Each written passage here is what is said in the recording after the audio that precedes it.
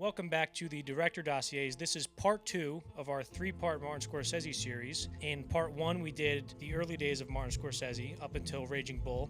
But today, we are going through all of Scorsese's projects and movies in between 1981 from 1999. So we will be doing King of Comedy to Bringing Out the Dead. Danny, do you have anything to say? No. Good. You're in for a great podcast. Usually don't come over to me for this part. Ladies and gentlemen, Rupert Pupkin. The King of Comedy, 1982.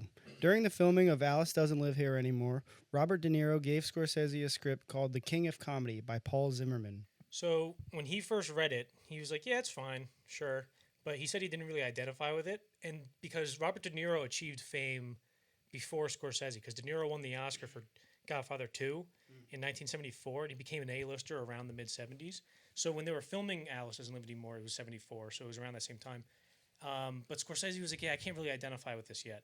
And then subsequently, when Taxi Driver happened and the lashback from making that movie, all the death threats he was getting for Jodie Foster's role in the movie, and then what we talked about in the last episode of Martin Scorsese that we did, where at the Oscars when Raging Bull was nominated, John Hinckley saw Taxi Driver years prior and then grew obsessed with Jodie Foster and then shot the president, and then Martin Scorsese was kind of, swept up in all that stuff. The Secret Service came and said, hey, we got to do something about this.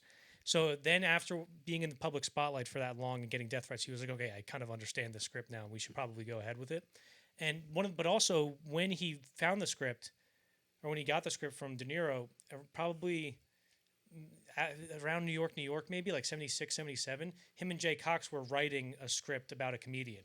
So that wasn't yet another reason for him not to do the King of Comedy. But yeah. Mm-hmm. But it was stuff like David Chapman and the guy who shot John Lennon and John Hinckley, who kind of inspired not the character of Rupert Pupkin, but for Scorsese to see the opportunity in making a movie with a character like Rupert Pupkin. See, I had forgotten since last time that we talked that all that stuff. I remembered that it happened, but it wasn't in my mind as I was watching this. But now that makes a lot more sense as to why it's so. Especially being his next movie. Yeah, it's literally his next movie after all that stuff happened is pretty. It makes sense. It does hit very close to home for him. Yeah, and it was sort of like a timely idea because that didn't really happen. I remember I think we talked about this, Nashville, which is Robert Altman's movie from 1975.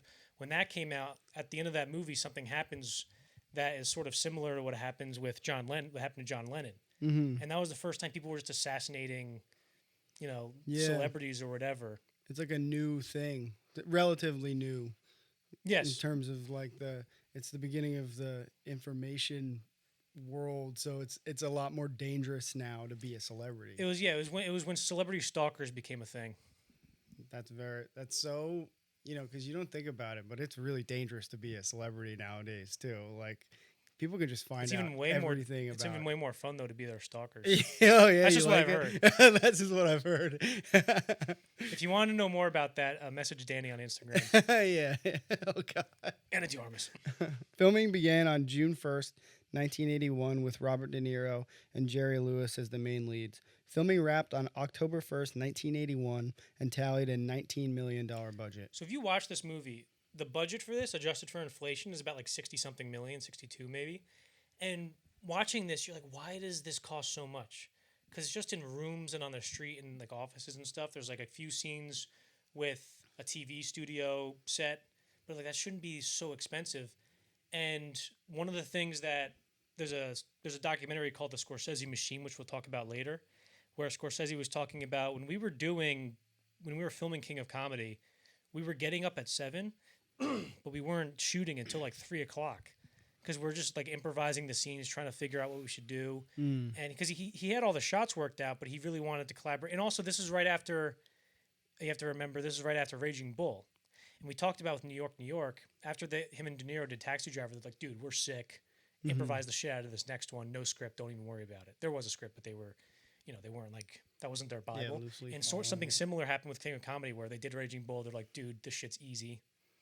I'm paraphrasing. They're like, we got it. This is sick. And then they ended up making a good movie, a better movie than New York, at least reception-wise. But it caused the shooting to go on for a long time, which drove up the budget a lot.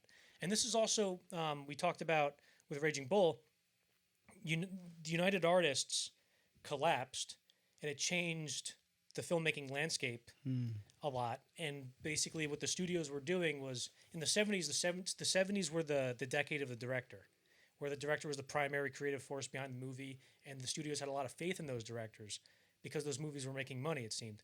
But now, after Heaven's Gate opened with it made like $3 million off a $40 million budget, which is like a $120 million budget today. That collapsed in United Artists over a certain period of time, and it became really, really hard for directors to get their movies made, and that took a few years. So the King of Comedy is one of those movies that is sort of the last of, it's like almost like one of the last 70s movies, because I guess the workings of it were still happening when the whole United Artists things happened. So this is like, an artifact, the last artifact of the 70s directors era. There's a few funny stories from this. Of course, Jerry Lewis was cast as Jerry Langford, and that's great casting, because it's like, you want to cast somebody who's a comedy talk show host, and Jerry Lewis is like an expert guest. It's like getting Don Rickles to be the host, We'll talk about Don Rickles later. But so Jerry Lewis was able to draw on a lot of his own personal experiences for the character of Jerry Langford. And one of them was one time he was walking into a club. He was going to do a show there. He had to go up on stage and do some jokes or whatever. And he's on his way, and this lady goes, "Oh my God, Jerry Lewis, like, how are you?" And he goes, "Hey, how's it going?" She goes, "Listen, my nephew, he's young. He can't go outside because he's sick and it's too cold out for him to go outside. Can you just talk to him on the phone a minute?" And he goes, "I'm really sorry. Like, I got to go up on stage. They're expecting me." And she goes, "I hope you get cancer." Dude, yeah, that was like, holy shit. the way she just like switches up on him. Right. is So just in the movie, nuts. something similar happens when she's on the payphone. And it's funny how she doesn't say, "I hope you get cancer." She goes, "You should only get cancer," which is a way more funny way to say it. And then she says, "I hope you get cancer." So that was pretty funny. And also I talked about how, they were taking forever to get filming.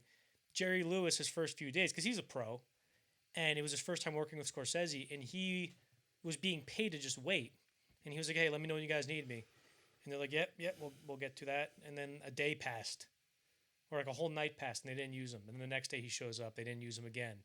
And then he went up to Scorsese. He's like, I'm getting paid for this, but like I can just go home. I'd rather just go home than get paid to just sit in my trailer. Yeah, you know what yeah. I mean? So Scorsese was like, "I'm sorry, I should have known," or whatever.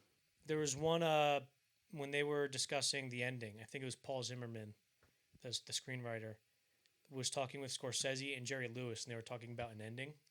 And Paul Zimmerman suggested, or one of them suggested, that it should have been more of like a fantasy, like something similar to Taxi Driver, where you don't know if his success at the end is real or not.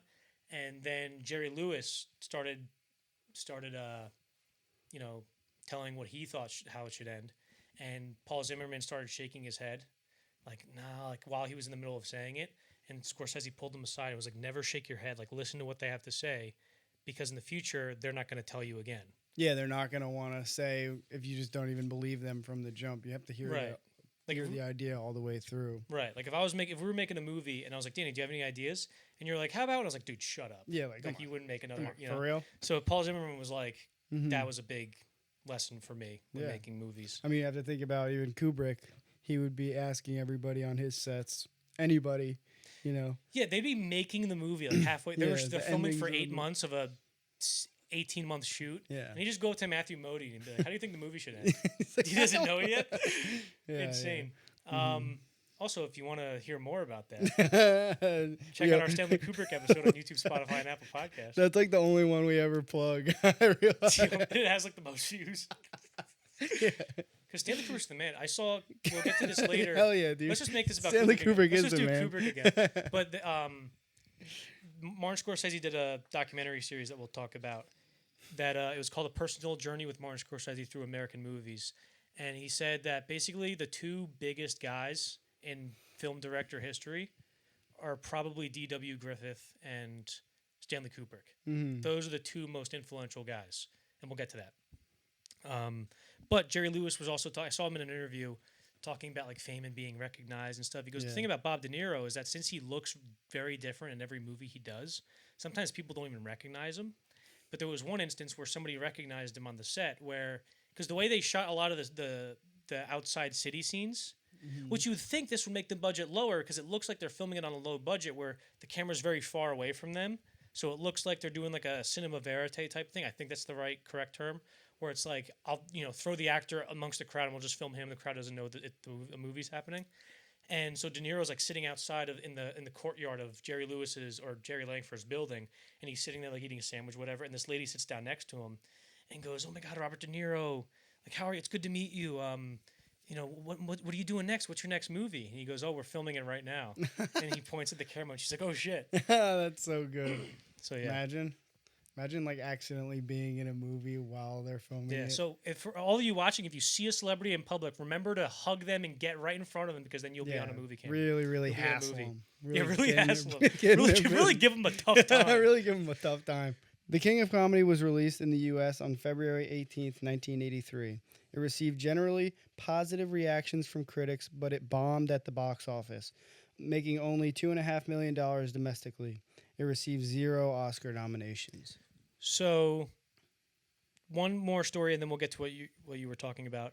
Scorsese was, living life. He was like, sick. I just made a movie. This is awesome. And he was going to some dinner. It was like near the end of the year, or I guess after it was released. It was February, right? So it was all right. It was when it got released, and he's going to a dinner, and he's putting on his tie, and there's a thing going on that like recounting all the year's movies and stuff, and then the TV pops up and the poster for King of Comedy shows up, and they go, "And now for the box office bomb of the year, King of Comedy," and he just dropped. It's like the last shot of Mindhunter season 2, where he just drops his tie, and he's like, "Son of a bitch," and then he just didn't go out to dinner. He just stayed home and laid down, I guess.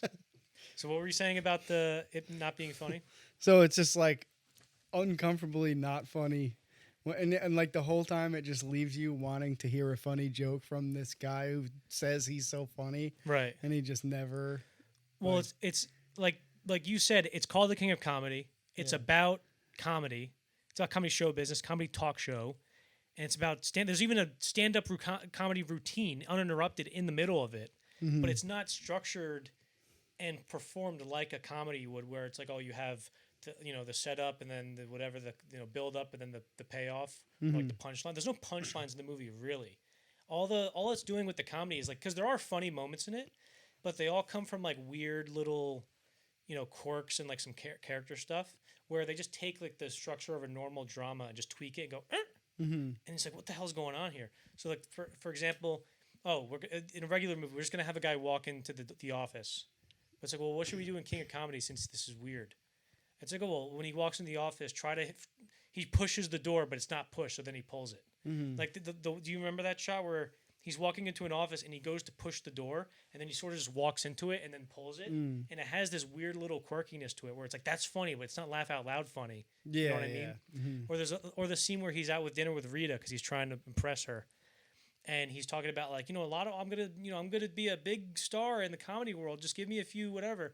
And there's just a guy in the background going like, ha, ha, ha. Well, like, the guy, I noticed at the end of that conversation, he's reciting the words that he's saying. So he's done that a million times in that bar. That you get that just from that small. That's actually, I didn't notice that. It's a good point. He sits down and then he's like laughing at him. And then at the end, he says like the last line with him. Yeah. So I was like, oh, he must do that and that's something I haven't really seen before. Like I've never seen a guy in the background just start that reminds me of Norm Macdonald. He was talking about this movie Life is Beautiful, which has like a kind of a schmaltzy title, but it's actually a fantastic movie. And basically Norm talks about, he goes, the premise of that movie is that it's the Holocaust and they're in a concentration camp, but he doesn't want his son to know that they're in a concentration. He's trying to make his son think like it's all just a game. Yeah. So the Holocaust is happening in front of the kid, and then meanwhile his dad is behind the Holocaust going, like waving. It's like blah, blah, blah, blah. And I feel like that's a lot. That's kind of feels like a lot of the comedy in King of Comedy. And then of course we brought up the "You Should Only Get Cancer" lady. Yeah, that it catches you off guard, and just the way that the way that Robert De Niro's character acts when they're walking out. The girl wanted him to give Jerry Langford like a card His or t- something. yeah, yeah. What was it again? I think it was a card. Or a The tape, way maybe. that they're when he leaves and he's like, "Oh, shut up! I'm the one who has a real relationship with him." Oh yeah. And then, again, the comedy comes from character. Yeah. There's no joke. It's him like, no, I didn't get knocked out. Excuse me. Yeah. I did not get kicked out. Yeah. You know. But also it's. I think people here. See how much time we have left. People didn't really know what to do with it at the time as well. I think audiences weren't really sure because it's all King of Comedy. Yeah, sure. Is it funny? But then they go in. It's this weird, unsettling. It's this sort of quirky and funny thing, but it's also very unsettling. Yeah. And it's unsettling to me. Like this movie is scary in the same way the Joker is scary, especially when I was a kid. Like him being super happy and jolly, but there's this very dark, streak through his character that he doesn't recognize. Yeah. But he dresses like he's all, bright and shiny and happy. There's a weird unsettling scariness that's like it's sort of like he has murderous clown vibes. It's the Yeah, same- I mean, and the also- fact that he's willing to go to the point where he kidnaps somebody for Yeah, it's pretty funny. hilarious. And also, this movie is a huge influence on the El Joker, the Joker movie. El Joker. Yeah, the Joker. Oh, I don't know why you said El Joker. Because that's how they Spanish. Oh, okay. But yeah, Okay. do you notice? How much do you remember the Joker movie? Do you see any of it in the King of Comedy? Yeah, I mean the one Joaquin. with Joaquin Phoenix. Yeah, of course. Okay. You mean the one that you were in? Oh, I was in that movie. I don't know if I've talked about. I was in the movie Joker. Nice. The scene where he's going to the courthouse and they're playing Charlie Chaplin.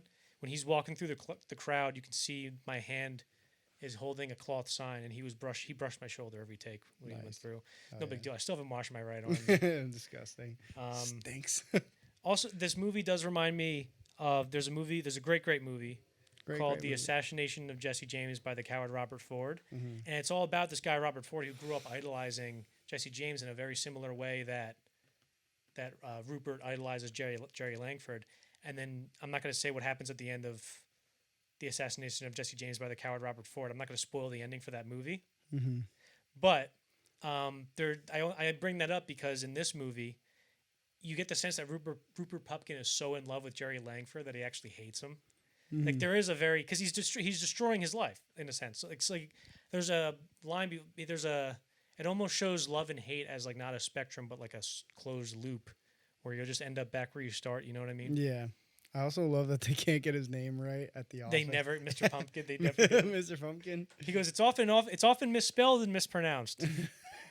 Poor fucking guy. The worst. It is like a comically bad name too. Yeah. Rupert Pumpkin. I mean, comically. I mean, if you were a comedian, that was your name. Nobody would ever forget it. Rupert Pumpkin. I like the scene. Also that's Scorsese's mom, who's like, Rupert, who are you talking to? And he's like, Mom. Of course. But also, in Rupert, in line with the rest of De Niro's characters, when he's in the Scorsese movie, all of his characters like Travis Bickle, Jake LaMotta, and Johnny Boy, and I guess maybe Jimmy Doyle from New York, they're not one note, but they're all based on one idea, and then taking that idea to the extreme. Yeah, yeah. So for Travis Bickle, he's extremely lonely, and the only way he's so desperate for human connection that he has to resort to violence in order as a desperate attempt. Johnny Boy, he cannot see he does not know the future exists. He cannot step back and go, what are the consequences to my act? He just can't help it. Mhm. And then Jake LaMotta is so paranoid that he lets it eat away at him and it destroys all of his most important relationships. And in this, it's just him being so goddamn obsessed with Jerry Langford and obsessed with fame. with fame, Yeah. but also just the Jerry Langford show. Yeah. Because okay, so when I first watched this with my dad, at the end of the movie, it's the camera it's the whole thing after he's like, oh shit, he goes to jail and then he becomes famous and he has the show and then you push in and everybody's cheering for him and you see he has like a look of dissatisfaction on his face, and I remember my dad going like, maybe it's because he was a one-hit wonder and now he's on the show but he has no more material, so he doesn't know what to say and that's why he's dissatisfied. But I was like, I don't know, but when I watched it this time, I was like, okay, he grew up idolizing Jerry Langford. That's like the centerpiece of his life is the Jerry Langford show. Every fantasy he has is being friends with Jerry giving him the show, getting married on the show. His whole life he wants his whole life to be on that show. But the catch is, he does get Jerry's life at the end.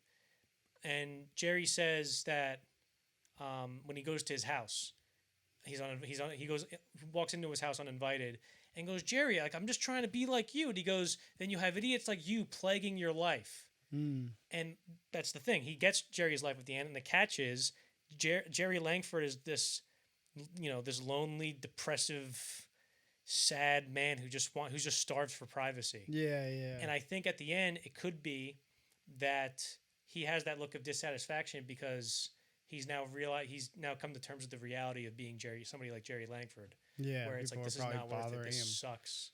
This is not what I thought it would be. What do you think about that? I think it's very accurate. I thought it was like it's just his over obsession with fame and like the glorification of it. And it makes sense that, like, I mean, he was spending all his time in jail, and then he probably was just getting hounded with the fame of it, like the letters and stuff, I'm sure. Do you think that ending sequence of, like, his exploits as a famous guy are real? Or are they a fantasy like we described in The Taxi Driver in our last episode? I like to think that this one is actually real, but, I mean, if it's in line with Taxi Driver, which it does also seem like it pulls from the same place, because this character is also seemingly very lonely. Like, the only friend he seems to have is the other stalker, and the only thing they have in common is Jerry Langford. Being obsessed with Jerry, yeah. I also wanted to bring up, before we run out of time on this, I wanted to bring up the thing about Family Guy. What? I've been watching this, or I watched this episode of Family Guy my whole life, where Meg, like, kidnaps Brian, and she's like good old American fun, and I was like, that's my, what that's from? yeah. Oh shit! I didn't know that. Well, I mean, Family Guy obviously copied that, Right. but I just didn't know. I didn't know kid comedy was like as big of a cultural thing to be referencing. It was one of those moments where I was like, oh my! I don't know why, but that's funny. One last thing, and then we'll move on. When I talked about the endings of Taxi Driver and King of Comedy, and I think that the ending to King of Comedy is real, but like we described in our last Martin Scorsese episode, which you can watch on YouTube, Spotify, and Apple Podcasts, is we don't think the ending to Taxi Driver is real. We think that's some sort of fantasy, but they're very similar structurally, because Travis Bickle goes and commits an act of violence. That definitely happened. Rupert Pupkin kidnaps Jerry Langford and goes on the show and does a comedy routine. That really happened. That definitely happened. And then afterwards, that's where it starts to get a little bit slippery, where, Travis Bickle, all of a sudden everybody loves him. He's a great guy. And the parents love him. And they're like, please spend more time with our daughter. You're not a crazy maniac at all. Don't even worry about it. He's not socially awkward anymore. And seems too good to be true. And then, Sybil Shepherd wants to date him again. It's like, okay, yeah. She gets back in the taxi. But in this, in the same indirect way where you don't really see Travis for a lot of it, where it's sort of like a montage, sort of a montage. In this, it's like a Rupert Pupkin. He's a great guy, and he's the funniest man alive. Holy shit. And it's just very interesting to me how he just basically did the same sort of ending twice. But I think I interpret them as complete opposite things. And also the fantasies reminded me of that scene in Once Upon a Time in Hollywood, where Brad Pitt's on the roof and he imagines the Bruce Lee fight. And I think this is how people should interpret that scene, the Bruce Lee scene. Because when we see this, we go, oh, this is obviously in his head. Jerry Langford doesn't actually want him to be on the show, because this is just happening in Rupert Pupkin's crazy psyche, right? Yeah. And in Once Upon a Time in Hollywood, everybody was saying, oh, the Bruce Lee thing is racist because why is he depicting him like that? And I always thought that when we see that, it's not a flashback. That didn't actually happen in the movie. That's how Cliff Booth, who's a psychopath, thinks an interaction with Bruce Lee will go. Yeah. Like, he thinks that Bruce Lee is just this dumb idiot. You know what I mean? Yeah, that he could beat up. So that was my take on. I just solved it. I solved the whole Once Upon a Time in Hollywood controversy. You're welcome. Yes, great job.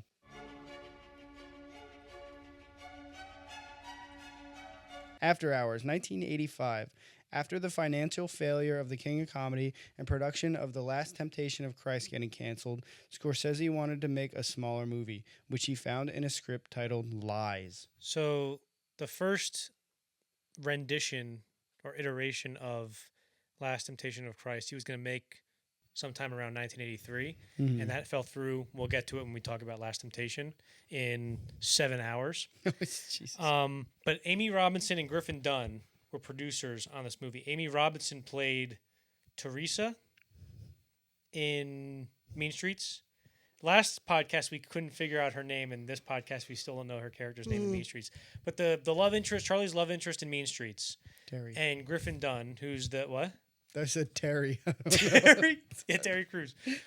Griffin Dunn, who plays Paul Hackett in this movie, are the two producers, and they got the script called Lies. It was written by this guy Joseph Minion, and he was our age when the movie was made. He was 26, and he wrote Lies as like a college thesis in his screenwriting class or whatever. And then it was at some festival, the script, and then Amy Robinson and Griffin Dunn got their hands on it, and then they subsequently started like shopping it around and stuff because they were actors who were out of work and they had all the time in the world to just be producers, and they're like, well, screw it, let's just get a movie that we can be in or make some money off of.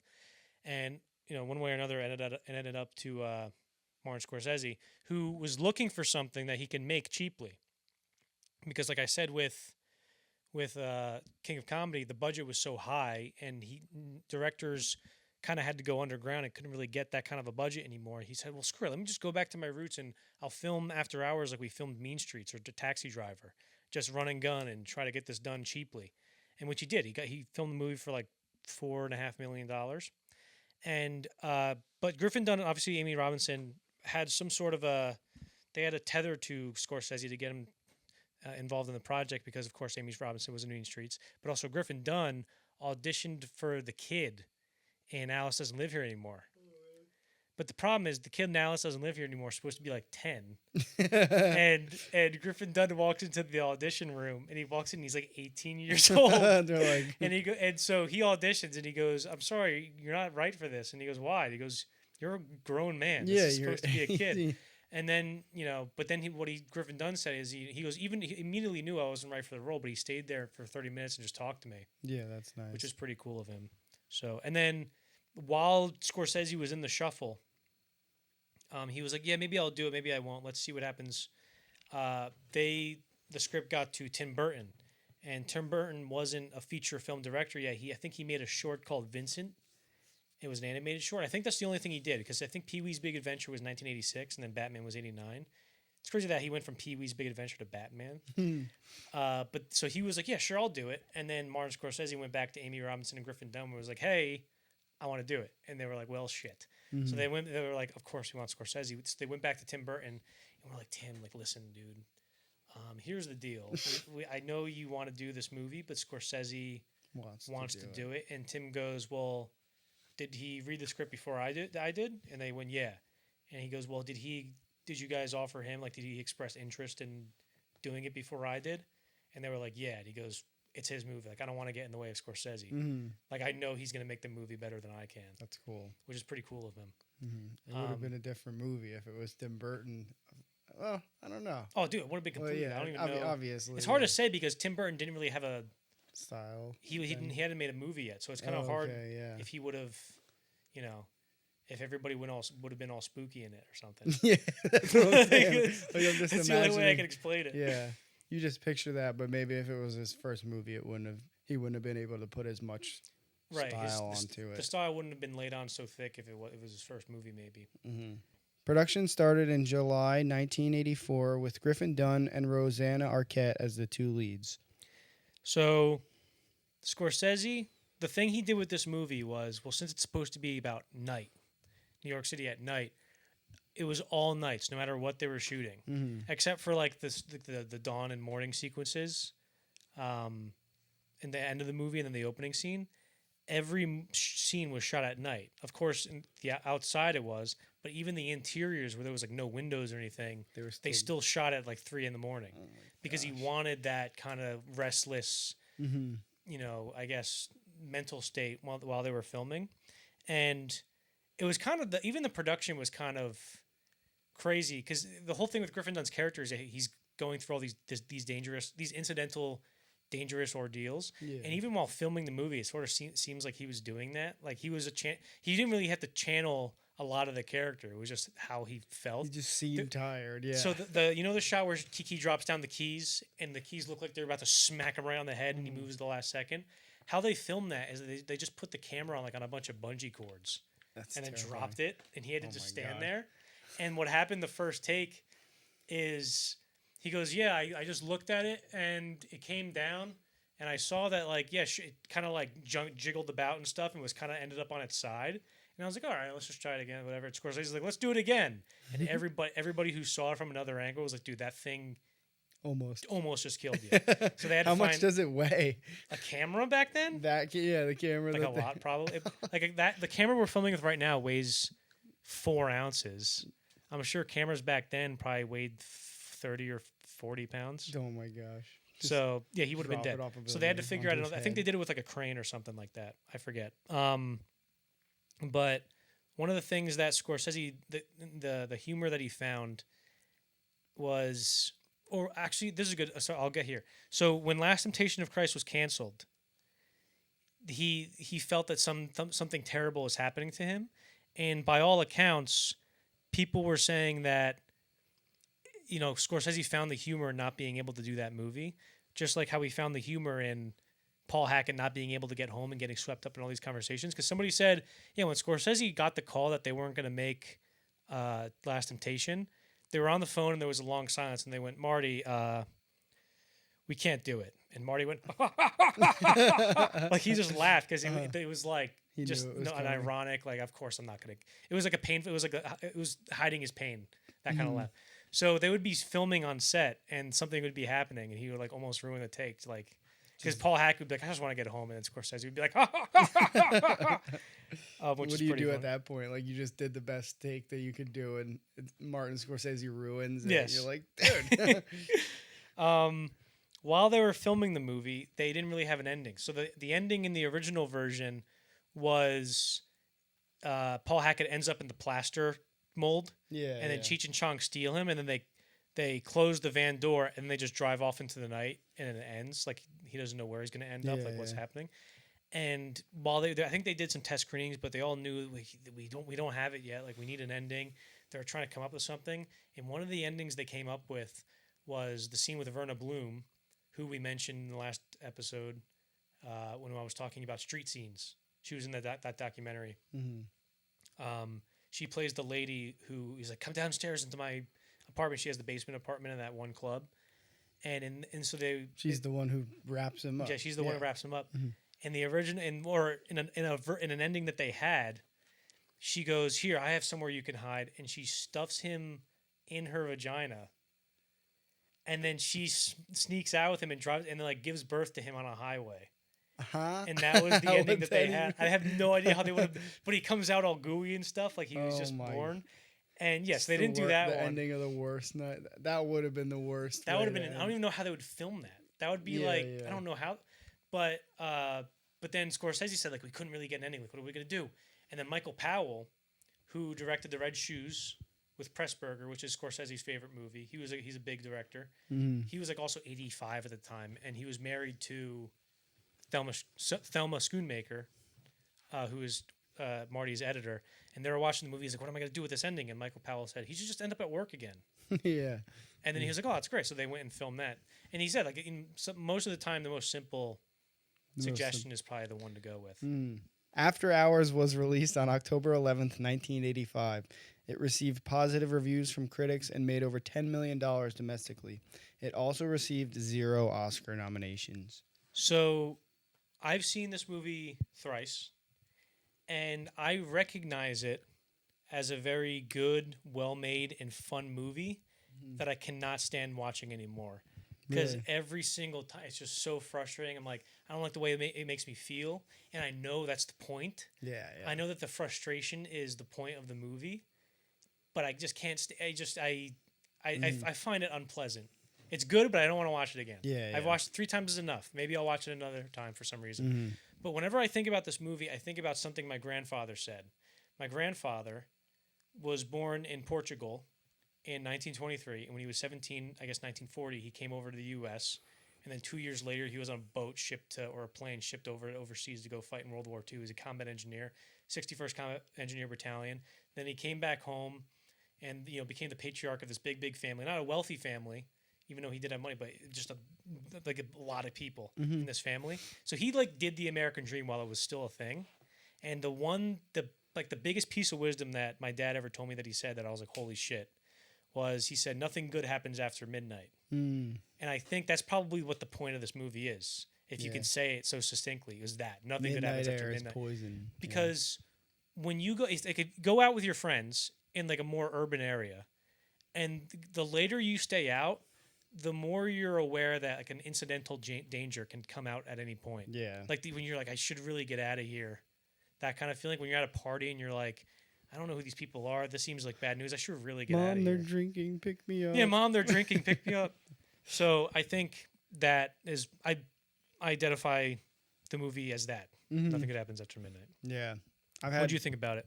I've had terrible dreams that are very similar to this movie, where it's I'm in one room and I'm cleaning the room up after a gig or something, and I know all my friends are in the other room, and all I want to do is go hang out with my friends, and I just can't get done with what I'm doing, and it is the most frustrating thing, and all he wants to do the whole movie is just sleep or get home. Wants to go home. Yeah, he just wants to get home. That's a good point. And he just can't do it. So I identify with that because I've had dreams, and the whole movie I was thinking this has a very similar vibe to Eyes Wide Shut. I'm so glad you brought that up because I Yeah. put the same thing. Well, oh my God. So hold on. I just want to say the other day we were talking about dreams when we were growing up. And the one that was always most common for me is having a football game or a baseball game. Yeah. And I just can't get dressed. Get to the it's game. It's just yes. not working. And I guess that's probably, you're exactly right. I had that Just too. how I hate having those dreams. I hate watching this movie even though it's great. Yeah. Because you feel like you're wrapped up in that same dream that you have. Yeah. Because I have that too, where I'm about to play a game and I can't find my cleats or something. Yeah. Find my helmet or whatever. So you brought up Eyes Wide Shut. I'm so glad that you did that. Yeah. So speaking of incidental danger, Eyes Wide Shut is a movie that's filled with all these brushes with death, just the same way that Paul Hackett has these brushes with death in this movie. In Eyes Wide Shut, we find so there are guys who have this this nighttime odyssey that proves to be very dangerous because they're both just trying to get laid. And every instance or opportunity in Eyes Wide Shut of sex outside of marriage either did or would have resulted in death because Bill goes to the prostitute, and then the next day he learns that she had AIDS. So that was a near miss. It's filled with all these near misses. And in this, the movie starts out where he gets in a cab, and then he goes up to Marcy's house because he wants to lay down on top of her, as Norm Macdonald would say.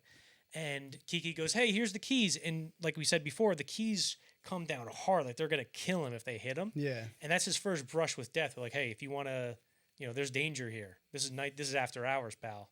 Yeah. And then, of course, that sense of danger builds and builds and builds until everybody in the city wants to beat the shit out of him because they think he's a robber, right? Yeah. So that's very interesting. And even that first scene with Kiki, it starts off so fast where so she's standing at the door topless, and she goes, "Is she back?" And he goes, "Yeah." And then she walks away. Was she just taking that off because she was dirty, or she was going to try to get with him? Do you know what I'm talking about? Oh yeah, I think she was just tired and dirty from the plaster. Okay. I don't. Again, you never know what's going on with Marcy's character. Yeah, his whole relationship with all the women that he runs into is very weird, because they all seem very interested, and then at one point or another, just the way he is pisses them off, and all he's trying to do is get home, but just for that reason, it pisses them off in one way or another. Right. Well, you said, what's her deal? What's she trying to do? When I see this movie, but After Hours and Eyes Wide Shut, the plot's very similar. Some of the subject matter is sort of similar, but they're both movies. When you watch them for the first time, you go, I don't know what the fuck that was. I think this is Scorsese's most inaccessible movie in a sense. It's almost like if David Lynch did a comedy where stuff happens she's like, yeah, my ex-boyfriend raped me. and then you find out that the boyfriend is John Hurd. It's like, oh, is that the guy who raped her? Mm-hmm. And also, Kevin's parents from Home Alone are in this movie. John Hurd, who's the bartender, and Yeah. I'm forgetting her name. Shit. The What's the mom's name from? She's in Schitt's Creek. Yeah, I know who you're talking about. I'm so sorry, I'm forgetting her name. She ends up being like the ringleader of the she ends the up neighborhood watch. It's so that's also really funny too, because that's where I'm in my mind. I'm like, is it a dream? Because it's like things like that where she just randomly has an ice cream truck. Mm-hmm. She starts chasing him around, and then the whole entire crew is like surrounding the ice cream truck. It was like weird. Just the circumstances are just odd. But also the way people act in this movie. It's like, dude, why are these like John Hurd? Mm-hmm. He knows that he's not the robber. Or I'm sorry, the bartender. He knows that he's not the robber, and then he goes outside. She goes, "Hey, we're looking for this guy." And he goes, "Oh yeah, he's in there." Like, why? What's going on here? Why? There's a weird like distance, or I don't know. I guess it's just the style of the movie, and I'm ignorant to like what what philosophical name you would apply to this kind of style. But I had a good point. What was it going to be? Oh yeah. So you talked about it being a dream. The Wizard of Oz. The Wizard of Oz pops up. It's Marcy's favorite movie. They talk about it, right? The Wizard of Oz. Dorothy lives this mundane life, and then she gets swept up in a tornado with all this wind blowing around, and then she lands in the magical world of Oz, and all this stuff happens, and then she cannot get home. She has to go through this odyssey, and she just wants to see the wizard so he can bring her home, and then she wakes up back in her mundane life. And that's essentially how this movie goes, where you have Paul Hackett. He's living this dumb life as like, I'm just a typer. I told this guy how to put stuff in a computer. And then he goes, oh, maybe I can get laid. And then he goes in this taxi. And the taxi goes 1,000 miles. And all this wind is blowing around. I was going to make the comparison. It knocks it blows the $20 bills, his way of getting home, out of the window. And now he's screwed. He's stranded and stuck in this after hours New York. Mm-hmm. And then he ends up, going through this odyssey, and it winds up back home. I don't know. I guess that's just a parallel that they saw, and they thought, oh, that'd be fun if we threw that in there and stuff. Yeah.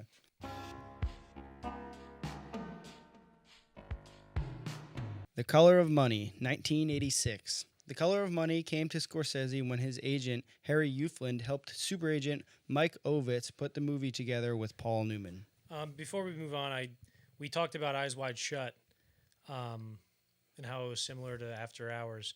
If only there was, a deep dive episode that somebody did on Eyes Wide Shut that we can watch on YouTube, Spotify, and Apple Podcasts, and Apple. But oh well. I guess not. And also, and because if there was somebody who did that, I would definitely like and subscribe. Possibly. And comment what they want to see next. Anyway, I don't know. So Probably Paul not Newman. worth it. After Raging Bull, Paul Newman called Scorsese and was like, "Hey, great stuff, dude," and that. Good stuff. Yes, thanks. And that really helped, I guess roll the strings, or what would you say? Spin the strings. Get the ball rolling. Get the ball rolling. Jesus Christ. Thank Roll you. the I needed strings. one goddamn thing. All right, that would really help get the ball rolling into The Color of Money. But Paul Newman, The Hustler, The Color of Money is a sequel to a movie called The Hustler from 1961, starring Paul Newman and Jackie Gleason, and that was directed by Robert Rossen. It's about this young pool hall guy, Fast Eddie Nelson, he's super good and wants to win. And at the end of the movie, actually, I won't spoil that movie just in case. But that movie's significant because there's a scene in a bar where Paul Newman's talking to the hot girl in the movie, and Jake LaMotta plays the bartender. Jake LaMotta from Raging Bull, the real guy. Yeah. So there was some sort of lineage from Jake LaMotta to Paul Newman to Scorsese. And also that scene is where Norm Macdonald, I'm pretty sure where Norm Macdonald got the line, "I can get us a bottle." Because in that scene, she's like, I can't spend all day talking to you, Paul Newman. And he's like, "I can always get us a bottle." Oh, jeez. So yeah, I thought that was interesting. Dang. And so Michael Ovitz came up to, Scorsese's agent was Harry Ufland. And then Ovitz came up to Scorsese, and because Scorsese was never rich when he was in his first 20 years of making movies. He was always like working for no salary and always like sort of just getting by. Just grinding. And Ovitz came up to him and was like, you can get paid for this, right? Like if I'm your agent, I can actually get you money. Yeah. So you can keep making movies. And I think after that, Scorsese became his agent, and then I'm pretty sure that's true. Flynn became Scorsese's agent. You mean? No, Ovitz. Oh.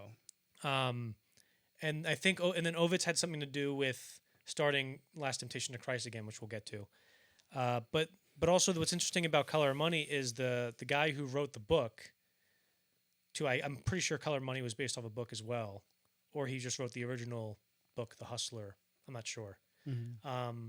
But that guy's name was Walter Tevis. No, it was Color of Money. And then when Color of Money came out, and when the book came out, people started playing pool a lot. Yeah. And it was like, it kind of swept the nation of like, there was like a sort of a short fad of everybody playing pool and going to pool halls and stuff, because it was a very financially successful movie. And Walter Tevis also wrote a book called The Queen's Gambit. And when The Queen's Gambit was released on Netflix, everybody started playing chess. Yeah, we were grandmasters of Jackson, New Jersey, dude. It was crazy. We were playing so much chess. Yeah, dude, we had a hot 99 rating on out of 3,000. Yeah, exactly. So yeah.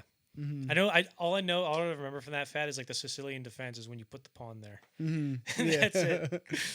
That's funny because I was literally thinking about Literally. No, if we had seen this movie in theaters, I would have been walking out like, dude, can we go to a pool hall right now? If we saw Top Gun, we would have joined the Navy. Oh yeah, definitely. Danny has this thing when we saw the movie War Dogs, which Todd Phillips directed in 2016, and that whole movie is about this website where you can buy guns and then sell them to like the government or whatever. And we're in high school. Mm-hmm. We were walking out of that movie, and Danny in the parking lot, walking to his car, was on the website on his phone going, dude, I'm really going to start selling these guns and I can make money, dude. So that became a running joke of Danny being influenced by every movie. Maybe I need to bring that back. Huh? I am very influenced by every movie. Like, I'm not going to lie, I wanted to go to a pool hall after this. Yeah? Can we go to CG's after this and go play pool? Yeah, dude, let's go. Let's head up our boy Blank Lucas. Out CG's. Blank out that one. When I got kicked out of there? Oh, yeah. Well. Anyway, that's another story. Yeah. So back to Color of Money. What do we got next? Filming began in January 1986 and ended in March, a day ahead of schedule and under budget. So that was sort of a first for Scorsese at this point. Yeah. I guess since Boxcar Bertha. So Ovitz called Scorsese when they were casting, and he goes, hey, why don't you use Tom Cruise? He's my client. You should use him. And Scorsese's like, yeah, he's good. And they just got lucky that when they were editing the movie, Top Gun came out. Oh, because he was already a star. He was in Risky Business, All the Right Moves, and he had a supporting role in The Outsider, so he was known, but he wasn't Tom Cruise until Top Gun came out. And Top Gun came out in 86. This also came out in 86. So let's say Top Gun was in the summer. When did this come out? October? So in the summer, Top Gun came out, and Tom Cruise is a giant star, and then 4 months later, let's say, he starred in Color of Money. So that was a big win for them. Tom Cruise, but also what's interesting, because even now, I do think Tom Cruise, because there was a point in his career where he was the man in the early 2000s, and then around the mid 2000s, late 2000 and aughts, like 2005 to 9, his career really took a dip because he started to get into politics, and that was the whole Matt Lauer, this whole thing about psychiatry, which may or may not have aged very well for him. We'll get, because he said that depression wasn't a chemical imbalance, and he ended up being right, maybe. I don't know anything about that, but why is Tom Cruise right about that? Not the point. I shouldn't talk about that. But, and then he became, like, when the Mission Impossible movies started to get popular again, he became, like, I love making movies guy. And he's like, I'm going to kill myself if you don't come see this movie. Yeah, I'm going to throw myself off a cliff. And that kind of resurged his career, but he's always been very respectful. That's an area where he's always been humble, is like working with Scorsese or all these. He has a tremendous respect for his predecessors. So when he was working with Paul Newman and Scorsese, he was like, I'm committed to this. You guys are the bosses. I want to learn from you. Yeah, that's cool. This is great. And that's something that was commendable by him. And because he was hot shit. He could have been like, I'm the talent. What are you talking about? You know? Yeah. But what are you talking about? Huh? I'm Tom Cruise. I mean, he does play this character so well. Yeah, dude. Oh my god. Such a In little the beginning, when piece he's playing pool, and then he's like, "Hey, does anybody else want to play?" No, and then he just goes back to playing the arcade game. I'm Like, not he gonna needs to be lie, playing that something. was you, dude. That's you, Johnny. Whenever we're anywhere, if there's cornhole or pool or whatever, if you start playing a game with him, he will bother you the entire night. And then if I lose, I go home. Yeah, he gets all angry. It's Um, like a girl he's supposed to be talking to. He's like missing the ball, missing the cornhole. She's like, He's "Hey, come wow, on! so you like have a podcast where you talk about movies?" And I'm like, "Fuck, how does that not go in?" Oh my! Anyway. Re-rack. We're getting off track again. Okay, goddamn. sorry. But Tom Cruise became very good friends with Scorsese's parents. Yeah. And there'd be times that he'd be on the phone with his mom, and he'd be like, "Hey, Mom, what's going on?" She's like, "Oh, nothing. How about you?" He goes, "Yeah, we're just editing the thing." And she goes, "All right, I gotta go. Tom Cruise is here." He goes, "What?" And she hangs up. He would just have dinner with his parents, That's. which is interesting. Mhm. Again, under schedule and under budget. Because I think for Scorsese, he knew that this was more of a commercial. This is probably like one of his most commercial movies, even though I still think it's artistically it's very good and it's very artistically strong. But it just also happens to be a commercially viable movie. And then Tom Cruise has one more story with Paul Newman, because Paul Newman's a pro. Yeah. And there's a scene. It's the scene where Paul Newman or Eddie Felson is leaving Vince at the pool hall after Vince doesn't take a dump or he doesn't take whatever they're doing seriously, and he's running next to the car, and it's super cold out, and because all Tom Cruise is wearing is a shirt and a leather jacket. Excuse me, it's just so gross. I just burped. I'm sorry. He's wearing like a leather jacket and a t-shirt and jeans, and Paul Newman's in the car. He's got the heat on, and he's got this nice jacket and these gloves. And so they're doing the scene, and Tom's like shivering, and he goes, and Paul Newman goes, "Did you pick your wardrobe in the spring, pal?" And he goes, "Yeah." And he goes, "You got a lot to learn, kid." Oh, really? Yeah. So that was a pretty cool story. Paul Newman's the great. Also, Paul Newman's like, because every single time you turn on the news today, it's like, oh, there's a new actor who turns out maybe they're kind of a piece of shit. Yeah. You know. But Paul Newman is the man. Yeah. He was the one He's guy the who was just. It's not true. Whatever they say about him, it's not true. I wanted to show up with the aviators and the mustache. Oh, dude. I'm kind of digging that style. You're in your fast. now. You're in your fast Eddie Felson phase, dude. Yeah, I might have to start ripping the pool holes. And you just every time you just end a conversation with somebody, even if it has anything to do with what you're talking about, or if it doesn't, just say, "Money won is twice as sweet as money earned." Everyone's Just like, randomly, and I'm just gonna in the background going, "Oh." yeah. All right, what do we got next? I don't even know. All right, we promise we'll stay on track from now on. Yeah, right. On October 17th, 1986, The Color of Money was released. It received very positive reviews from critics and was a box office hit, grossing $52 million domestically off a $14.5 million budget.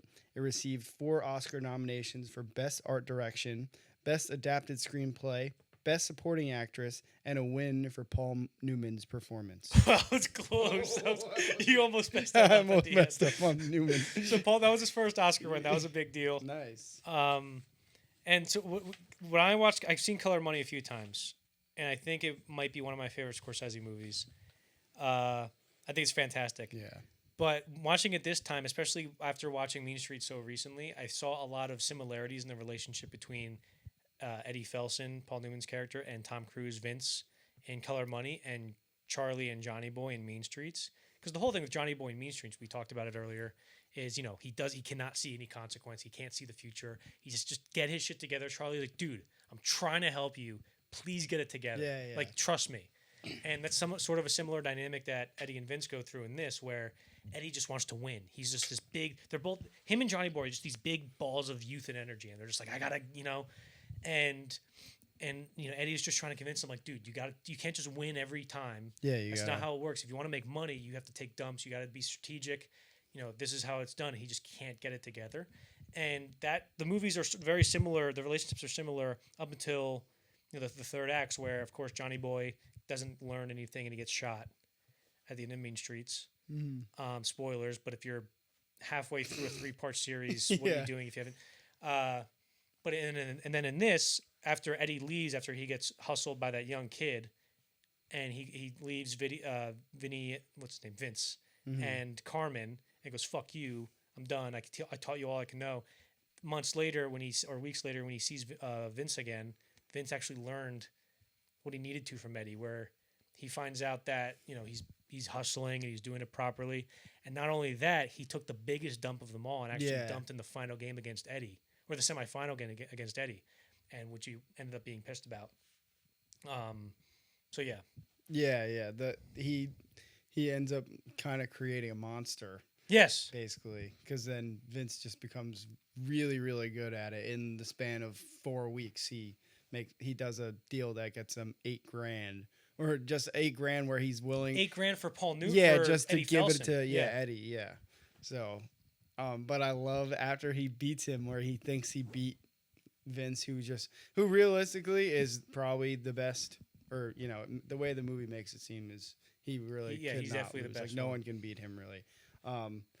Him beating Vince and going outside and being like, yes, like he does that like squealy, yes, yes, which is so funny to see, like, the coolest guy ever, Paul Newman, do that. Just give himself a moment to do that. And also, he goes outside like he doesn't want anybody to see. There are glass doors, like everybody clearly just saw you go out there and go, yes. You can still hear it as the door closes. He doesn't even wait for the door to. There's a scene in this movie Get Smart, which I love. It's like my favorite comedy ever, where they have something called the cone of silence for like espionage purposes, where it forms like a force field around you so you can talk and there's no sound.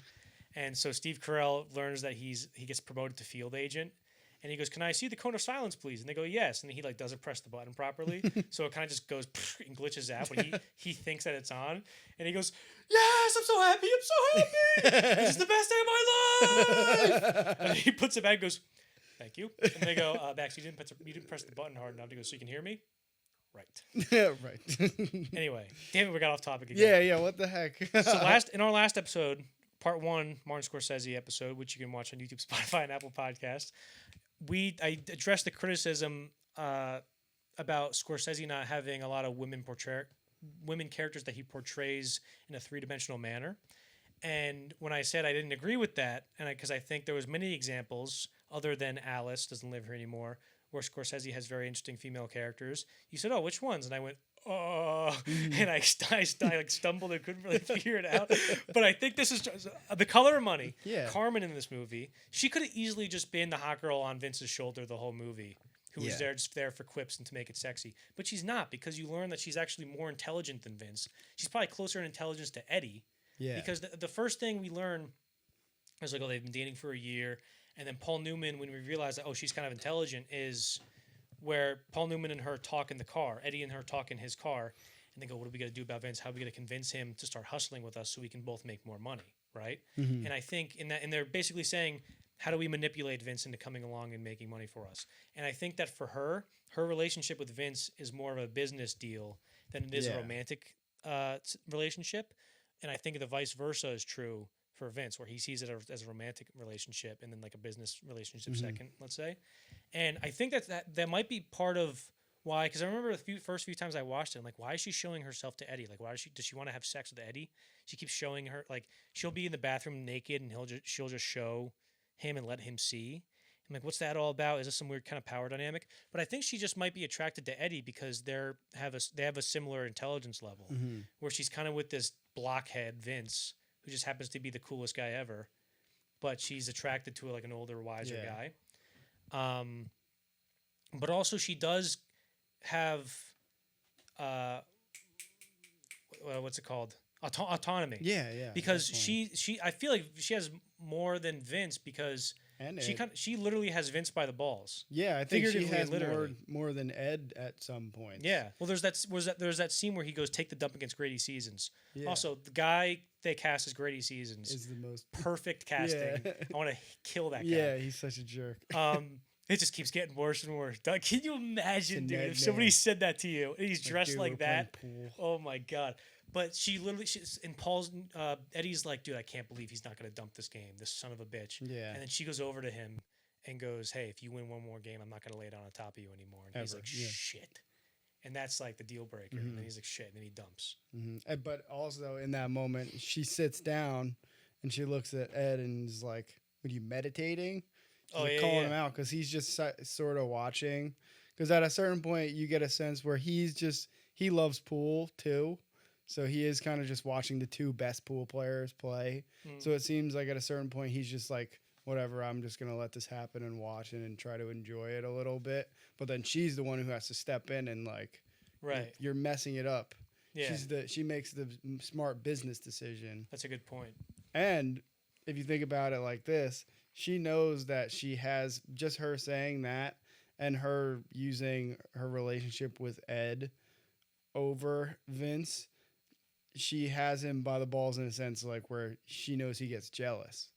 Too. Yes. Oh yeah, like when that one scene where he's like touching her, they're playing the part. That's yeah. And he's like, we're doing a thing. Can you blame him? Also, why not tell him that you're gonna do that? Yeah, Big yeah, Vince, yeah. look, I'm gonna touch her. I'm gonna grab her ass and she's gonna kiss grab my her she's gonna ass. kiss my neck. Right. I'm gonna in front grab of your you. super hot girlfriend's ass. Like, In tell front him of that. you. That's something Yeah. you gotta tell him, dude. Yeah, that's But and also just one more instance of that is when they go like, how do we get Vince? Because Vince's like, no, I just want to win. I don't really care about making money. He's like, you idiot. Yeah. He can't convince him. He goes to her and they go, all right, so here's what you're going to do. And then she goes out and pretends that she's not interested in him anymore in order to get. That was a clear manipulation on them. And I don't say that as like, this is problematic. I'm just saying that's what they did. Yeah.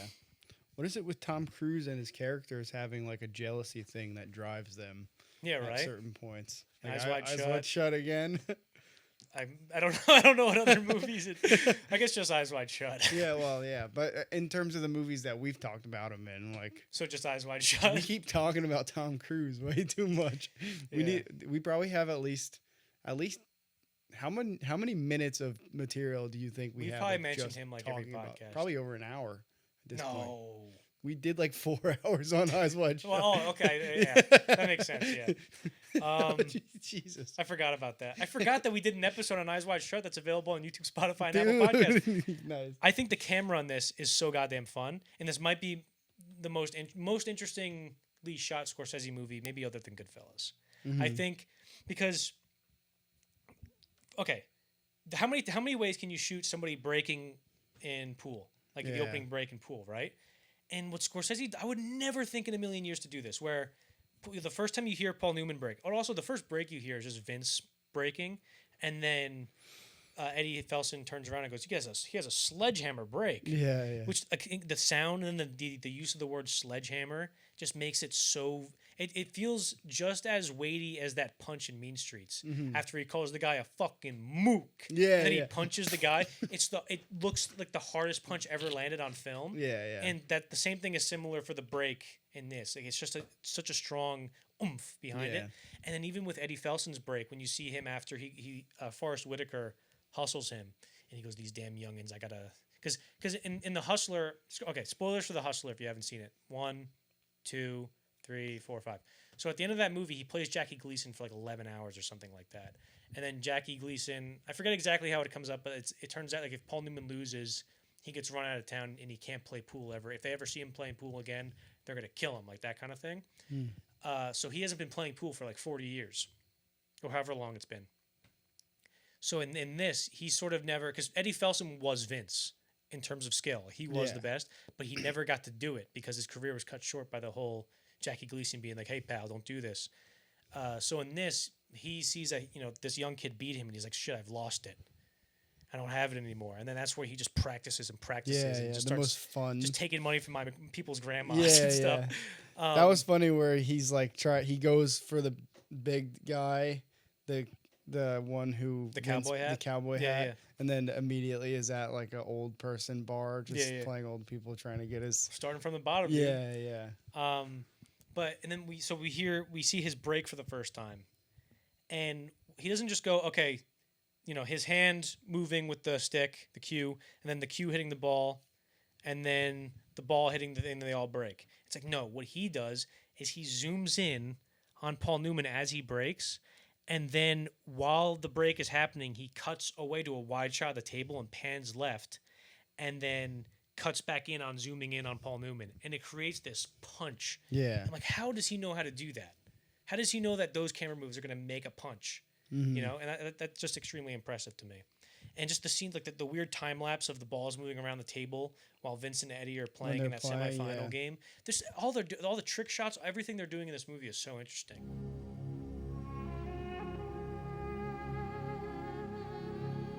The Last Temptation of Christ, 1988. Scorsese's first exposure to the book The Last Temptation of Christ by Nikos Kazantzakis was when Barbara Hershey gifted him the book while they were filming Boxcar Bertha. Kazantzakis, I don't know which one it is. Yeah, whatever. I was just trying to read it. And that's why it took a while for me to say anything. Mm-hmm. I don't know. Let's just say we got it right. Yeah, Who gives a shit? that's fine. Doesn't matter at this point. So on our previous episode, the Martin Scorsese episode part 1, I'm not going to tell you that it's on YouTube, Spotify, and Apple Podcast again. I got to stop that. Yeah. But we talked about how Barbara Hershey, when they were filming Boxcar Bertha with Scorsese, she gifted Scorsese the book and said, hey, if you should make this movie, and if you ever do, I should play Mary Magdalene. And he was like, okay, yeah, sure, Barbara, shut up. Let's just make this movie. He didn't say that. I'm just making shit up. Yeah. He's making him seem like a real jerk. But then the book was optioned in 1977, I think, by Scorsese. And then Scorsese had him write the script in 1982. And then in 1983, Paramount and Irwin Winkler were set to like make it. So yeah. Mm-hmm. Let's get to the next one. In 1983, Paramount greenlit the movie to be shot in Israel with a budget of $11 million, which soon became $14 million and kept rising. So originally, obviously, of course, the first choice or the first consideration for Jesus was De Niro. And De Niro reportedly wasn't interested. Yeah, can you imagine Jesus Christ? I don't know why that He just like- makes me kind of crack up. He's doing the mouth thing. I don't He's think like, for some reason "This like is my blood." he fits a lot of roles, but I don't know why it doesn't seem like he fits Jesus Christ. I mean, I'm sure he could have done. He could have done it. It would have been. It would have been amazing. It's but just a like, funny role for him to do. Yeah. But he could have done it, but he said, I didn't want to play Jesus Christ because it's like playing Hamlet. It's sort of like he's such a big character. There's really nothing you can do.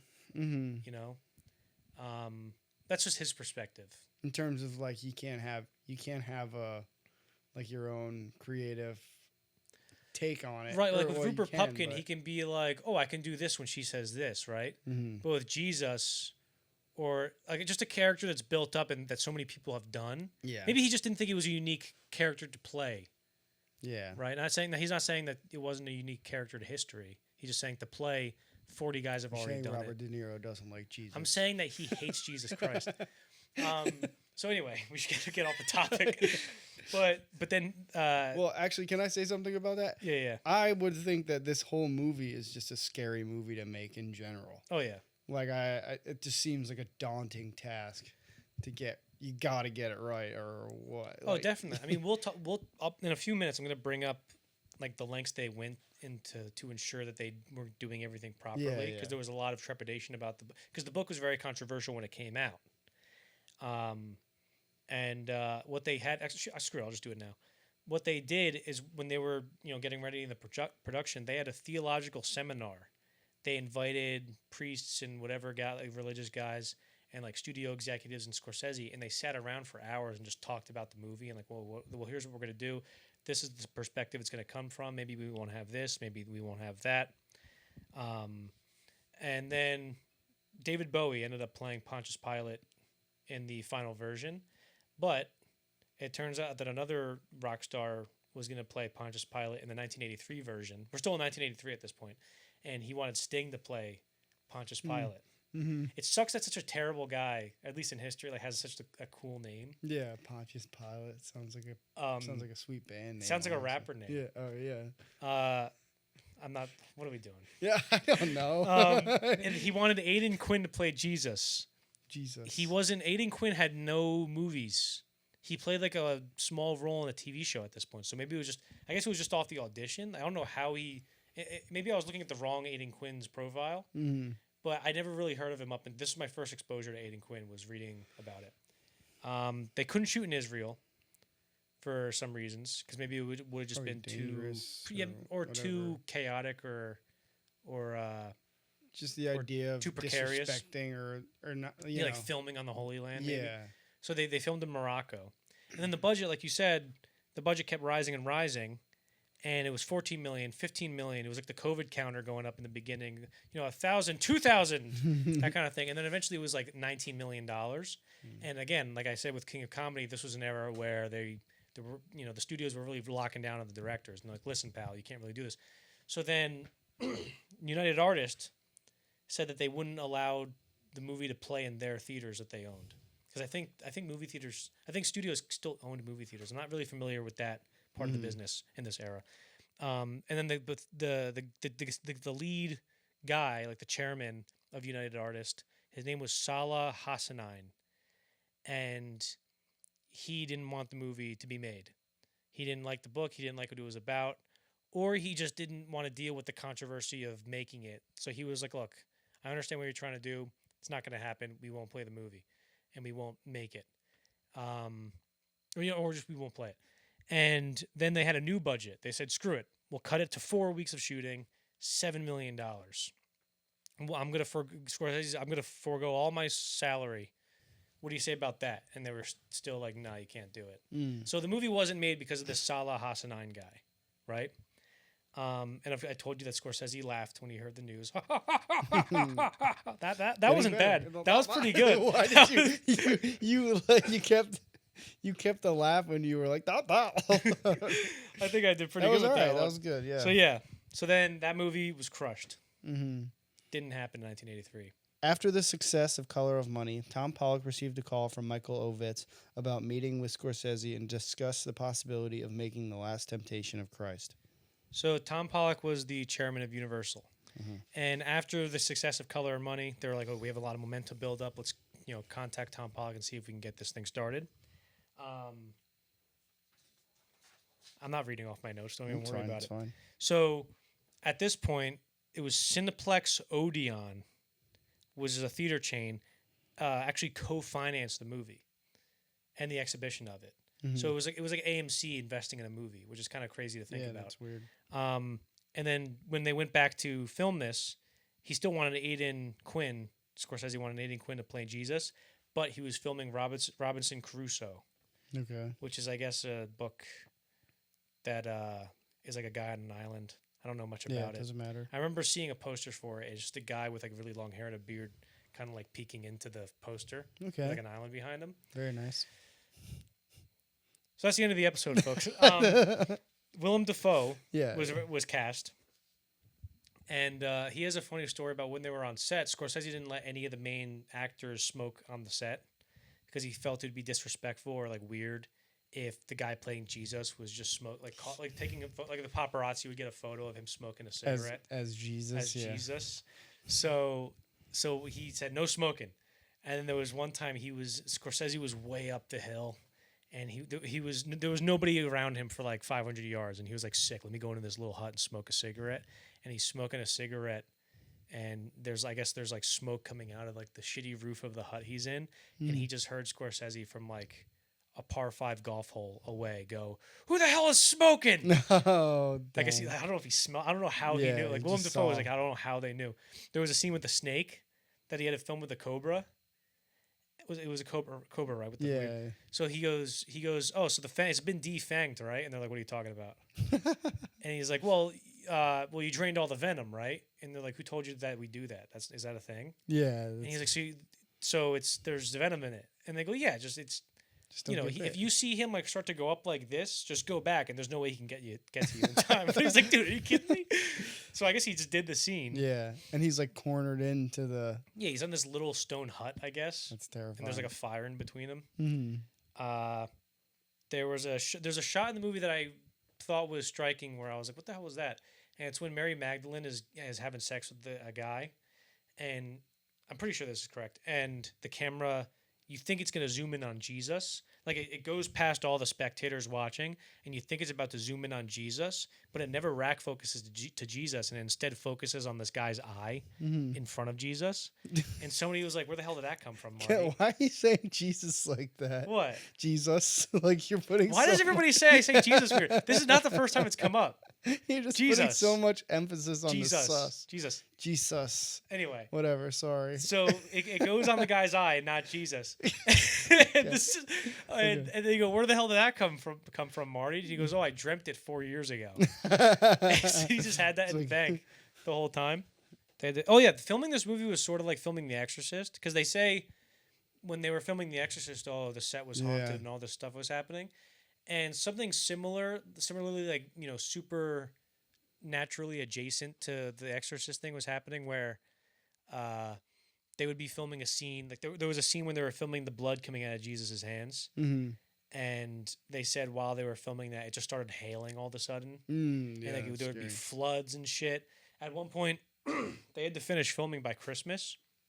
And they kept going and they kept going. And the crew would just leave. They had an Italian crew, and they'd be in the middle of filming a scene.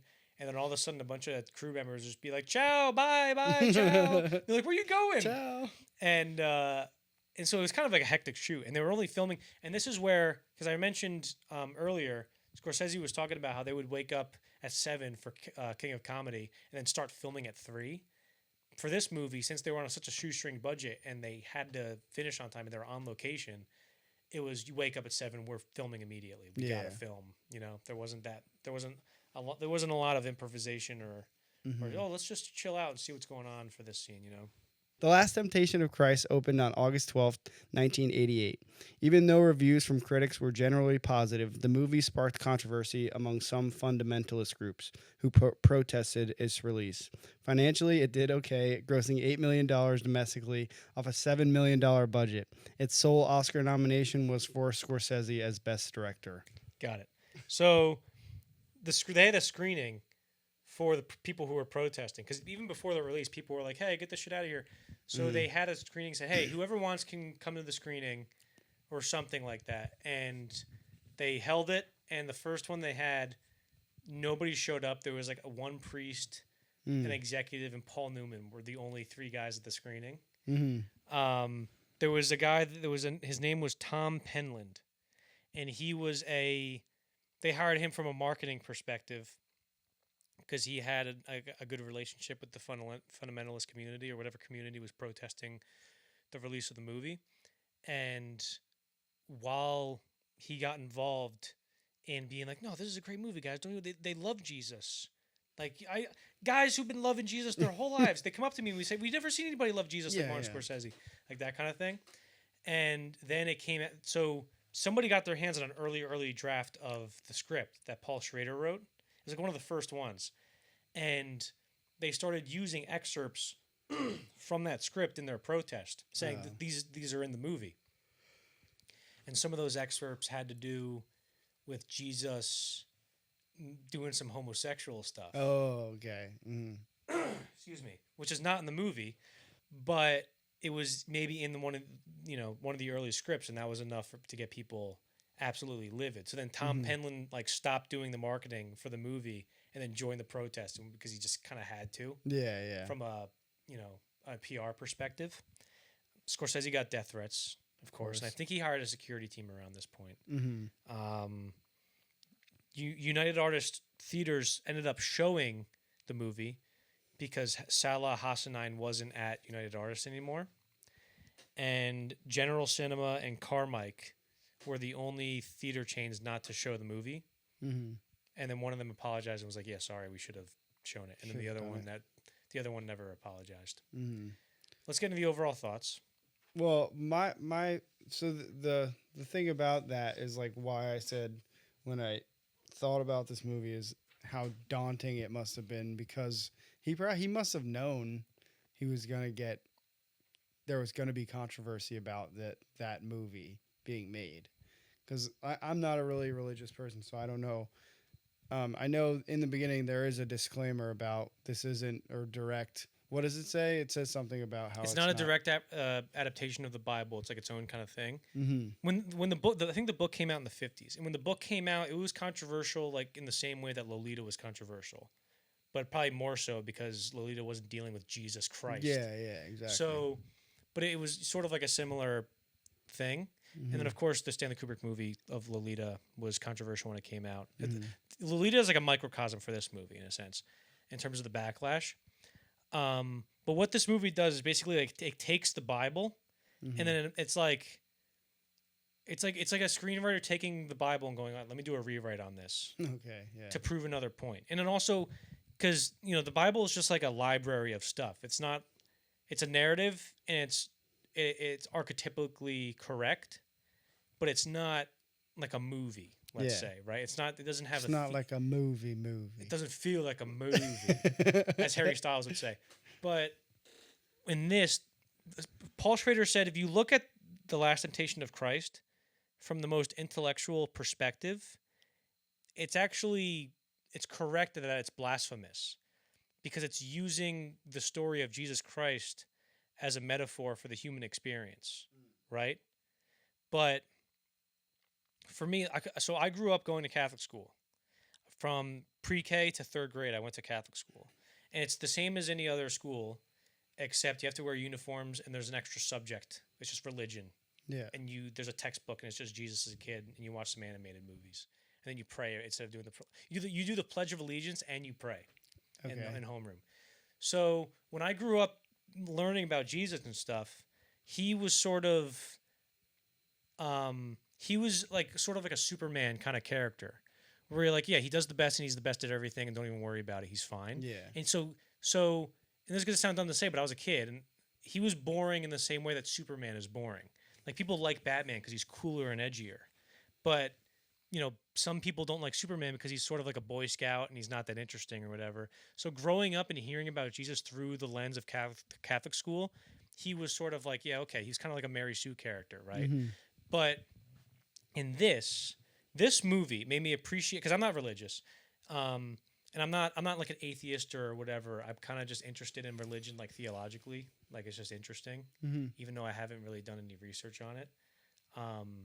But this movie made me appreciate the story of Jesus Christ more than Catholic school ever did, because also my birthday's on Christmas Eve, so I had to go to church when I was on my birthday, Yeah, which so sucked, and I Yeah, hated you it. never liked that. But because how I was taught is that Jesus had no quarrels about sacrificing himself. He suffered physically, but he sacrificed himself for all of our sins and all that jazz, and it was fine, right?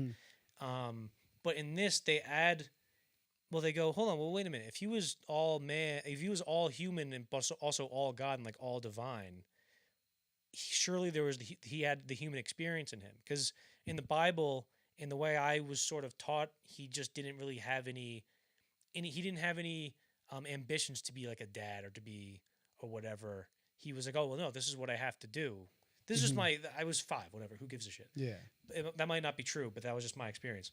But in this, they go, well, if he has to have some human desires in him, and I think it actually makes his sacrifice have more weight and more of a sacrifice because we get a glimpse into what he's actually sacrificing.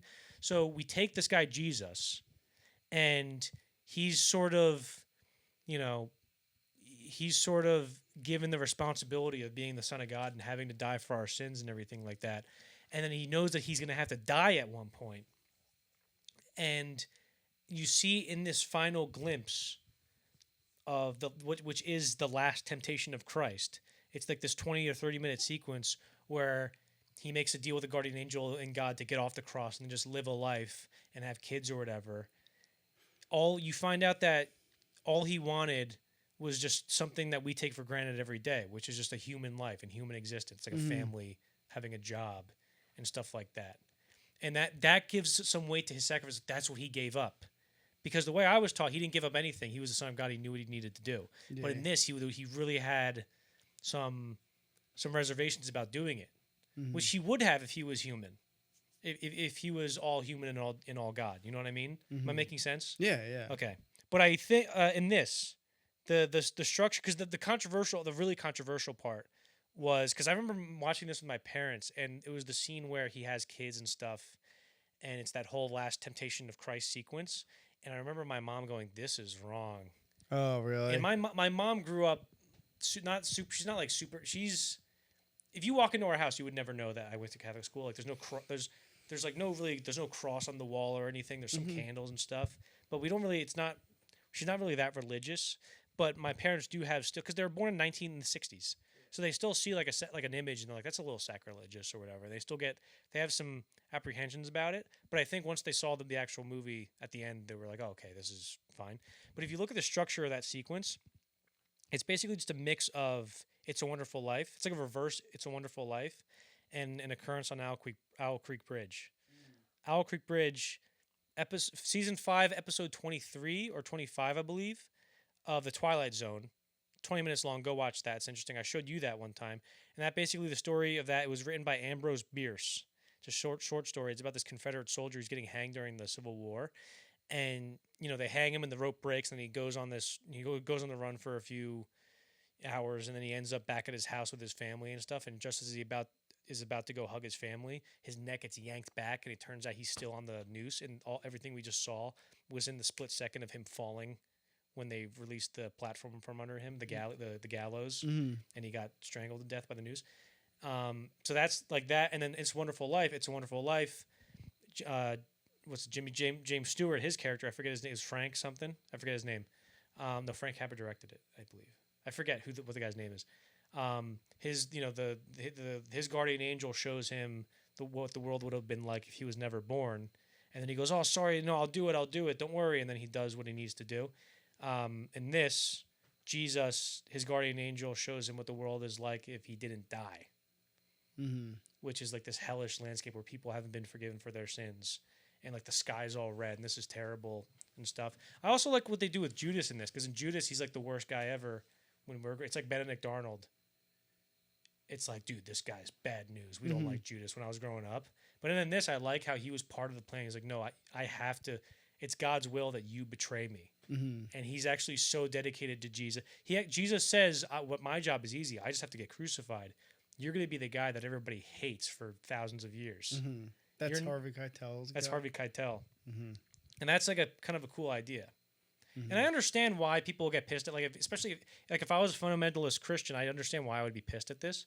But from my perspective, this made me appreciate the idea of Jesus more than I did. I do like the way that they do the supernatural supernatural mysticism and stuff in this, because I feel like if you were doing this movie now, somebody would, let's say the scene where he throws the seed in the grass. I feel like now you'd see like a CGI thing, like some orange aura would grow out of the ground, and then you'd see like this music would play, and it'd be like, and you'd see the tree grow. But it does it in a way that's so much better, because your mind kind of fills in the gaps of like the mysticism and the mystery behind it. Where he just throws the seed and then he cuts to his face, and then we cut back and it's just a full grown tree. Whenever, like the scene with the wine, when he turns water into wine, it's not like he doesn't go, "Oh, we're out of wine," and then he goes, "Oh, you want some wine?" And he crosses his arm and blinks 3 times, like that lady from that TV show. And then out of the plaster jugs, this purple smoke comes out, and the guy goes, "There's wine in here." Like there's none of that. He just goes, "Oh, we're out of wine." And he goes, "Yeah, no, there's wine in there." And he goes, "No, that's water." And he goes, "No, it's wine." And then the guy just it's wine. It's like, how does he? You don't see it happen. Your mind fills in the gaps. Does it? So there's stuff like that I think is really, really good. I really liked when he meets the one character who is baptizing everyone, and they're kind John the of Baptist. They're kind of, is that really? And they're kind of having. I forget the fella's name. He was baptizing. They're kind of having like a Grateful Dead moment where they're all like dancing around, and it's just like people are going crazy, and he's talking to him, and to prove his point, he just makes only the sound of the water be noticeable. He's like, "Listen around you," or whatever, to prove. Do you know what I'm saying? Yeah. He kind of creates like a sound bubble around him. I thought that was really whenever cool. whenever something like he has a revelation or something divine happens, the sound cuts out. This reminds me. So I talked about how Jesus. So Jesus is, he's not half man, half God. He's all God and all man. And the thing about putting him in here, and this is getting too philosophical for my I don't know anything about philosophy. But it reminds me of A Clockwork Orange, because in A Clockwork Orange we talked about the central idea of that movie is that if in this modern world, if we come up with a system that can stop people from committing crimes and doing bad things, it effectively takes away people's right to choose or ability to choose. And when you take away a person's ability to choose, he ceases to be a man, because free will is what makes us a human being. And having Jesus as a human, you need to give him that free will and the idea of choice. And he has some reservations, and he has some, bouts of, lapses in self-confidence, and he's confused and he doesn't know what he's going to do. His plans are always changing because he's scared that he has to get crucified, and that humanizes him. And that's something I feel like that's something you need to do. Giving him a choice makes him more human, rather than if he didn't have a choice and God said, no, this is what you're going to do, and he was like, yes, Father, got it. Yeah. It would make him seem less human. Mm-hmm. I have no idea what I'm talking about, by the way.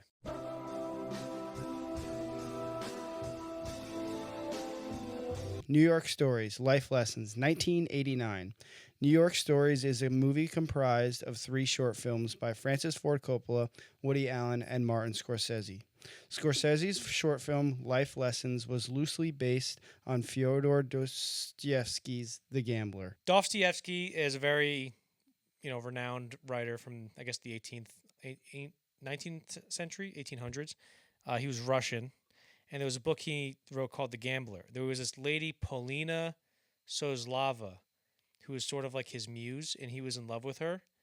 And then she dumped him for this medical student. And she was like, fuck you, dude, you're a piece of shit. And then that guy dumped her. And then she came back and was like, Fyodor, I'm so sorry. And he loved her. So he was like, no, it's okay. Don't even worry about it. And then they kind of got together again. And then finally he was sick of her shit, and finally, pulled himself up by his bootstraps and said, get out of here. I'm done with you.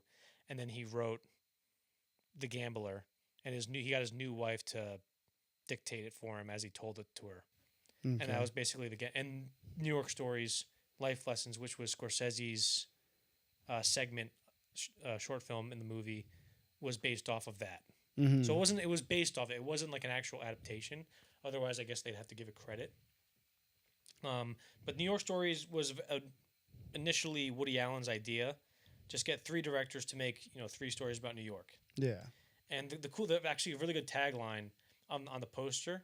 In the poster they have 3 floors, and then they have the Twin Towers in the background, and the tagline is New York is 3 stories high or something like that, which was pretty cool. Mm-hmm.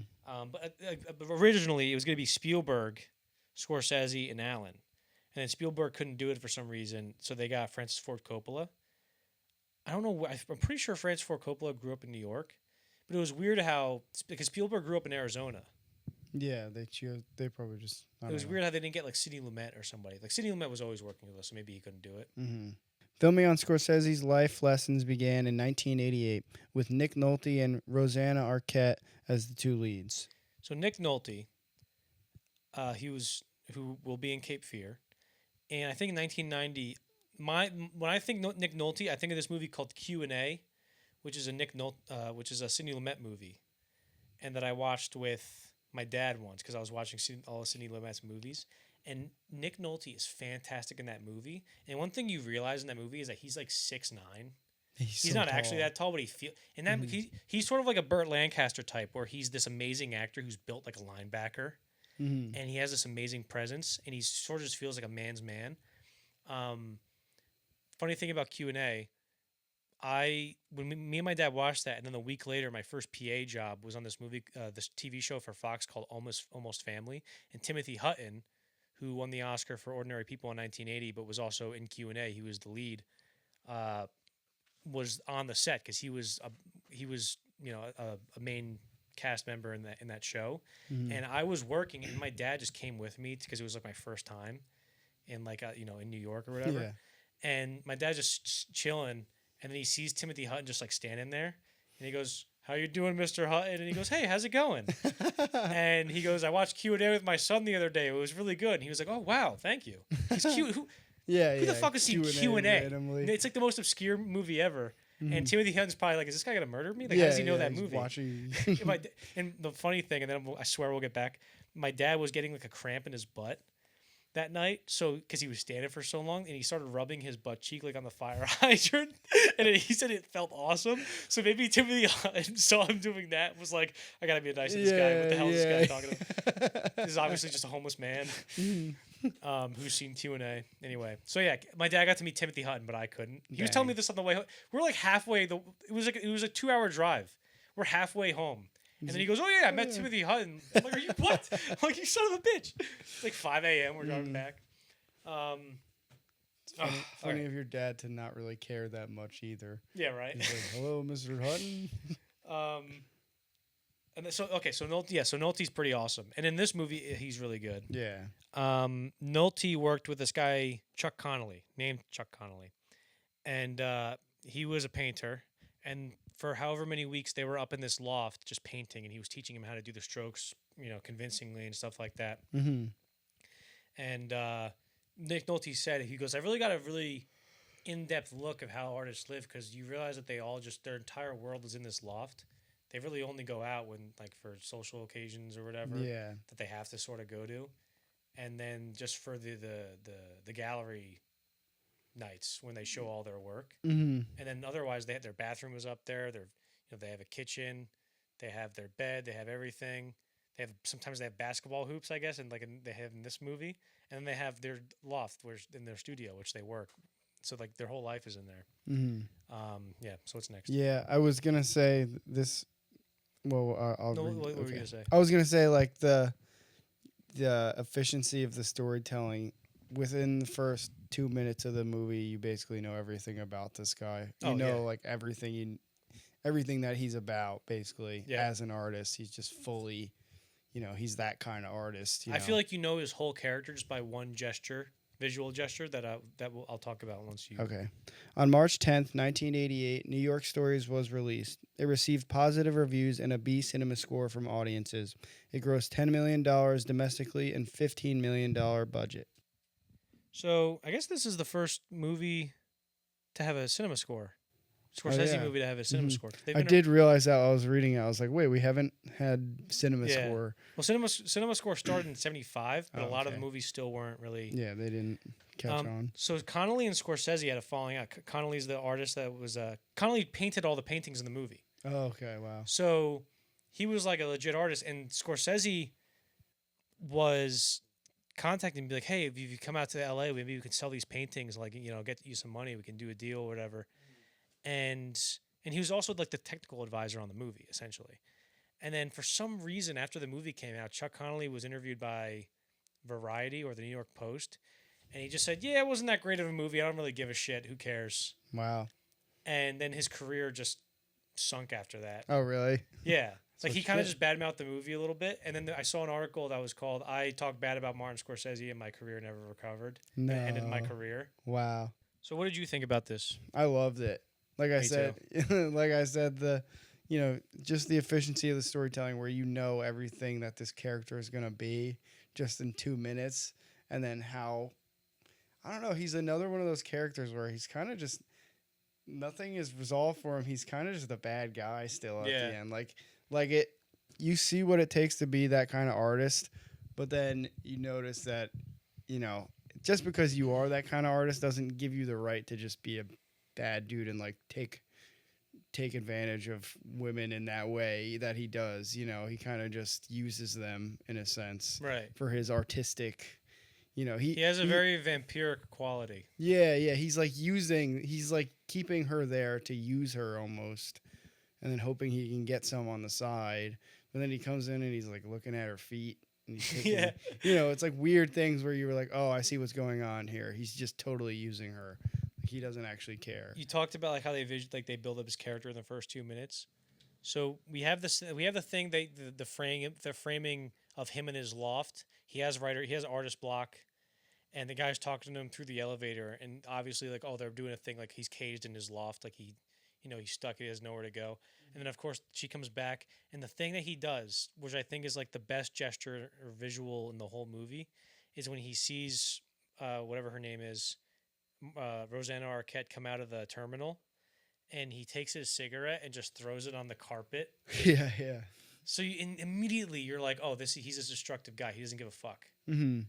Like, 'cause everybody, like you and me, if we were smoking cigarettes, we wouldn't put it out on a carpet because like it's carpet. It's gonna ruin the carpet. Yeah. But he just doesn't give a shit, and that really kind of shows you sort of a microcosm of his character where he doesn't really have any he doesn't have any creative drive just living on his own. The only way he can find some kind of inspiration is to have a muse and kind of torture himself with that muse. Where like he knows that she's not going to have sex with him or whatever. She's like, I'm not having sex with you, okay, pal? And he's like, all right, fine, whatever. And you see in real time him use his frustration and this experience that he's having with her and then just throwing it on this canvas. And of course, when she's not there, he has nothing. Because before she comes back on the airplane, he's like, I don't know what I'm going to do. The thing's 2 weeks out. God damn it, he has or whatever. nothing, basically. And it turns out that this process of him kind of, creating this conflict in his life so he can get a good painting is destructive on her part. It's destructing her side of the relationship because she's losing her will to be an artist, and he doesn't think that she has what it takes to be an artist. Where she's like, just tell me.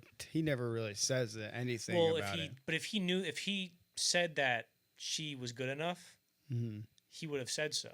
Like his silence is a confirmation that she's probably not good enough. I don't know if that's necessarily true because he kind of does explain that where he's like, if you're an artist, like it doesn't matter if it's good, you just do it. You kind of because maybe in his sense, he is like an artist where it's nothing but his art, and he lives in it. He doesn't ever get away from it. So he probably thinks in a way where it's like, I don't care if my art is good. I need to do it. By no means by any means necessary. Like I'll destroy your life and my life if it means I get good art out of it, basically. Yeah. So he's basically like against telling her whether she's good or not, because that's not really what art is. Do you know what I'm saying? What he views as art. I really just think that whole thing is him sucking the artistry out of her. Mm-hmm. He's literally just, because I said he was vampiric. That whole thing, I feel like he's just a vampire who takes the artistry or the will for artistry out of another person and uses it for his art. Yeah. And then once she leaves and he's like, "Fuck you, get out of here." And then he finds another hot girl and he's like, "Oh, nice." Who's looks fresh and she's fresh. Yeah, she's naive. She's fresh and new. Yeah. It's sort of like the same idea of in David Lynch's Mulholland Drive, where it's like that whole movie is about a girl who goes to Hollywood with all these naive ambitions, and then Hollywood just destroys her. That kind of thing. It's sort of like a little version of that. And also watching this, it was so satisfying to me. It was way better than I thought it was going to be. I loved it. And I didn't watch this because I watched all of Scorsese's movies. And I didn't watch this because I was like, what? It's like a weird compilation, anthology, whatever. I'm not going to watch that. And now I'm so pissed that I didn't because this is so good. And it also made me think, like, should movies be 45 minutes? This ripped. Yeah, this you could awesome. Really get a lot done in 45 minutes for sure. And Nick Nolte is so goddamn good. Yeah. And in Cape Fear, he's good, even though I'm not the biggest fan of that movie, which we'll talk about. But everything I see him in, I'm just like, holy shit, he was really just the man. I think he fits really well as a character like this, too. I mean, he's good in Cape Fear, but I like him better as a character who's, like this character. He has a great physicality in this. Yeah. And, look to him. It's very believable that someone... like an artist like that would look like that and act like that. It's really believable that he's a huge piece of shit. Yeah, it's very believable. It's almost like he wasn't acting. That he's just gaslighting her when he takes her to the bathroom. He's like, "Listen, everybody here is talking. You're really everybody here hates you when they think you're ugly." And she's like, "Really? Embarrassing yourself." And she's like, "What?" It's so funny. When in this did you start to realize that he was the bad guy? Or did it not happen? I'd like to say that I saw it coming the whole time. Yeah. But when I really understood that, it's like, oh, he's kind of... I mean, of course you're like, oh, he's a piece of shit. But you're empathetic towards him for some reason. But for me, I was like, okay, so he's a vampire, is when he sees the other girl. And he knows exactly what's going to happen. Yeah. Mm-hmm. So that kind of changed my whole motivation. It was like, oh, he's doing this way more on purpose than I thought he was. All the time. Yeah. So...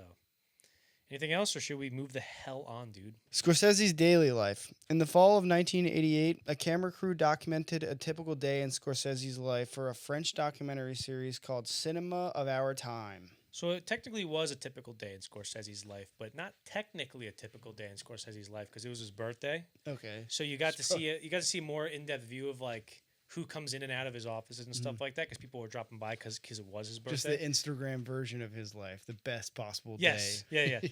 So they get in there, and Scorsese is editing, and he's in his editing room with Thelma Schoonmaker. I always want to say Skelma Thunmaker. Yeah. It's way easier to say.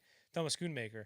And I'm like, what movie are they? And they're editing New York Stories. There was a shot of Nick Nolte. I'm like, oh shit, no way. That's cool. And Scorsese just talks a lot about their editing process, where he's like, yeah, I'll stand here, and then we realize like sometimes we have to sleep, and so I put a couch in. It took a long time to figure out where the couch had to go because I know there's sometimes at a certain point of the day there's a glare that comes into the TV and I can't see the monitor, and then sometimes there's always movies playing. Like the whole time there's a movie playing in the background while she's editing. While they're editing, oh my gosh. And because he'll just watch the movie. He goes, if there's if we're editing and then something, Thelma has to sort out some sound thing. She has to move the sound 2 frames backwards. It's gonna take 3 hours because they're doing an analog, like that kind of thing. He goes, if I have a couple hours where she needs to do some sound thing, I can just watch a movie, that kind of thing. And then you see Michael Powell show up, who is married to Thelma Schoonmaker. You see Brian De Palma show up, Jay Cox. There's another guy who he hired, who I forget his name, but he talks about how Scorsese hired him to tape stuff that's on TV. So if let's say Scorsese's like, oh, I want to Duel in the Sun's going to be on TNT on Monday. Can you record that for me? And he's like, yeah, sure. And so he'll label. He had like 8,000 index cards of stuff that he's recorded for Scorsese, and it would be like, does it have commercials? No commercials. What quality is the print? Whatever. What scenes are cut out? And Scorsese would be like, do we have Duel in the Sun? And he goes, yeah. And he goes, well, do we have one without commercials? Because this is playing on Cinemax, so there's going to be no commercials. And he's like, no, the one we have is commercials. And he goes, all right, get the one for Cinemax. Record that one. It's probably better quality, too.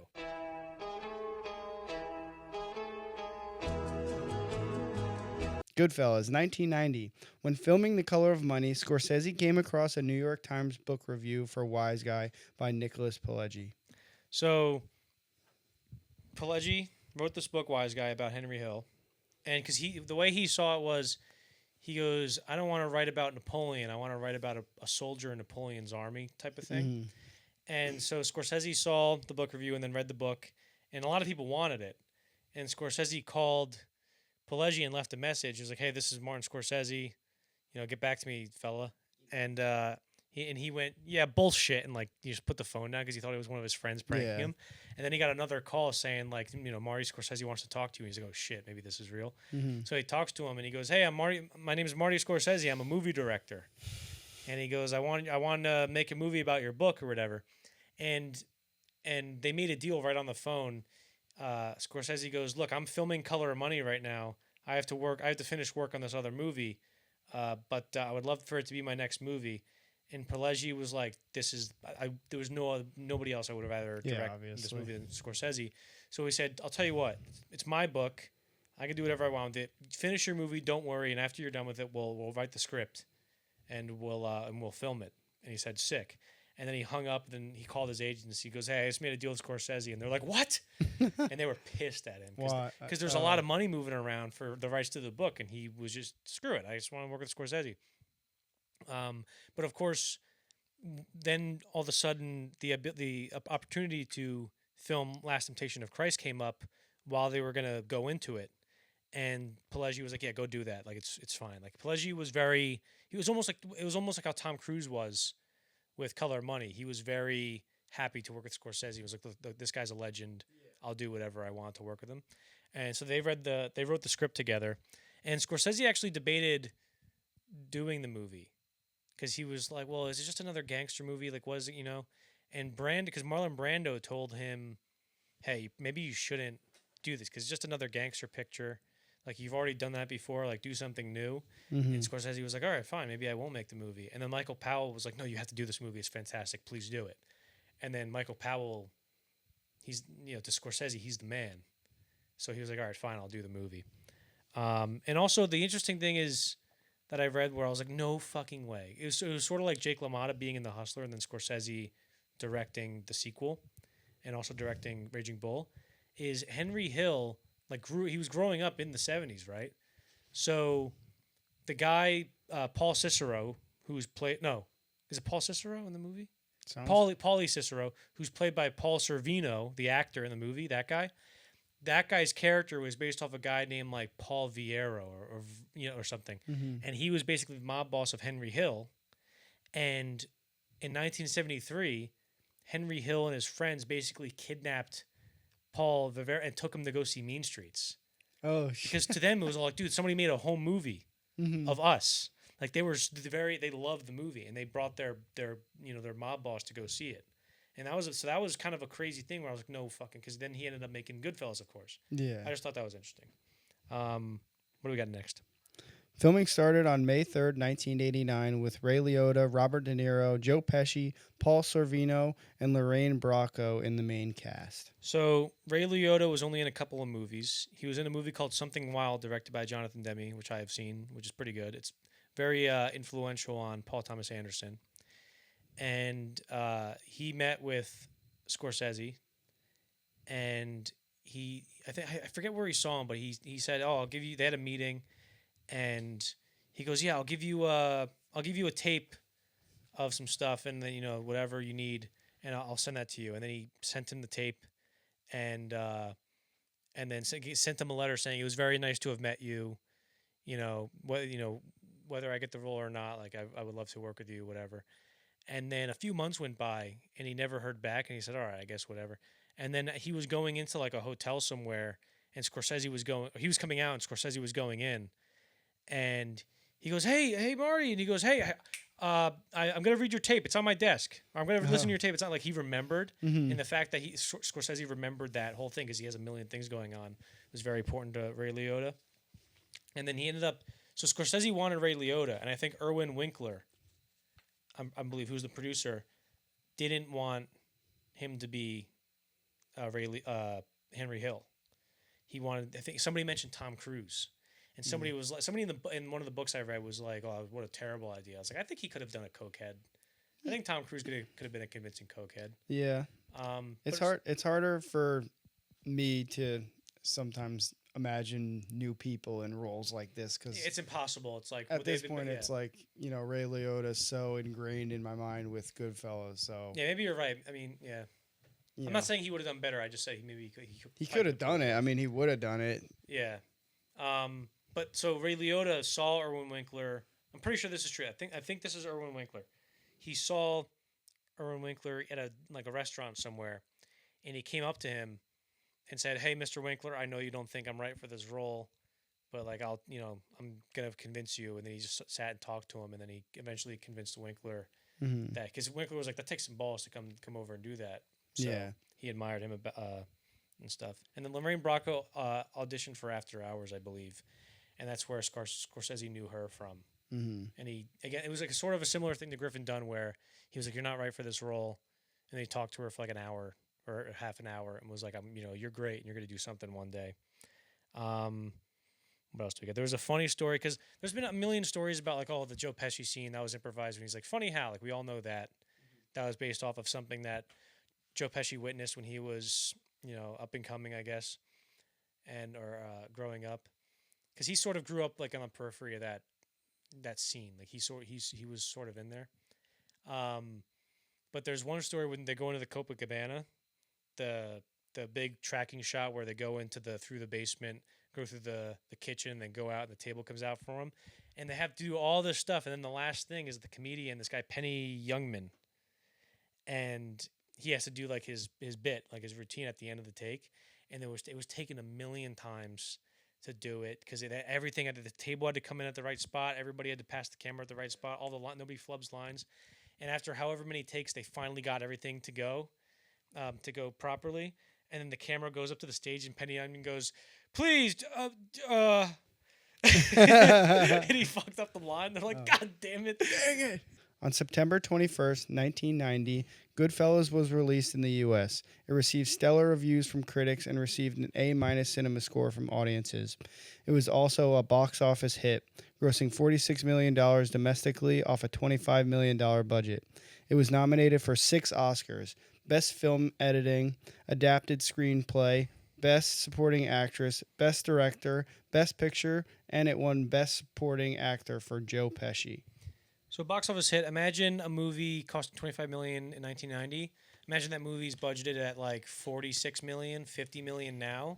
It's like a $50 million movie making $100 million domestically. Yeah. And again, a lot of these movies you don't have the worldwide numbers. Like so, for Last Temptation of Christ, the budget was $7 and it made $8 domestically. I'm sure there was some international numbers that helped that, but also there was a lot of ancillary revenue post box office. You know that would help. My uncle has a story where, because he actually sort of, I don't know if he was friends with Joe Pesci, but he was an acquaintance of Joe Pesci for a while. He used to be a wedding singer. Okay. My uncle, and he was at dinner with Joe Pesci once, and he goes, Joe, after you won the Oscar for Goodfellas, why did you agree to do movies like Eight Heads in a Duffel Bag and Gone Fishing, which were terrible movies? And as he was saying the question, like Joe Pesci was sipping on his drink. And as soon as he was done with the question, like, why would you do those movies? Joe Pesci just put his glass down and went, $5 million each. So that's a story you can't get anywhere else. That's a Director Dossiers scared talking exclusive. to Joe Pesci ever. Yeah. Like, Well, I think 'cause- especially at dinner or something, I'd just be like, "Where's the camera?" Like you feel like, oh, dude, if you're at dinner with him, he just goes, "Funny how," and you're like, "Oh no, God." Also, the really funny thing I wanted to tell you before the podcast, but I wanted to save your reaction. Oh yeah. Is so when I rented the movie on Apple TV because I have a gift card, and I go to rent it, and for some reason, I got like the Spanish version of the screen. But when I played the movie, it was English, but I got the Spanish version.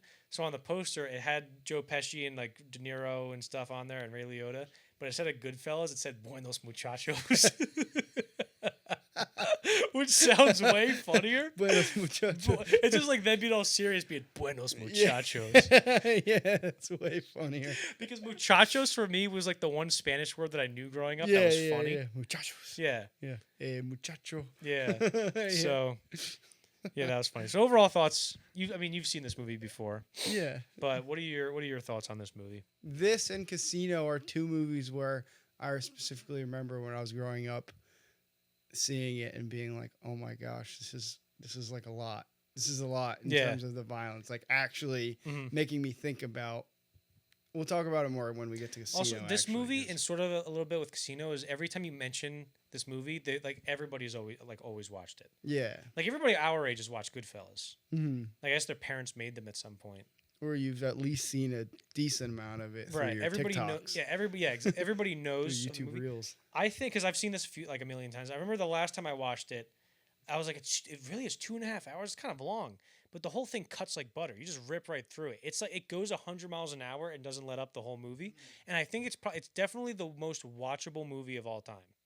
This is gonna sound dumb to say, but when you go on like on Instagram Reels, when you're just like all depressed or whatever, you just lie in your bed, and all of a sudden 2 hours goes by. You're like, phew! I've been scrolling for 2 hours. The same thing happens with this movie where I'm just, it's so fucking watchable because every scene, and I hate that I compared a movie to, I hate that I just compared Goodfellas to Instagram, but don't worry about it. I'm smart. Trust me. But in this, every scene in this movie is shot in the most possibly interesting way possible. Yes. It's insane. Like, okay, so there's a scene where, let's say, we got to show a guy in an ice truck. And it's like, well, what can we do? We can have a guy walking up to an ice truck, and then he opens the door, and there's a shot of a guy hanging on the thing. It's like, no, why don't we just start the camera way back, like in the air on a crane, and then we'll just slowly swoop down, and then all this music is playing, and then you guys will open the door, and then the camera crane will go into the fucking thing, and then we'll see the guy's dead body, and then we'll just hold on his body for 30 seconds. Yeah, like uncomfortably long time. Right. There's so much of that. Like even the scene where he's introducing all the people, where the camera's going in through POV, and he's like, "Oh, it's 22 times. I'm gonna get the papers. And everybody's like, "Hey, what's going on? Hey, whoa, hey." Like everything. There's not a single scene where it's just like, "All right, here's the master shot. Here's the over the shoulder." Mm-hmm. Like there's always some kind of push in or something weird happening. You know what I mean? There's always a freeze frame. Yeah. So if you after watching Goodfellas again, it's obvious now, but Do you see like the influence on that Goodfellas had on Boogie Nights? Definitely, yeah. But Boogie Nights is just Goodfellas with porn. Yeah. Because even in Boogie Nights, like something that a conventional movie would do, and this is something I'm still talking about Goodfellas, but I'm using Boogie Nights as an example. I don't know why, but there's a scene in Boogie Nights where Paul Thomas Anderson goes, "Okay, so Mark, you're gonna walk in, or no, what's his name? He was the Punisher. I don't know. Fuck, he was in The Mist. Thomas Jane. Thomas Jane, you're gonna walk in and go, I got the stuff, the crack." And then Mark and John C. Reilly are gonna go, "Oh, perfect timing." And then he tells the crew, "All right, we're gonna do it again, but like different." And they're like, "What do you mean?" And he goes, "They're gonna be wearing different clothes." It's like it's the same scene. And he's like, "Yeah." But he's like, "Well, why are we doing it twice?" And he goes, "Just trust me, just do it." And then Thomas Jane walks in again. And he goes, "I got the stuff." And he goes, "What the hell took you so long?" And within those two little jumps, there's two shots, or 4 shots technically. You see Marky Mark go from a nice guy, or Eddie Adams Dirk Diggler go from a nice guy to a drug addict piece of shit, right? And that's such a unique thing to do. That was probably that Paul Thomas Anderson probably wouldn't have done if he didn't see Goodfellas. And Goodfellas is full of stuff like that. Fuck. Sorry. Okay, hold on. All right, so that definitely didn't take me 2 minutes to think of a scene. So there's a scene where Henry Hill is going to cheat on his wife for one of the first times, where he goes into the apartment with the girl. I forget his side piece's name, but he goes into the apartment, and then you just see, because usually in movies they just show, they'll show the same shot, but then it switches from night to day or day to night, and you're like, oh, time's passing. But in this, it's not really suggesting time's passing. It's showing you that he had sex with her all night by not showing you, because all he shows is it's just the shot of the street with the car. They get out of the car, they go into her apartment. It turns from night to morning, and you go, "Oh, he had sex with her." Yeah. Nobody's saying that. He's not. The narration is saying, "I had sex with her." It's just something, because he could have easily just showed them in bed the next morning, but he didn't, because he's like, "Oh, I want to do something." Because remember in the last episode we did of the Scorsese Part 1, which you can find on YouTube, Spotify, and Apple Podcasts. Always. In that, we talked about the short film that he made, It's Not Just You, Murray. In retrospect, Scorsese was asked about it. He goes, "Yeah, it's Goodfellas." It was the predecessor to Goodfellas, because in this, so we talked about I'm not just you, Murray, and even What's a Nice Girl Like You Doing in a Place Like This. Yes, his early shorts did have full sentences for titles. It's really hard to talk about them, but not as good as Buenos Muchachos. That's going to be my next movie. But in this, in those movies, he wasn't. We talked at fuck. God damn it! Because you interrupted me, I lost my train of thought. But in those movies, in those shorts, he didn't do the typical student short film thing of like, oh, I'm going to film like a boyfriend and girlfriend breaking up, or a kid walking into the woods. Which one of them I'm guilty of. I'm not going to tell you which one. He went, no, I don't want to do those scenes. I want to take the form and just scramble it up and stretch the format and just do some crazy stuff. I want to do this experimental animation stuff with, just popping in all the furniture. That's like a predecessor to the Fight Club, catalog scene in that. I want to do these weird, picture montages where we're just taking pictures and then showing them whatever. He does that in Goodfellas when they're all, it's during the fun and game section where they're all just having fun. They're like chilling at a bar and they're pouring beer on each other, and like one of them sleeping, and they're all taking pictures. And he just shows a montage of that, and it really gives you a crazy, for the amount of frames that we're seeing like, let's say 10 frames. Yeah, we're getting so much volume and meat and story out of those 10 frames than some directors would take like a whole act to do. And it's just interesting. I would recommend watching It's Not Just You, Murray, and then Goodfellas. It's very interesting. It's almost the same exact structure too. Mm-hmm. Yeah, I think that helps play into what you said about how watchable it is, or the watchability of this movie, is that because there's so much going on and it's so entertaining every shot. I would say that getting to Goodfellas and watching all of these films is very, not that I didn't enjoy all the other movies, and all the other movies were all the other movies were amazing, but this Goodfellas definitely does, compared to all the movies until this point, is definitely now we're leaning into like where he ends up at with like the Wolf of Wall Street, Mhm. where it's just this movie is made for the big box office, Right. you know. There's whenever we're doing the these director episodes, there's always a few movies where I'm like, oh, one day closer to that movie. Yeah, yeah. Like when I was watching Last Temptation, New York Stories, Color of Money, I was like, oh, I can't wait for Goodfellas, dude. And I was like, dude, I can't wait for Casino. And this time around, I was like, I can't wait for Bringing Out the Dead. Yeah. And now this time, I really want to watch Gangs in New York. I really want to watch The Departed. I really want to watch Wolf of Wall Street. The next one's gonna be a banger. Oh my god, Dude, it's gonna be a lot of work though. Because not only did he do like 15 movies, yeah, but he has a lot of documentaries and these little side projects that we're gonna talk about soon that he did from 1981 to 1999. But let's say there's like 20 pieces that he did in this episode that we're covering. In the next episode, it's gonna be like 30.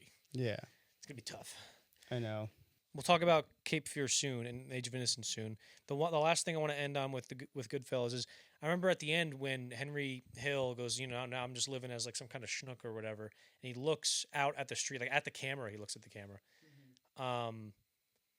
and all of a sudden you see Joe Pesci fire at the camera, and it's very, very reminiscent of. There's a movie called The Great Train Robbery from 1902, I believe, and it's known as a very influential movie because it was sort of like the first one to have a conventional long form narrative. It's like 15 minutes, but it was the first movie where it wasn't just, or at least one of them where it wasn't just point the camera and then it's like a naked girl. Because a lot of them it was like because there was a period where like the Nickelodeons were sort of like the Wild West where they did have dirty movies.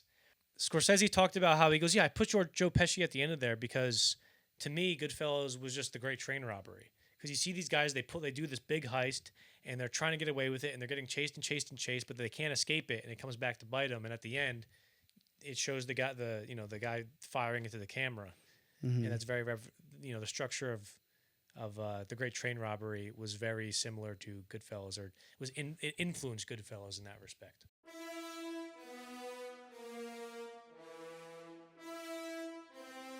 Cape Fear, 1991.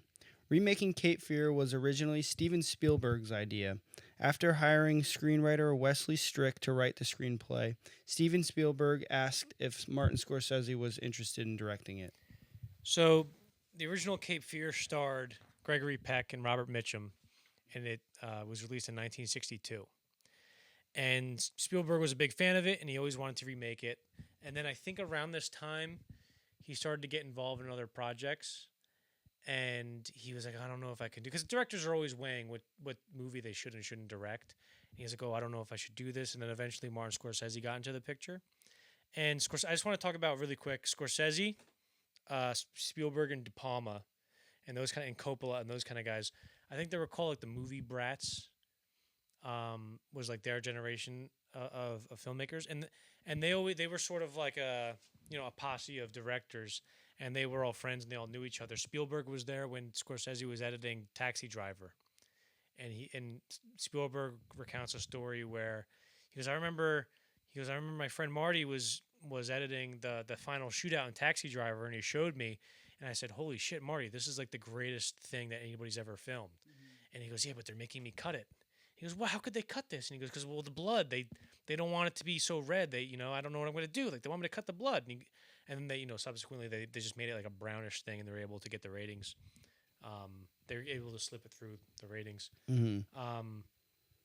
But it's Brian De Palma who gave Scorsese the script written by Paul Schrader for Taxi Driver. The way I've heard him described by, I think, Spielberg, Coppola, Scorsese, like one of those guys, was, he goes, let's say it was Scorsese saying it. He goes, me, Spielberg, and Coppola, like, we make films, but Brian De Palma, he makes movies.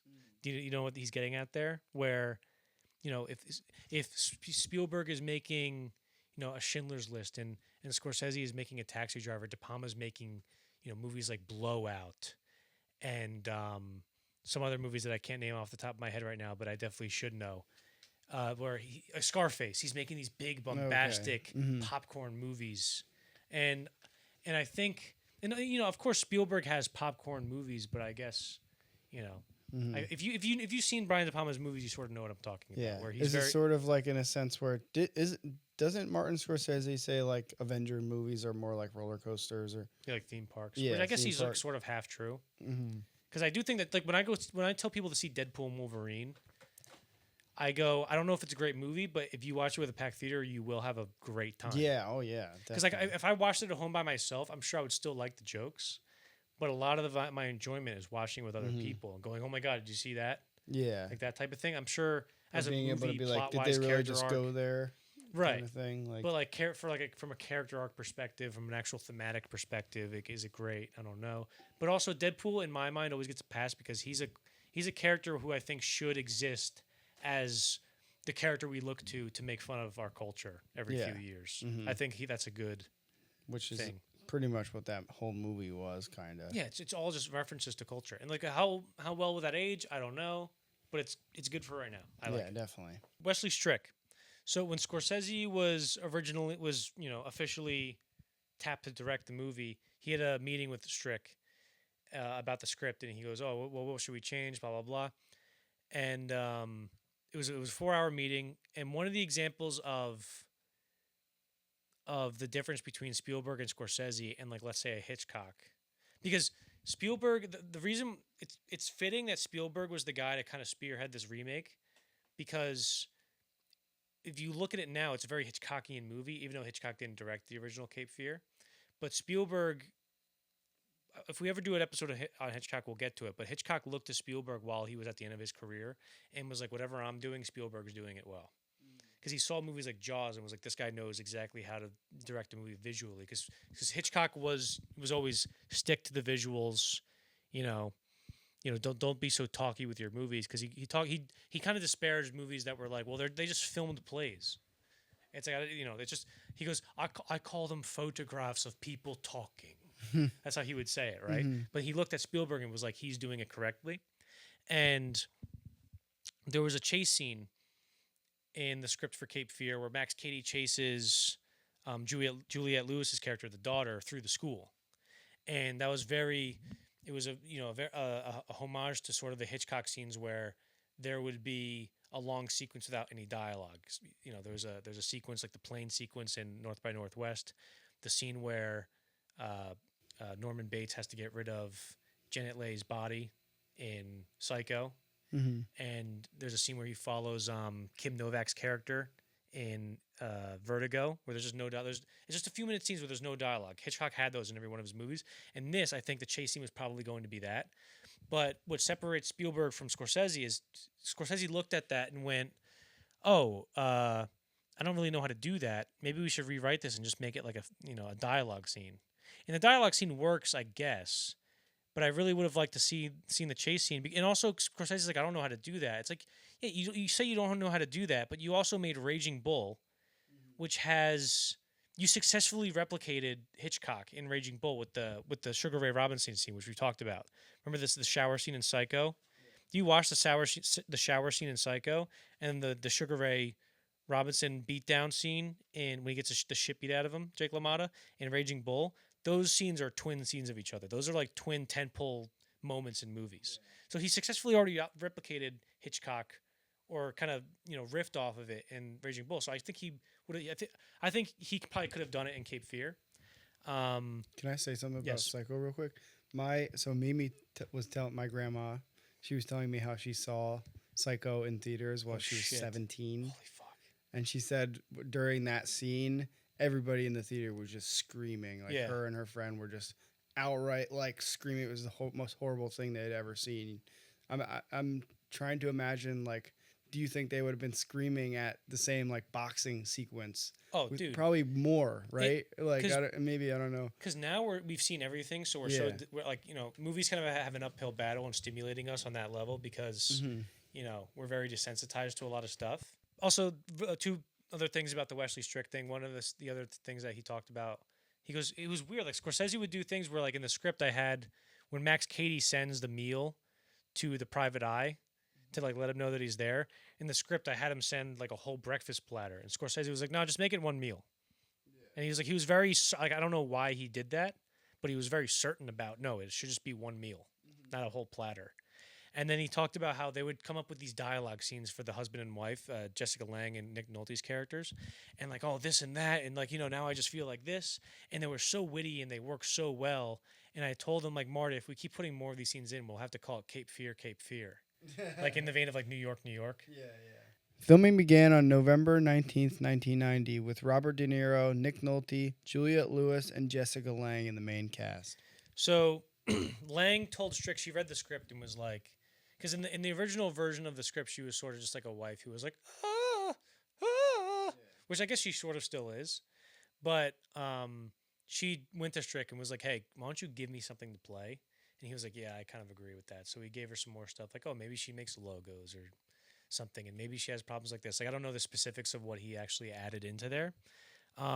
Harrison Ford was considered for Sam Bowden before Nick Nolte. Scorsese actually wasn't convinced that Nick Nolte could do it. So what happened was they went to Harrison Ford and they said, hey, you want to be in this movie? And he goes, yeah, but I want to play Max Cady. And they're like, De Niro was already playing Max Cady from before Scorsese was even involved. Yeah, De Niro already got the tattoo. Sorry. He's shaving his teeth as we speak. He did that. He shaved down his teeth. Yeah. So they looked all weird, and then he paid like $5,000 for a dentist to like fuck up his teeth, and then he paid $10,000 to get like veneers or something like that. Which is I don't care how rich I am. I feel like I like my teeth. I don't know if I want to risk changing them. No grinding on the teeth. That's like the worst feeling. Do you grind on your teeth? No, but like the idea of it. I've had my teeth like slap against each other before, Yeah. Like the idea of someone grinding your teeth, doesn't that just feel like torture? You're listening to the Director Dentistries. But so Nick Nolte, in order to so Harrison Ford, they're like, well, sorry, De Niro's the guy. So Nick Nolte went to the premiere of Goodfellas. I heard this. He went to the premiere of Goodfellas dressed like Sam Bowman and just walked around like, like being like nerdy. Yeah, because it's amazing. Because if you watch a movie like Q&A, he's a very tall, threatening guy. Mm-hmm. But in this, he feels completely. He's like physically impotent. Like you don't believe that he can beat anybody up. He's like, well, listen here, Mister. Yeah, because he's trying to rely on everybody else to help him. Right. He's trying so hardly to get help from the cops, and he's like not doing anything himself. Yeah, and you get the sense that if he was in a fight, it would be a very slappy. Yeah. Mm-hmm. So and that's just a testament to Nick Nolte in his range, because there's within a year, Q&A was 1990 and this was 91. So within a year, he played like two polar opposites physically, which is very hard to do. Juliette Lewis. She was the first. They looked at 500 actresses for the daughter, and she was the first one. And the reason they looked at so many is because she was the first girl to come into the office, and they were like, "Holy shit!" But then they're like, "No, we can't go with the first one. Like, what are we crazy?" Yeah. Because so they just kept getting more actors, and they just can never get her out of their heads for the role. And they're like, "Well, shit, I guess you got it." She's like, "Why'd you make me wait so long? If you knew, like, I was the first one." Yeah. So I thought that was pretty funny. Mm-hmm. De Niro's, but we talked about him fucking up his teeth and getting all the tattoos and getting jacked to be in this movie. Yeah. More like ripped, I guess. Bernard Herrmann did the score. He did the score to Taxi Driver. He also, I'm sorry. So they used Bernard Herrmann's score from the original Cape Fear, and Elmer Bernstein, who is also another composer, was the composer for this movie. But he used Bernard Herrmann's score. Bernard Herrmann also did a lot of Hitchcock movies as well. And, this is another instance where you see how good Scorsese is at introducing a character. Because Max Cady, just the first scene where you see all the tattoos, you see Stalin on the wall, you basically know everything about him just by the cool shots that they get. What's in his cell. Just the small things in a little, however big the cell is. And just in case you missed that he's the bad guy, the music's going. Yeah. It's like Those are for the low IQ members in the audience. Who go, oh, he's the. Is this a bad guy? Conan O'Brien had a joke about like indicating, where he was doing the skit where he was doing a commercial, and he goes, "You can't." The guy Conan O'Brien like made a silly joke, and the guy goes, "You can't do that because it's called indicating." He goes, "I would appreciate." you know, in a movie, if a guy came on screen, it was like, well, you know, hello, I'm evil. Well, Yeah. that thing. And he goes, no, we can't do that. He goes, use your turn signals, you avoid an accident. Cape Fear was released on November 15th, 1991. It received good reviews and a B+ cinema score. It was also a box office hit, grossing $102 million worldwide off a $35 million budget. It was nominated for 2 Oscars, Best Actor for De Niro and Best Supporting Actress for Juliette Lewis. So this movie, if you adjust for inflation, the budget was about $80 million. And if you adjust for inflation, the overall gross was about $420 million.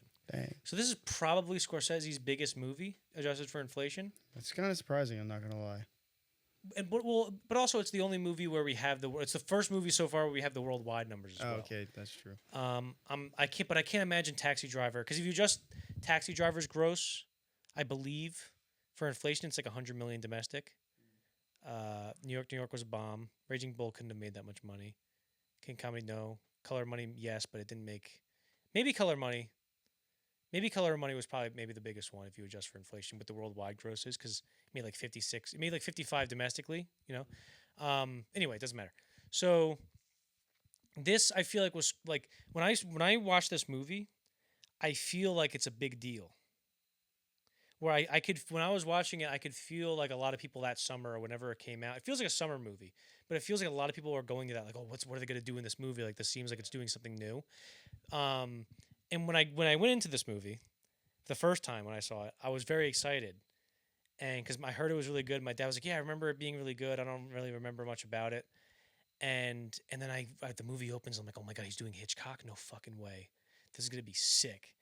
And then me and my dad proceeded to watch this movie for the first time, and we thought that it was the dumbest thing we've ever seen in our entire life. Mm-hmm. I've never heard my dad laugh how he laughed when we were first watching this. It was almost like a movie where it's so bad it's good. Yeah.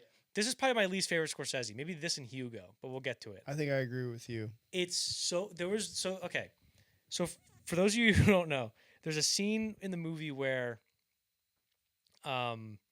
Max Cady like kills, you know, the maid. But he's like wearing a wig and he's dressed as the maid. It's like the scene in the hospital with the Joker in The Dark Knight. It's funny and it kind of catches you off guard. But then there's one scene where they're on the, first of all, like, okay, so Max Cady kills the private eye and the maid in their house. And then Nick Nolte's like, oh, I have to slip in all this blood because the script says so. And then they go like, no, what are we, crazy? We can't go to the police with clear evidence that Max Cady just murdered 2 people. The thing we needed the whole time, clear evidence that we should arrest him. No, let's go on the run. That'll definitely help our chances and not tell anybody. And then he's like, listen, pal, I'm on the phone here and we're on the run and I'm not coming back until you lock up Max Cady. And they go, okay. And then he goes, and he's definitely not here. And then he hangs up the phone, and the camera pans under the car, and Max Cady is clearly there's just a man hanging under the car. Yeah. And the music goes, bwah, bwah, bwah. And I remember I've never heard my dad do this before. I heard him, and he went, bah! I've never heard anybody in person go, bah! And we just thought it was so goddamn funny and so frustrating and bad. Yeah. What did you think about this movie? That was the first. This time around, I was like, I appreciate a lot of it, what it's doing. Yeah. But what do you? Yeah, I remember on my first watch, just thinking, just where it all ends up, and for me, one of the things about movies that can really irk me is when there's some pretty important information that it seems like they're not telling another character just so the plot keeps moving along. Yeah, like how he, when the daughter tells Nick Nolte's character, like, hey, I talked to him and he seems like he's actually kind of a nice guy. Like, you know, like she kind of does that kind of thing where he's like, are you kidding me? Yeah. Instead of just saying the true facts, saying he is a bleepist and did all this bad stuff and killed someone. Right. He just and, like, not chopped telling her up. He doesn't say that. Like, all he has to do is like grab her by the shoulder and be like, he did this. Yeah. Avoid him, please. He's gonna hurt you. He doesn't say that. He just says like, you don't understand. He does the thing like you wouldn't understand, that kind of thing. Where it's like, for me, the obvious choice is just say, listen, here's why we kind of have to be a little careful right now.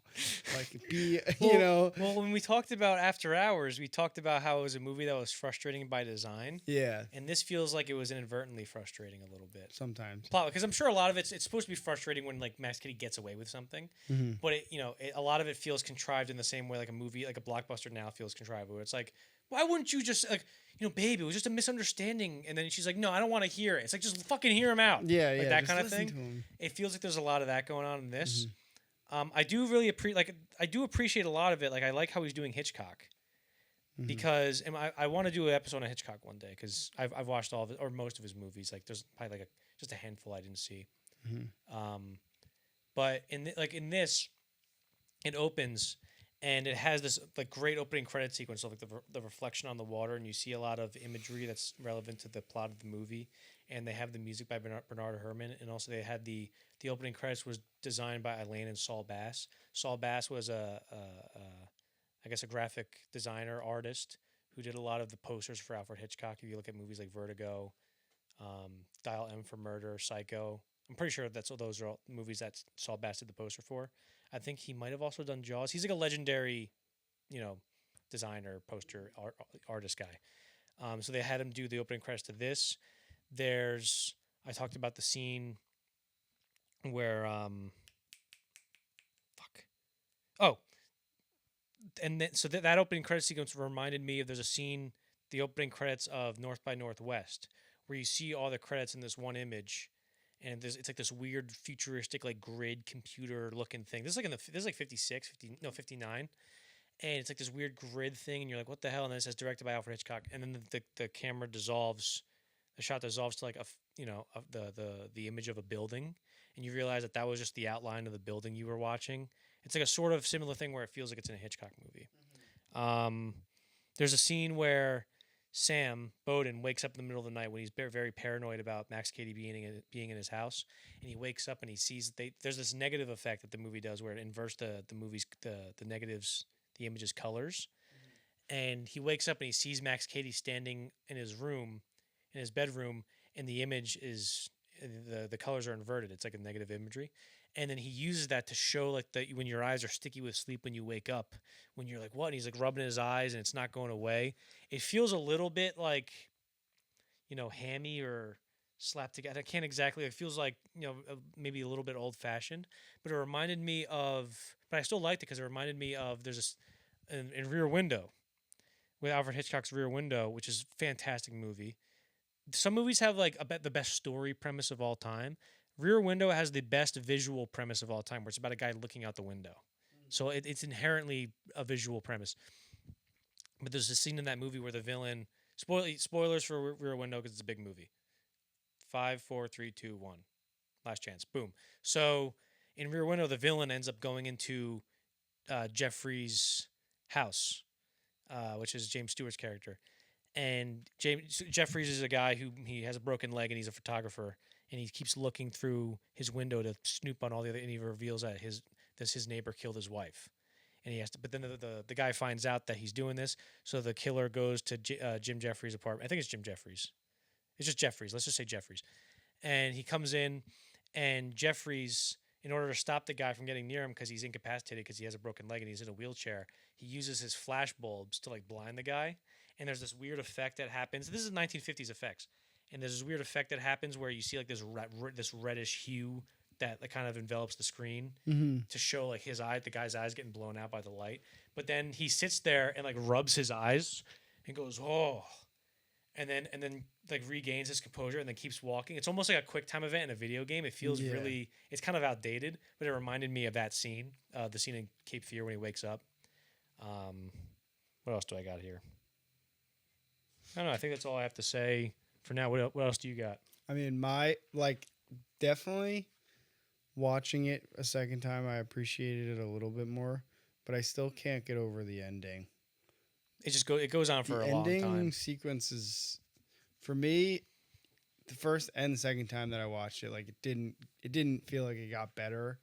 The first time I watched it, I remember just being in my head thinking, what are these camera movements? Some of the camera movements are just odd. But can you give me an example? There's a shot specifically that I'm thinking about where the boat is just getting tossed around in the water, and the camera just randomly does a Oh, full like I said, flip. yeah, when it does like a spiral. Yeah, I'm like, did the boat turn over really quickly? This Yeah. boat is not. I don't know. Some of the times it's hard to match up what they are showing going on inside, and then they go Oh, I see outside where with you the see miniature. the boat. Is that the boat's a miniature? Mhm. Oh wow! You see what? So you're liking this movie a little bit more. I now. love it. No, I'm just kidding.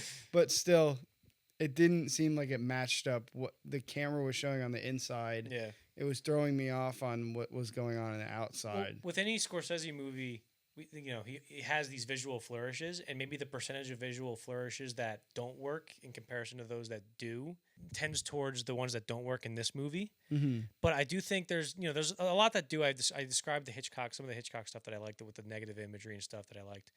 But the one thing that I didn't think worked as like a visual flourish or whatever is when Max Cady, because it's the first time we see him, they're building him up as like this dangerous guy, and then Max Cady, gets out of prison and like, you don't want your books? He's like, I don't need them. I already read them. And then he walks up, and they do a thing where like he walks all the way up to the camera, and there's like a storm in the background, and it goes like into his face. And I'm like, it should have went into his chest, because the way they go up to his face, it looks like he just got out of prison, and he walks up to the camera and just smooches the lens. It literally looks like he kisses the lens, like he's getting out. I'm so bwah, bwah, bwah, bwah. And it's like, I don't think that really worked, but there's a lot of stuff that does work, and I think the story in comparison to other stories is just lackluster. Like the whole thing of like what does this guy have on you? It's like, well, I did a bad thing back in the day, but I'm past it now. But my past has caught up to me. It's like, okay, I've seen more interesting stuff. I had a really radical opinion on the movie when I first watched it. I'm like, I give it like a 3 out of 10. I don't really rate movies poorly that much anymore because I don't like to. But I was like, this movie, I hate it. It sucks, the worst movie. And now I'm just like, yeah, it's whatever. Not really for me. Mm-hmm. Also, the scene where he kisses Juliette Lewis, De Niro. She was like 17 when they were filming this. I looked it up. She was 18. I was like, yeah, she was 18. I looked it up because I was like, no, is that legal? Even if yeah. I was no. Was she really 18? She had just turned 18 when she like got the role or something. I'm pretty sure. So I looked it up because I was like, when was it wait a filmed? second. All right, so it was filmed. It was filmed November 19th to March 90. Okay. So 1990. Let's see if I can do it before the camera runs out. Let's see. So Juliette Lewis. Let's see what year she was born. I'm pretty sure she was born 1973, June 21st. No, so she would have had to been. No, she would have had to have been 17. She didn't turn 18 until June 21st, 1991, and the movie stopped filming in March. Maybe they can do that kind of thing if they have like parental. Yeah, maybe parental consent. I don't know. I don't want to get into it. Yeah, it's weird. All right, De Niro, you're canceled. Bye. got him, ladies and gentlemen. We got him.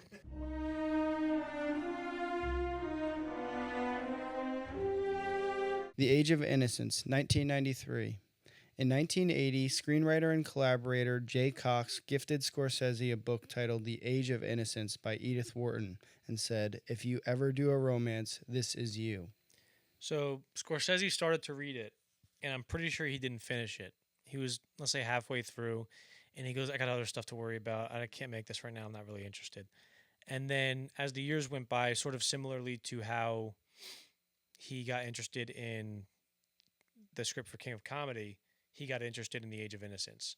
And I think once he realized that Age of Innocence was a movie that he wanted to do and a script that he was developing with Jay Cox, I think he realized that after Cape Fear, after he made a smash hit, maybe the biggest movie he's directed in terms of box office, he said, all right, I don't know when I'm going to have momentum and clout like this again. Let me try to get Age of Innocence in there. So I think Universal he made a deal with to do the movie. And the budget, I think the budget was like 34 million. 34 million.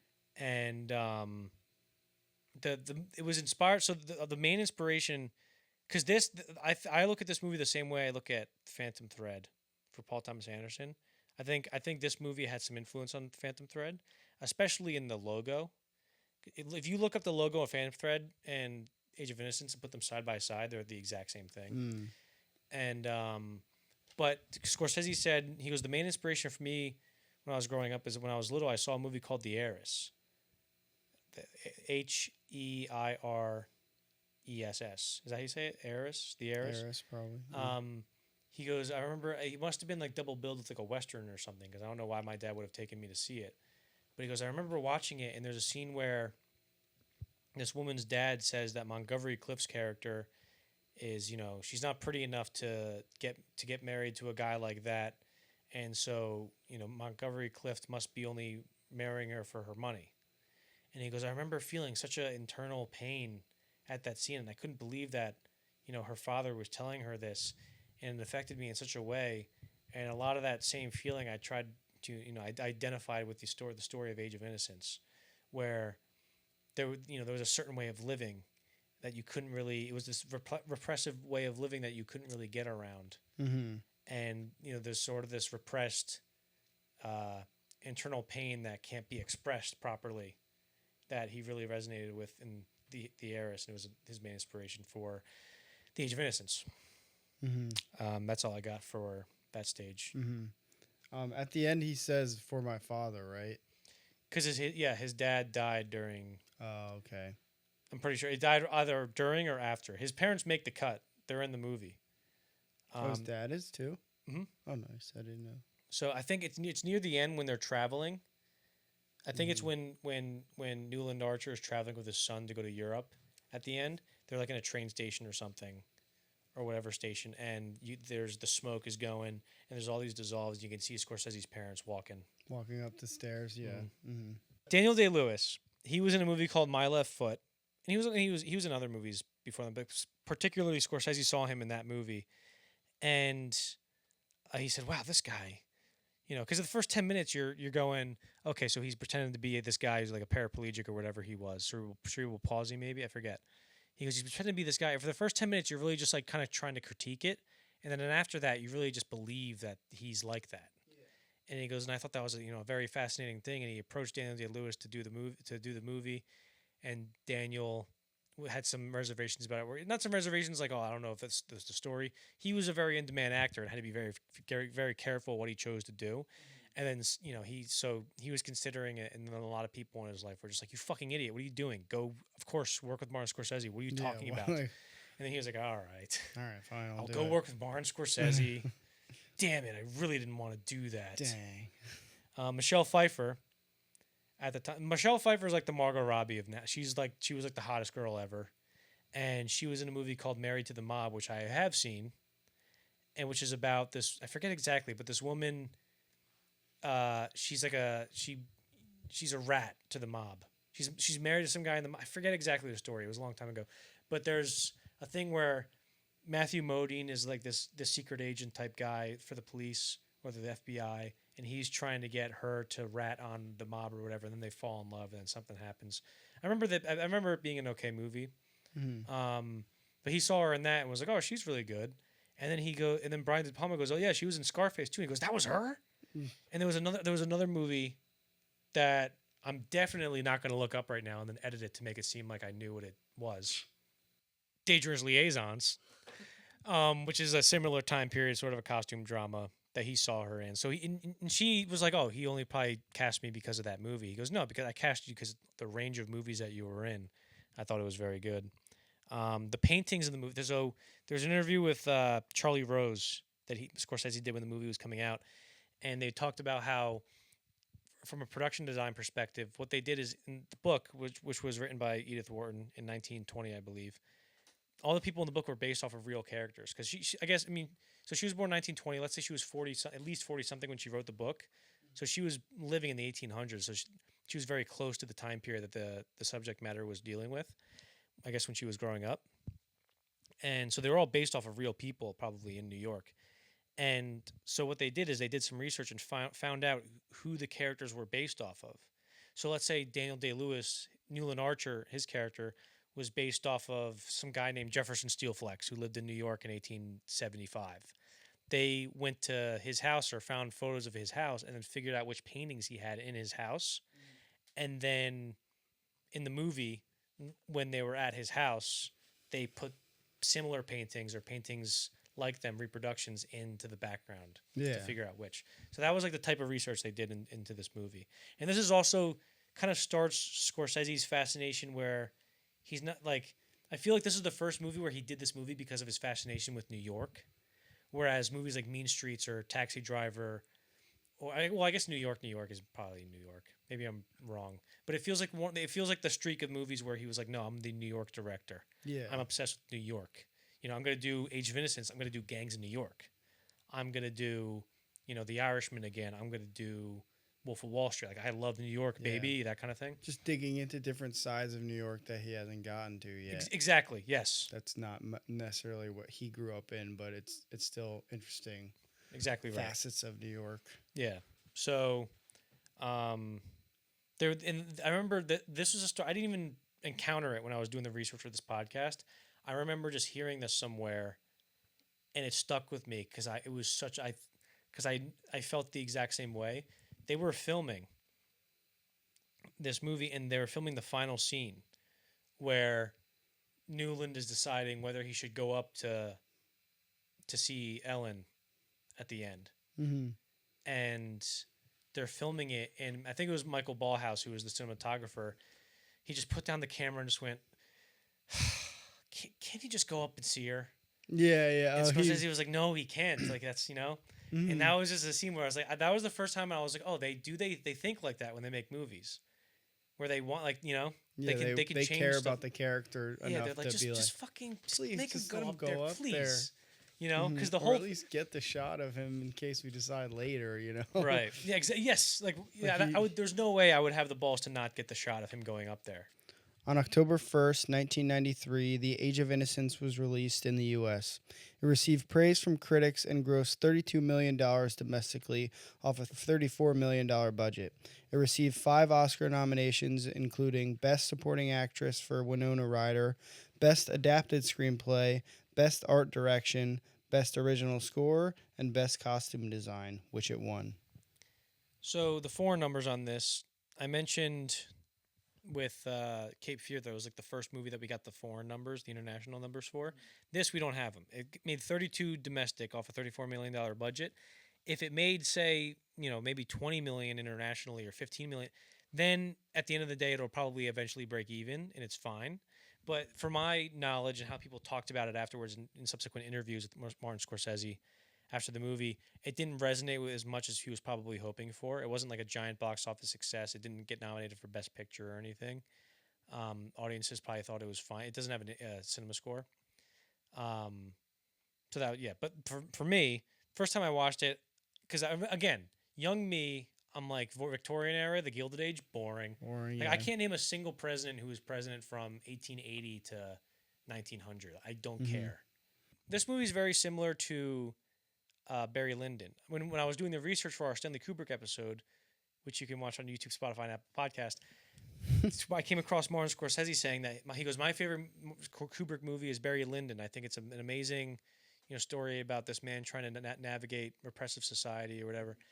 And in this, I feel like this is Martin Scorsese's Barry Lyndon, because you're dealing with this very repressive, aristocratic society where there's very strict rules for how you navigate the social ladder and the social web in your community.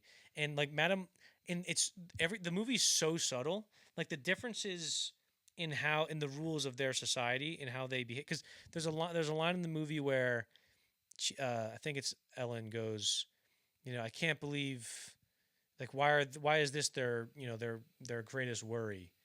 And he goes, probably because they have nothing else better to worry about. Yeah, that was. If I can get through pretty one much quote it. of the movie without stuttering like an idiot, that would be nice. But so with this, like, if it wasn't the premise of the movie, the fact that this woman is different, I probably wouldn't even have noticed that she was doing anything that warranted. Wrong, yeah. Because, like, let's say, according to these people, you have to live 180 degrees exactly. And she lives 181 degrees. They're all like, oh, this woman, she's a whore. But the thing that the repressive society does really well in this is that they talk about the narrator in this, who is Joanne Woodward, who is Paul Newman's wife, or was Paul Newman's wife. She's the narrator, and there's a scene where she goes, "People talk in hieroglyphics, and the real thing is never said."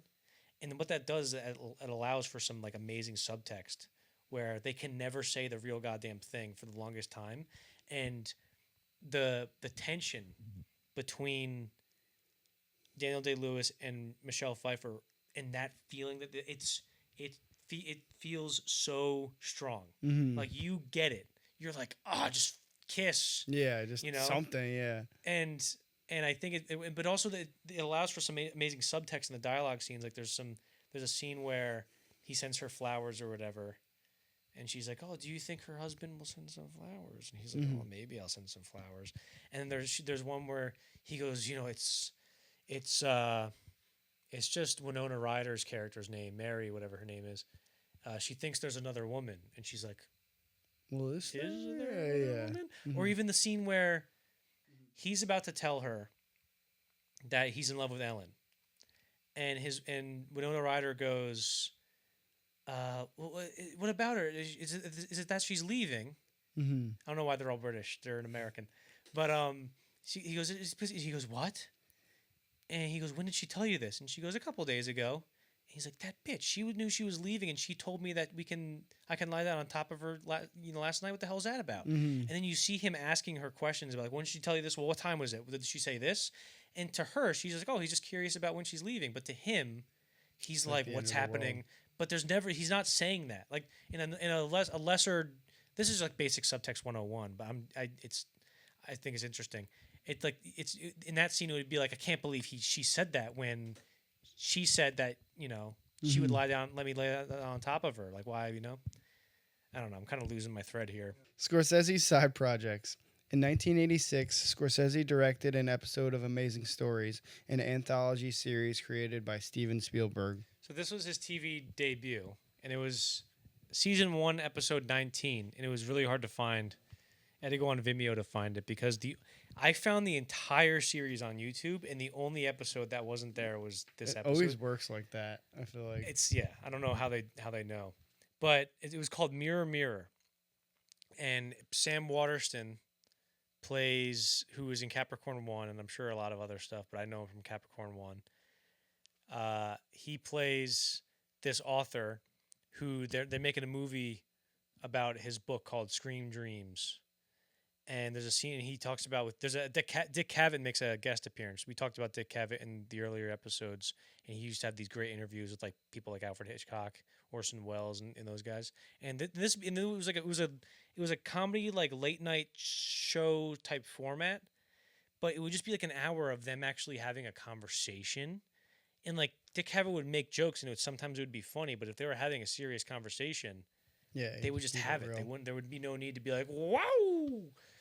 But Sam Morrison plays this author, and he goes on Dick Cavett, and Dick Cavett's like, "What do you think about the people who say it's too violent or it's disgusting and they don't like it?"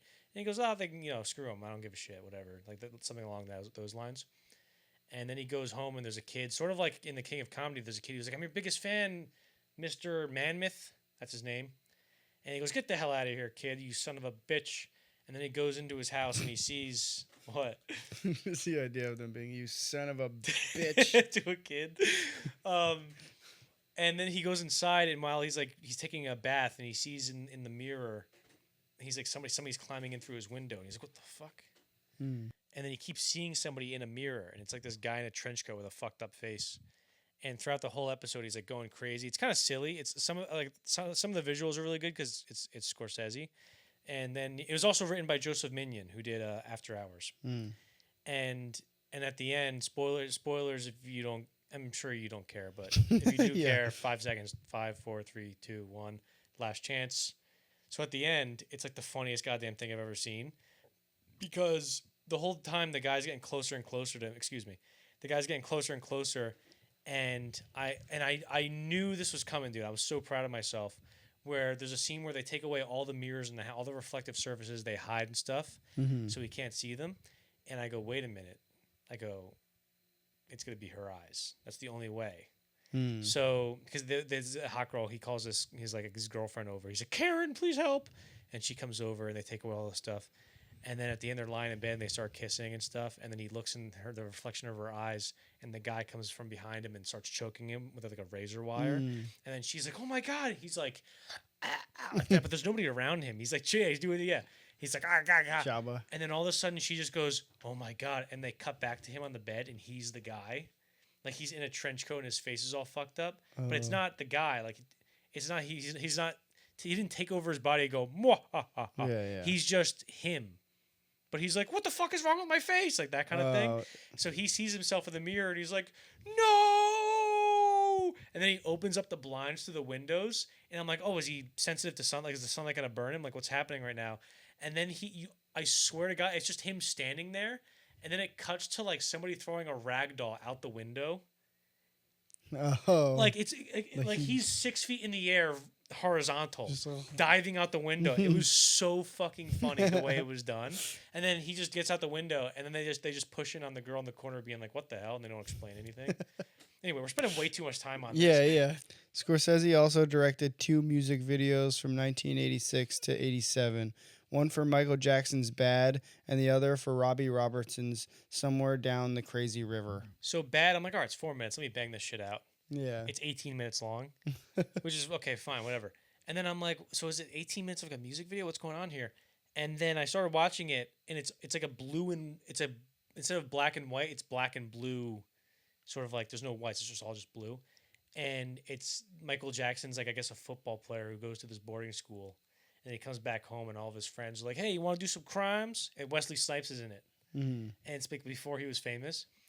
And it sort of feels like because on the last episode we talked about Roger Corman wanted to make Mean Streets all black, and it sort of feels like Scorsese doing what would have been the Black Mean Streets in this. And then it's like super serious, and he doesn't want to commit any.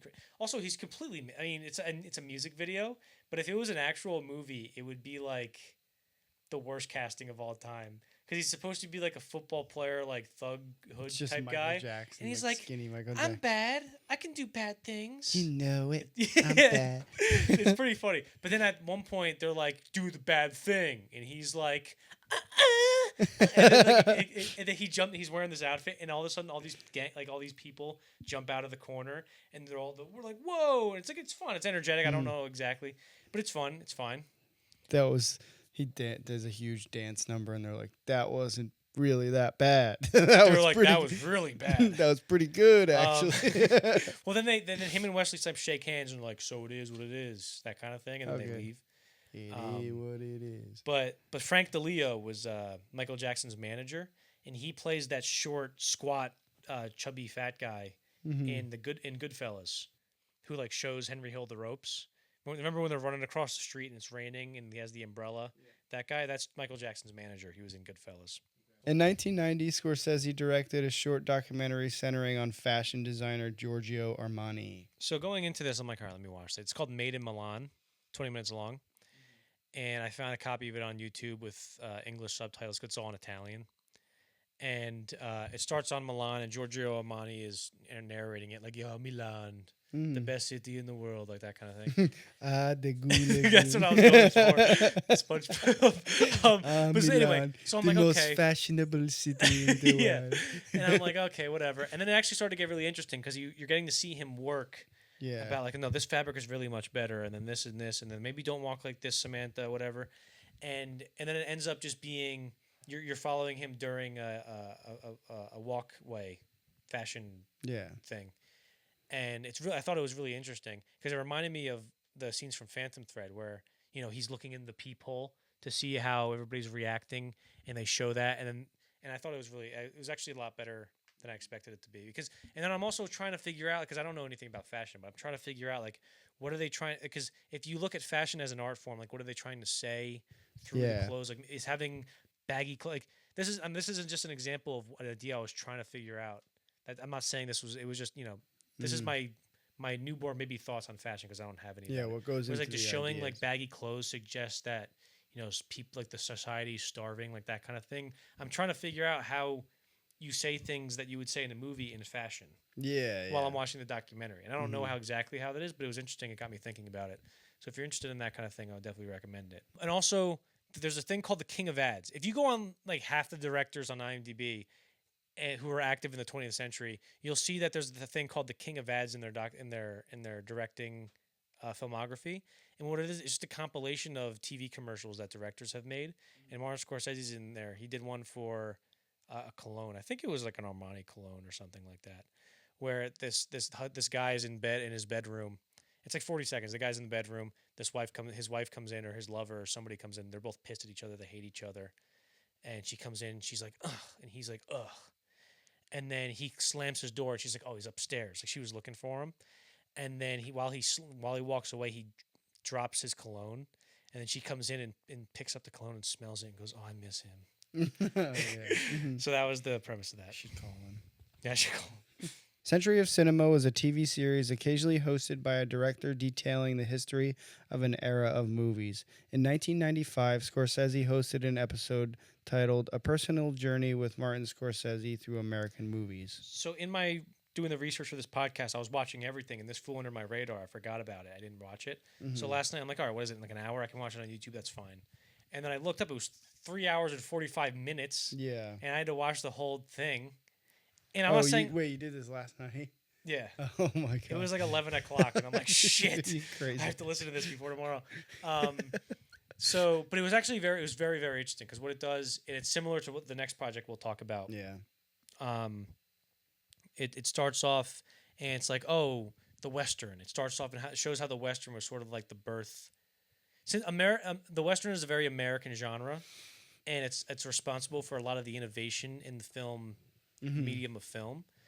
And it just, it basically just shows the history of how the Western evolved, and then it goes to the gangster movies, and then it goes to the musicals, and then this. And that was part one, and then part two goes like, this is how directors snuck politics into their movies. This is how they innovated the form. This is how they did visual effects. And it was in one of these episodes, I think it was the second one, where he said the two most influential directors in history are D.W. Griffith, and Stanley Kubrick. Those are the two most influential guys. So yeah, I definitely recommend that if you're interested in a good history lesson by Scorsese. In 1999, Scorsese directed a documentary titled My Voyage to Italy, where Scorsese narrates an intimate look at the Italian movies that influenced Scorsese at a young age. Probably one too many Scorseses in that sentence. I'm not gonna lie. It's okay. So this, I just said, it's very similar to the personal journey with Martin Scorsese through American movies. It's the exact same format, except it's just the Italian movies, and there is some overlap. It's 4 hours. Yeah. But I only watched the first hour of it because I couldn't find. I could only find the first hour like, on YouTube. Yeah, if I wanted to get a copy of it, it cost me like $60 on Amazon. Yeah. We don't make enough money from this podcast to do that. And Not yet. And subscribe. Yes. And by making enough money, we don't make enough money. I mean, we make zero money. Yeah. But so I only watched the first hour, but I thought it was very, very captivating. And there was a lot of overlap between the movies that he talks about in this and the movies that we talked about in our Sergio Leone episode, which is, you can watch on YouTube, Spotify, and Apple Podcasts. I'm sorry, that would be the last one, I swear. Yeah, right. But it also reminded me of when I saw Scorsese speak in October, I think, of last year, 2023. I went to the PAC Center in New Jersey with my dad, and we saw Scorsese speak. It was the first time I saw anybody who somebody like a Scorsese or something like that in person. Yeah. And I really wanted to go because my dad was originally, he wanted to take me to see Woodward and Bernstein, all the President's Men fame. But then we saw Martin Scorsese was the next week. I'm like, no, let's go to that one. And it was a little bit more expensive, but he was like, no, let's do it. And I wanted to go see him because I think Scorsese, in like 100 years, let's say, if we're not all robots, we're going to be talking about Scorsese like we talk about, Vincent definitely. Van Gogh. Yeah, definitely. Or Salvador Dali. Like, he's one of the guys. It's going to be him, Stanley Kubrick, Spielberg, some earlier guys, Hitchcock. Like, he's a historical figure. I think it's safe to say he already is that. Yeah, he is that. Yeah. And so that was the first time where I felt like I was witnessing a historical character in person. But one of the funny things that I remember about him talking, he was talking with Stephen Colbert, who they're talking, and Scorsese would talk about these Italian movies, and to me it sounds like all the titles are nonsense because it's just in another language. I don't know what they mean. But people in the audience want you to know that they know what he's talking about. So he would be like, "Oh, it's very influenced by Je coupe le plat." Some movie. It's like a movie from like the 30s or whatever, and everybody in the audience would go, because they want everybody to know that they know that. You know what I mean? But he talks about the first movie he talks about is Paisan. Paisan, that's what I was Then thinking. there's another movie, Stromboli, The Bicycle Thief. Did you hear? Why? Because the Stromboli. No, you said it, and I went, Oh, did you son of a bitch? The Bicycle Thief, which we talked about in Stop. Yeah, okay. In sorry. Sergio Leone podcast, and then Journey to Italy, and then Germany Year Zero. Crazy anecdote about Stromboli. So, during the production of Stromboli, the director Roberto Rossellini and the star Ingrid Bergman, who was like a giant American star at the time, they had an extramarital affair. And it was very controversial, and they were condemned by a lot of people publicly. And they had a son in 1950, and then 2 years later, they had twins, two girls. And that one of those girls grew up to be Isabella Rossellini, who is a very, very popular model and actress, and who was also married to Scorsese from like 1977 to 80. Wow. Like around that time period. They were married for 3 years. And she was like the hottest woman on the planet. Mm-hmm.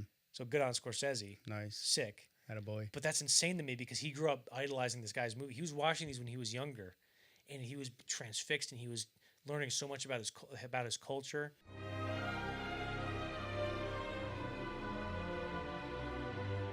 Casino, 1995. Scorsese made Casino because he owed Universal another movie after they let him make The Age of Innocence. The initial inspiration for Scorsese came from a news story about a man named Lefty Rosenthal. So there was an article about an explosion that tried to kill a man named Lefty Rosenthal. I believe this is true. And Lefty Rosenthal is the guy that Robert De Niro's character Ace Rothstein would be based on. And he was basically the big guy, one of the big guys in Las Vegas running the casinos when, in the era of like, you know, the Rat Pack was, you know, hanging around there when they were making that Ocean's 11 movie. Have you ever seen the original Ocean's 11? I haven't, but I know about it. It's one of the most hilariously terrible movies I've ever seen. It feels like Dean Martin, Frank Sinatra, Sammy Davis Jr., and a couple of other fellas who all look like, you know, they're about to have heart attacks. Mm-hmm. It looks like they just got drunk for a weekend in Las Vegas and just filmed the movie. It makes no sense. I want to do an entire episode on it. But then, so what happened was Nick Pileggi and Martin Scorsese wrote the screenplay, but the movie came out before the book. So they wrote the screenplay and they started filming it, and then Pileggi started writing the book. And I think he was already in the process of doing it somewhat. But what he said was like, when you write a book, usually what happens is like you know it comes out, people buy it, and then when the movie comes out, they see the movie and they go, "Oh, I want more," and then you put out a new print of the book with the movie poster on the book, and then you get like another wave of revenue. But it's kind of pointless to you know release a book afterwards because you're not getting any of that initial money. It's just the movie comes out, and then the book comes out, and then everybody who would have read the book has already seen the movie, so they're like, "Oh, why I want to read the book for?" But if you look at the movie, it says based off the book Casino by Nicholas Pileggi, even though the screenplay was written first. Okay. So Scorsese and Pileggi wrote it, and he was talking about. He goes, "It's actually kind of frustrating in how hard it was to get people to talk to me before the movie was announced versus afterwards, because he'd be like, "Hey, is this is this Frankie Garzano?" And the guy would be like, "Yeah." And he goes, "I want to talk to you about a book." And hang up. And then after the movie was announced, it was like Robert De Niro, Martin Scorsese in this movie, Nick Pileggi, The Casino. And then the guy would call him back, "Hey, it's Frankie Garzano. Let me tell you everything." Yeah. And he was like, "Son of a bitch, Robert De Niro can get them to talk, but I can't. The hell is this?" You know? I thought that was pretty funny. Yeah, definitely. Because they all want to be hush-hush until they know that, all the cool guys are involved. Yeah, they're like, "Oh, the guy, the Goodfellas is doing this movie? Exactly. I'll tell you everything I know. I'll rat out all my friends." Yeah. All right, should I read the next? Frankie Boonini stole money from his mother.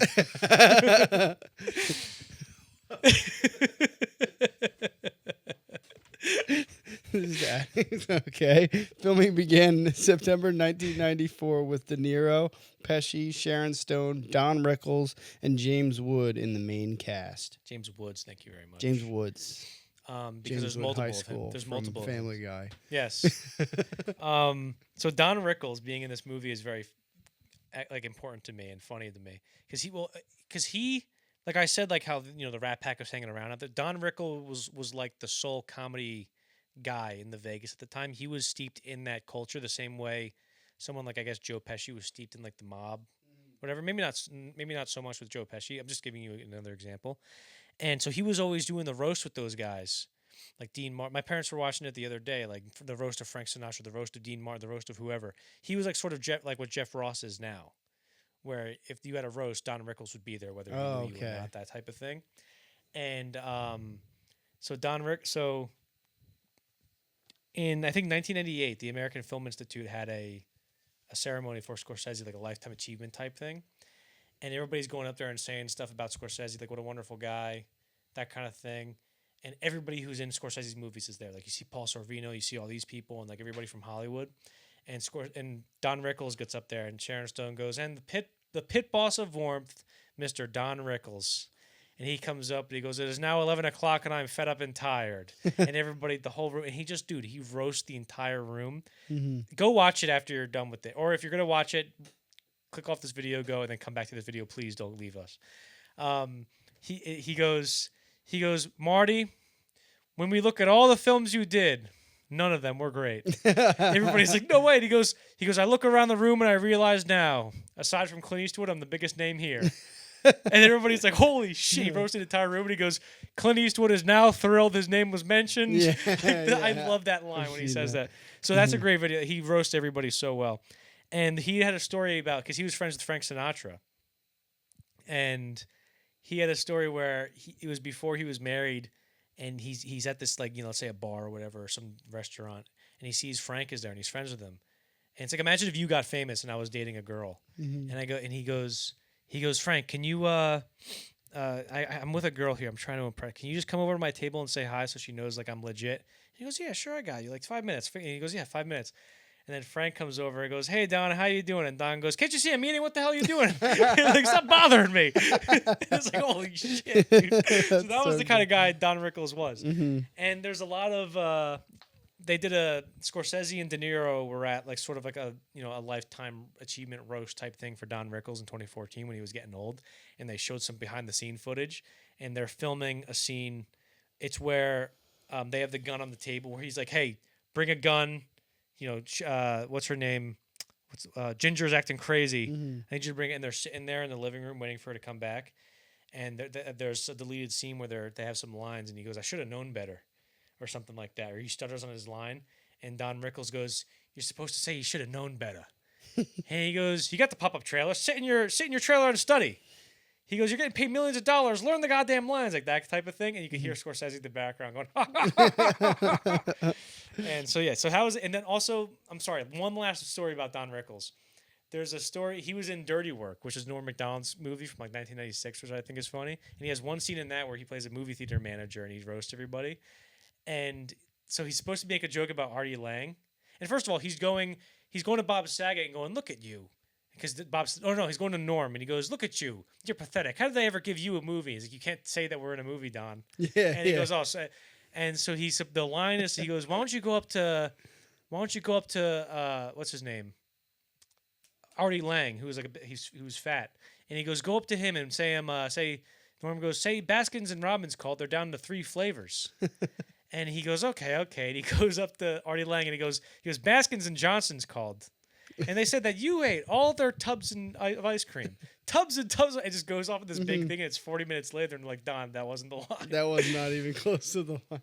All right, I mentioned Sharon Stone. So Scorsese wanted her for the movie. Mm-hmm. And they set up a few meetings for her to have a general meeting with Scorsese. And then something happened where he couldn't show up because something happened with the plane. And he couldn't go. And then another time they had another meeting, and then the train fucking broke down. And she's like, the train broke down. He's blowing me off. Like, I know what this Yeah. is. So she got pissed. And then a few days later, she was at dinner and she gets a call. Like the manager goes up with like, Mr. Stone, there's a call for you. It's Martin Scorsese. And she's like, what? And they go, Marty wants to talk to you. And she's like, sorry, like I'm done. I don't want to waste any more time. And then they go, seriously, he wants to talk to you. They call again. She's like, no, sorry. And then like 40 minutes later, Martin Scorsese shows up at the restaurant. He goes, hey, can I talk to you for a second? And she's like, Yeah, She's sure. like, yeah, I'll be in the movie, dude. James Woods, when Scorsese approached him to be in the movie, he reportedly said, anytime, anywhere, any place, any price, I'll do whatever you want me to do. Dang. And then he was in the movie. And we'll get to it, but I love his character in the movie and the rivalry he has with the daughter in Casino, which is very good. And then they talked about shooting in the casino because it's very hard because a lot of times the casino won't stop. Like they won't close down a casino so you can film in it. Yeah. So there has to be people there doing casino stuff while they're filming. And I think it works for like the energy of the movie. But the first few days they were filming, they announced with a banner like over the casino, like, "Hey, casino, Martin Scorsese and Robert De Niro movie filming here." Yeah. And there was like 1,000 people in the casino, and Scorsese was like, "We didn't get anything done. It was insane." Because they And put the signs up saying like, "Come watch." yeah, so there's It's a great. million extras. I don't know how they ever got any dialogue. Maybe they ADR'd it. I don't know. They But must have. On November 22nd, 1995, Casino was released in the U.S. It received positive reviews, but was inevitably compared as inferior to Goodfellas. It received a B- cinema score and made $116 million worldwide off a $52 million budget. Sharon Stone was nominated for Best Supporting Actress, Casino's sole Oscar nomination. okay.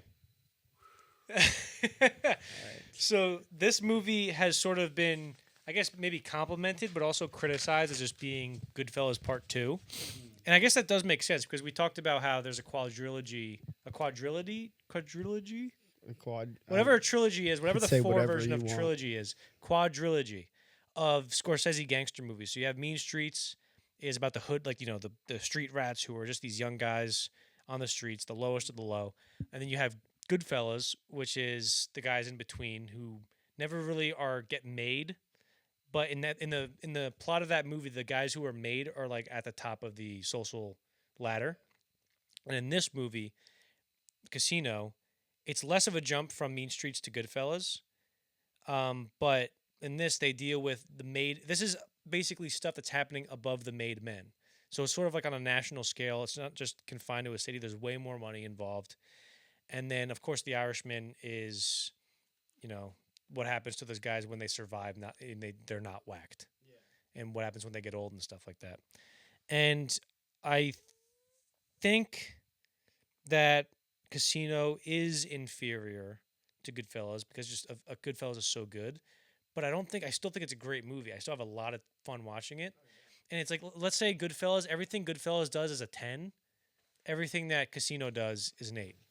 Had you seen this before, and what did you think about it? This is my first time seeing it, and I personally think it's right up there with Goodfellas. I thought it was really entertaining, and I mean, I had seen it before, but I saw it when I was younger, and it was like towards Barely the remember end. it. And no, the only thing I remember was like the severe violence.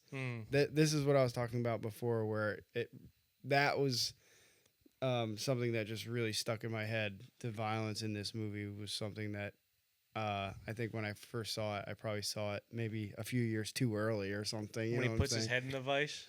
Well, that and just when they get beat up by bats at the end. Yeah.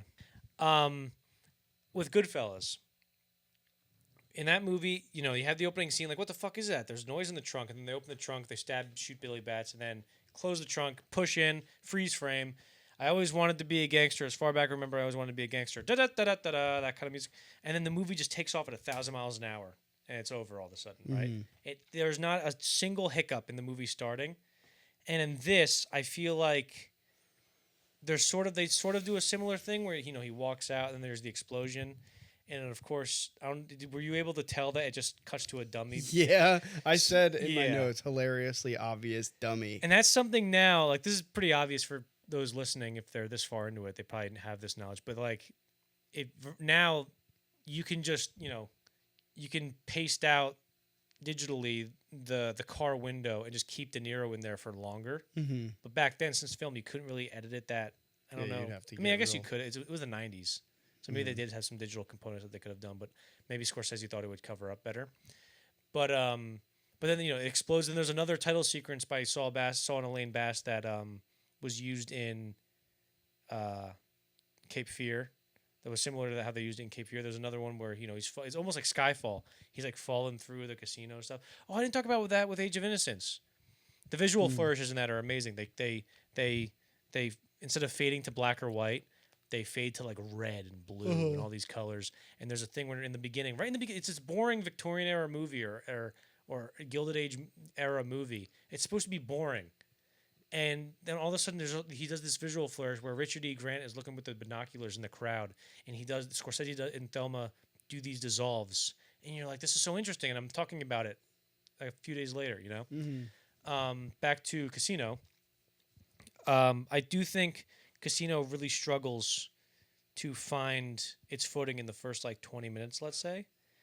Like where I said Goodfellas gets off, boom, it's immediately started. I think Casino, there's all these strands and threads that are all tangled up, and they really need to figure out how they can get them all into one cohesive thing. And it takes about 30 minutes for the movie to really find its pace and its step.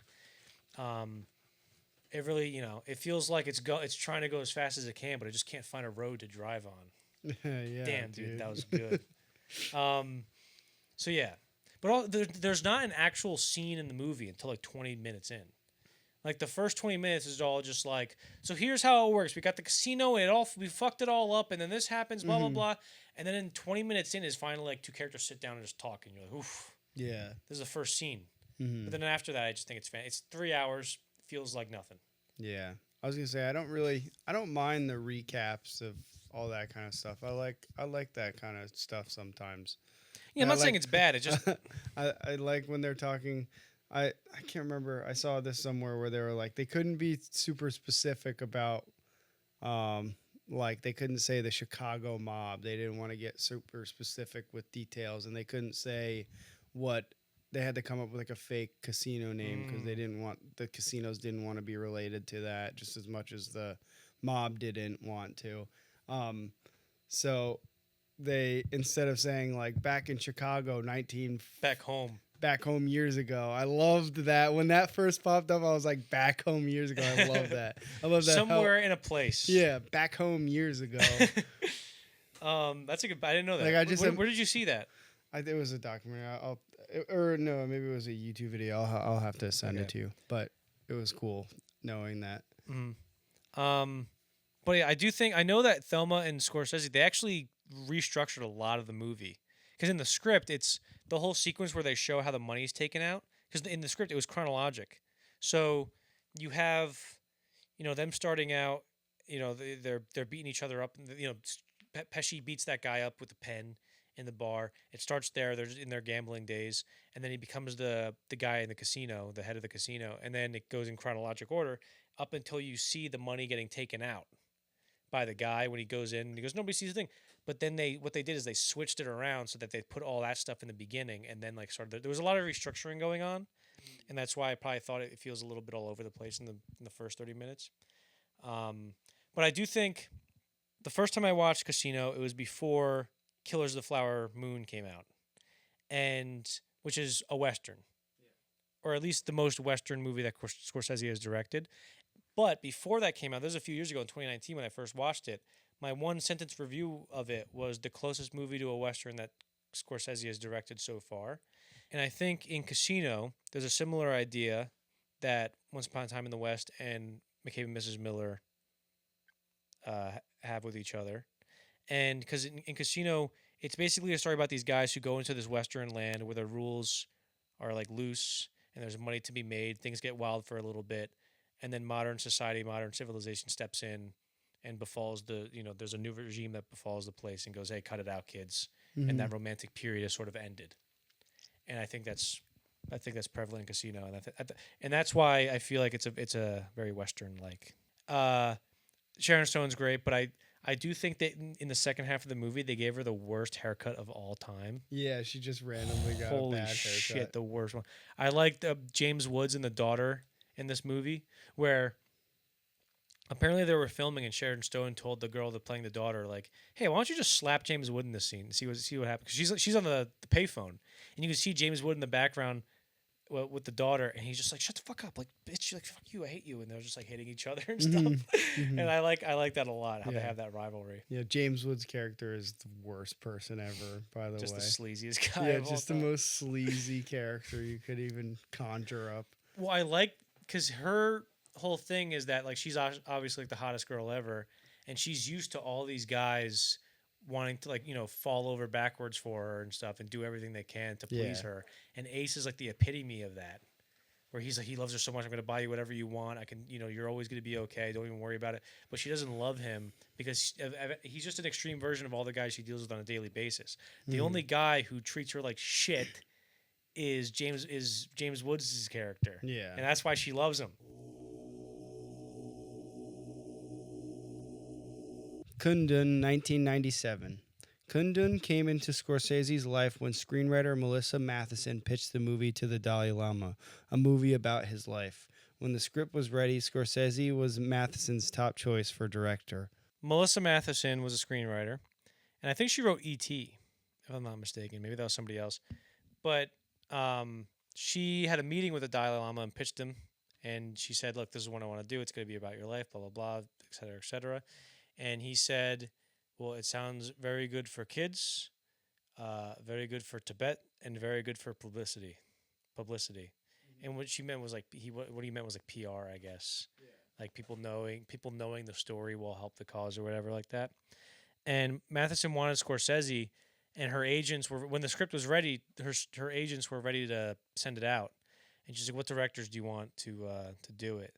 And they're like, "Oh, we got this guy, this guy, this guy over here, maybe this guy." And she goes, "Well, what about Martin Scorsese?" And they're like, "Dude, what? You're gonna yeah, sure, I'll get you Martin Scorsese. Like he's the guy you're not gonna get." And then I mean, he eventually they got the script to him, and he liked it. And it's you'd think it's sort of like a strange movie for him to do It seems that way. because it's I guess you could say it's he didn't he did Last Temptation of Christ, but I don't know why she thought or how she knew that he was the best guy to direct it, because if you go to his filmography, there's nothing like it Yeah. that suggests like he can do the Dalai Lama, you know what I mean? But and even so when Scorsese was on board, and they were like, "All right, Dalai Lama, we should probably show him some of the movie." Like he knew who Marty was. He knew that he was like a great director, but he'd never seen any of his movies. So Matheson and Scorsese, she was talking about how they were discussing what movies they should show the Dalai Lama, the Scorsese's, and they're like, "All right, well, how about Taxi Driver?" And they're like, "No." This is the worst. Raging Bull, no. Yeah. Goodfellas, no. Casino, no. They're like, we don't know which movies to show him. So they're pretty sure that the Dalai Lama has never seen a Scorsese movie. I would maybe think the except only this one would be The Last Temptation of Christ. I mean, it's like... Yeah, I guess. But also, there's like, I guess, I don't know. That's a good point. Filming began on August 26, 1996, with a main cast consisting of the Dalai Lama's descendants. Filming took place in Morocco. So a lot of the cast was just local, people. They found like some Indian kid here, some Tibetan kids here, but a lot of them were, the niece of the Dalai Lama or the Dalai Lama's son or brother-in-law's son, something like that. Like the extended family played some roles.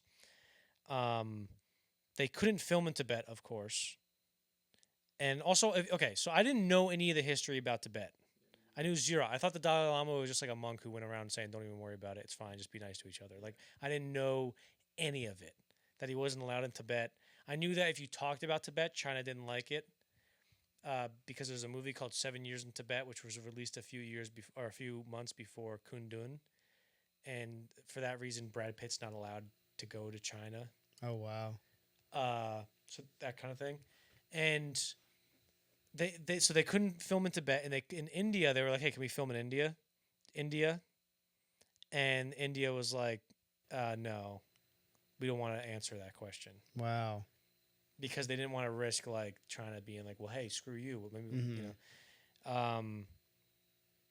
For more about the production of Kundun, there's a feature length documentary. It's an hour and 16 minutes. And it's called In Search of Kundun, and it's about the making of it. It's very because you get to see Scorsese on location with these people filming the movie. Where do they film again? Sorry. Morocco. Okay. Some of the similar locations to where they filmed Last Temptation of Christ. Mm-hmm. And so one of the first things they talk about is like they're filming with horses and stuff. And Scorsese's never filmed with horses. And they talk about there's this one kid, he's the 2-year-old kid who plays the Dalai Lama when he's really, really young. And they talked about how it was very, very difficult to get him to, work with them because he's a kid. His focus he gets unfocused and stuff. They had to build they said a clown house to distract him to put the camera in, so he didn't know the camera was on him, and they would just tell him to do stuff. Because 2 years old, you're still not really cognizant. No. I mean, you don't really have sentience until you're like 6, and you're like, oh my god, I'm conscious. What's the terrible twos they call it? It's like a terrible Really? twos is like kids just act a little crazier when they're 2. That's like they start to become. I don't really? know. It's just a time where kids act a little crazier.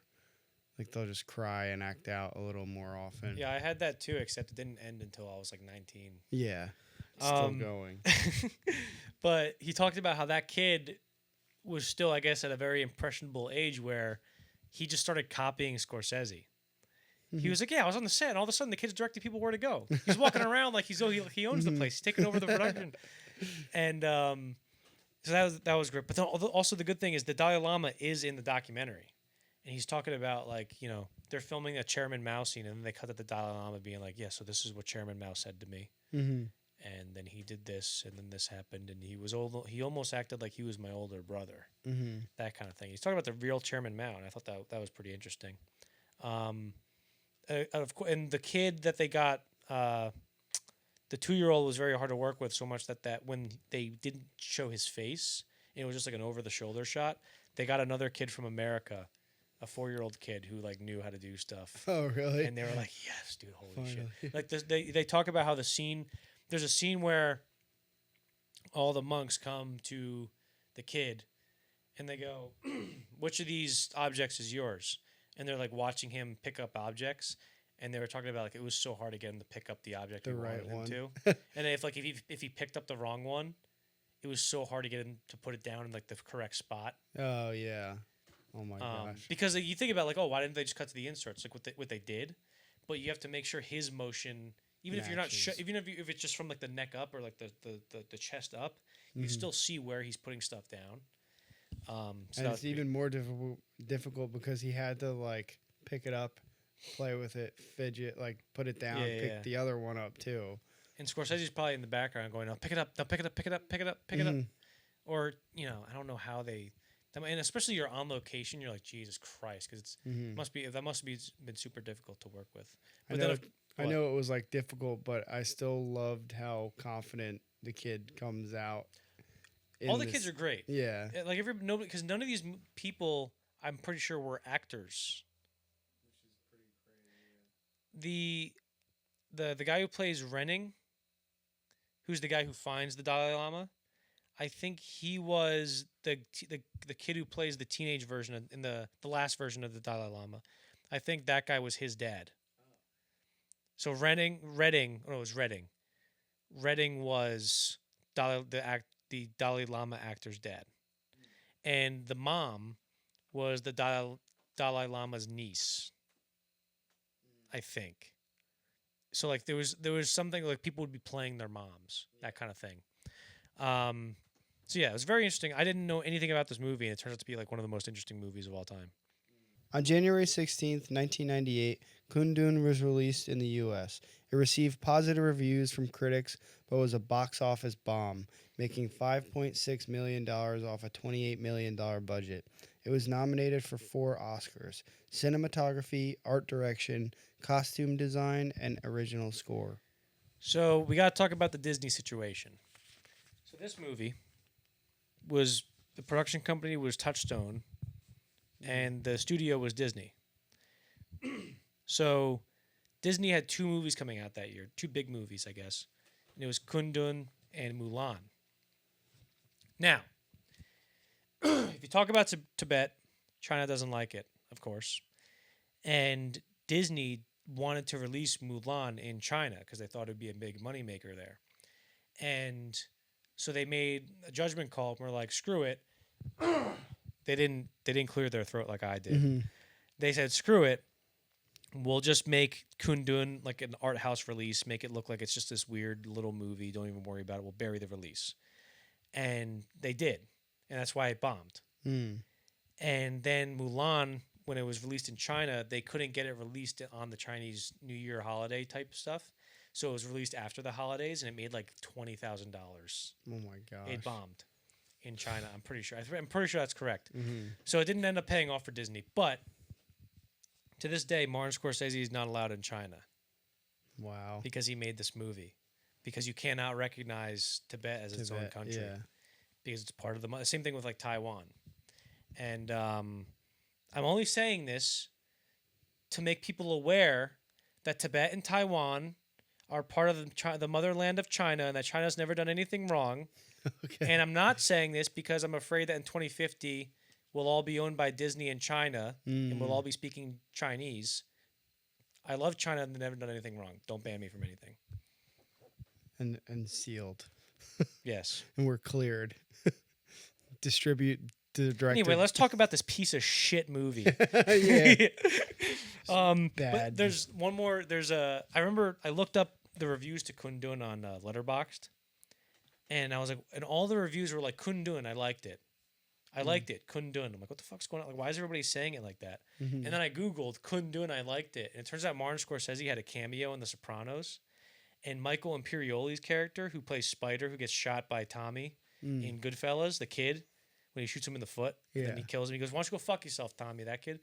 His character, The Sopranos, sees Scorsese going into like a hotel or something. And like there's paparazzi, like, Marty, look here. And then Scorsese's going in. It's actually him in the show. And Michael Imperioli goes, Marty, Kundun, I liked it.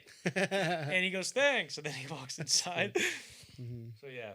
What did you think about this movie watching it for the first? Did you hear about this movie before I texted it? No, I did not know about this movie at all. I didn't even know. See, like from a historical context, I had no idea what was going on. So it was nice to learn that little, aspect of it. But other than that, I mean, I'll be honest, I was a little bored throughout. Damn, dude. But it's just like from initial, I was really impressed with the child actors with how confident they came off of on the screen. Like they definitely felt like what the Dalai Lama is. But I have a very limited knowledge about who the Dalai Lama even is as well. I still don't really have a great understanding. I definitely know like what he represents to Tibet or what we think is Tibet. I don't know. What the fuck are you doing? You literally just fell out of you just tipped over your chair. I was talking badly about the Dalai Lama. No, you were talking badly about China. That chair was made in China, dude. The way you said, no, you were talking badly about... Dude, how much you want to bet that chair was made in China and they just pressed a button? I can't believe you almost... If you could see... For those of you listening, we're in these like... this huge we're in like chair. dad rocking chairs. Yeah, the fact that he almost just fell. tipped it over sideways. That's insane. Anyway. I was just trying to adjust. So Kundun, like New York Stories, when I went through all Scorsese's movies, I didn't watch it because you can't find it on streaming anywhere. You cannot stream it anywhere. The only way you can see it is if you buy like the Blu-ray or DVD, and it's like $30. And I'm like, okay, I don't make enough money on this podcast to do that. And by I don't make enough money, I mean again we make zero money off of this. And watching this, if I think if Casino, and this is only in the context of Scorsese's filmography. If Casino is Goodfellas Part 2, then I think in a sense that Kundun is Last Temptation Part 2. Yeah. Where not plot wise not really, but in terms of this is the second installment of Scorsese's Religion trilogy, and the third being Silence, which is a fantastic movie, which I can't wait to talk about in the next episode, which you'll be able to find on YouTube, Spotify, and Apple Podcasts. And because the general premise of I don't know if this is blasphemous to say because I don't know anything and I'm just an idiot. But the idea, like the general premise of the Dalai Lama's life and Jesus's life is that they're these two guys with divinity within them, whether they like it or not, Mm-hmm. and they have to contend with that, and they have a responsibility to act, for a giant group of people. Yeah. And they didn't ask for this, but this is all they know. Like for the thing that I thought was most compelling is that he's never seen the outside. He grew up in Tibet, and then when he was at a very young age, he was brought to this this temple and just taught the ways of whatever in this very insulated community, and he has to make decisions that sort of have global consequences where he's like, I want the US to help us. He's like, he's never been to the US. Yeah, Like, he doesn't really even he's know. never been to England. He just knows them on paper and like what he's seen of them in newspapers and I guess newsreels, like the film that he watches in movies. Mm-hmm. And I feel like a lot of it, like him watching movies and then looking out through the telescope, is probably what resonated in the story with Scorsese. Because I imagine him looking out through the telescope at the world as sort of like Scorsese looking at his window in New York when he was little, Mm-hmm. and seeing like the world around it. That's, I'm assuming it's something like that. But I do think when I say it's surprising that Scorsese did this movie. It's surprising because it feels like a Spielberg movie. Because if you look at like a historical, even a fictional historical epic, if you like something or something like The Color Purple or Empire of the Sun, Amistad. Those are all movies that I feel like are cousins of each other in Spielberg's filmography, which I'd be excited to do an episode on if we ever do Spielberg. So you think that something like this would be in Spielberg's wheelhouse from a premise standpoint, and it sort of feels like one too. It definitely feels like his most Spielbergian movie, but he has these weird visual flourishes that are present in all of his other movies as well. Yeah, I don't know if I have anything else to say. We already talked about how I knew nothing. We knew nothing about Tibet, and of course, Yeah. this is in 1997 when they're like the Dalai Lama still hasn't returned to Tibet, and now we're almost 20 years later. No, more than 20, almost 30 years later. Yeah. And he's not going to return. He's way too old, No. and it's not going to happen in his life. It's insane to me because I'm sorry if any of you listening are Chinese, and I know that China is my favorite country and they've never done anything wrong, but dude, it's crazy how much better the U.S. is than China. Jesus Christ! because dude, like this happened in the 50s, right? It was like 50 or like 40. It was 50s. It's like 59 or something, 57, whatever it was. And still, you can't talk about it in China. Yeah. If you talk about it, you're not allowed in the country. When Vietnam was happening, the U.S. was already. It took like a few years for the U.S. to make a movie about. Look how shitty we are. We're a bunch of pieces of shit. Yeah. The U.S. actually sucks. Actually.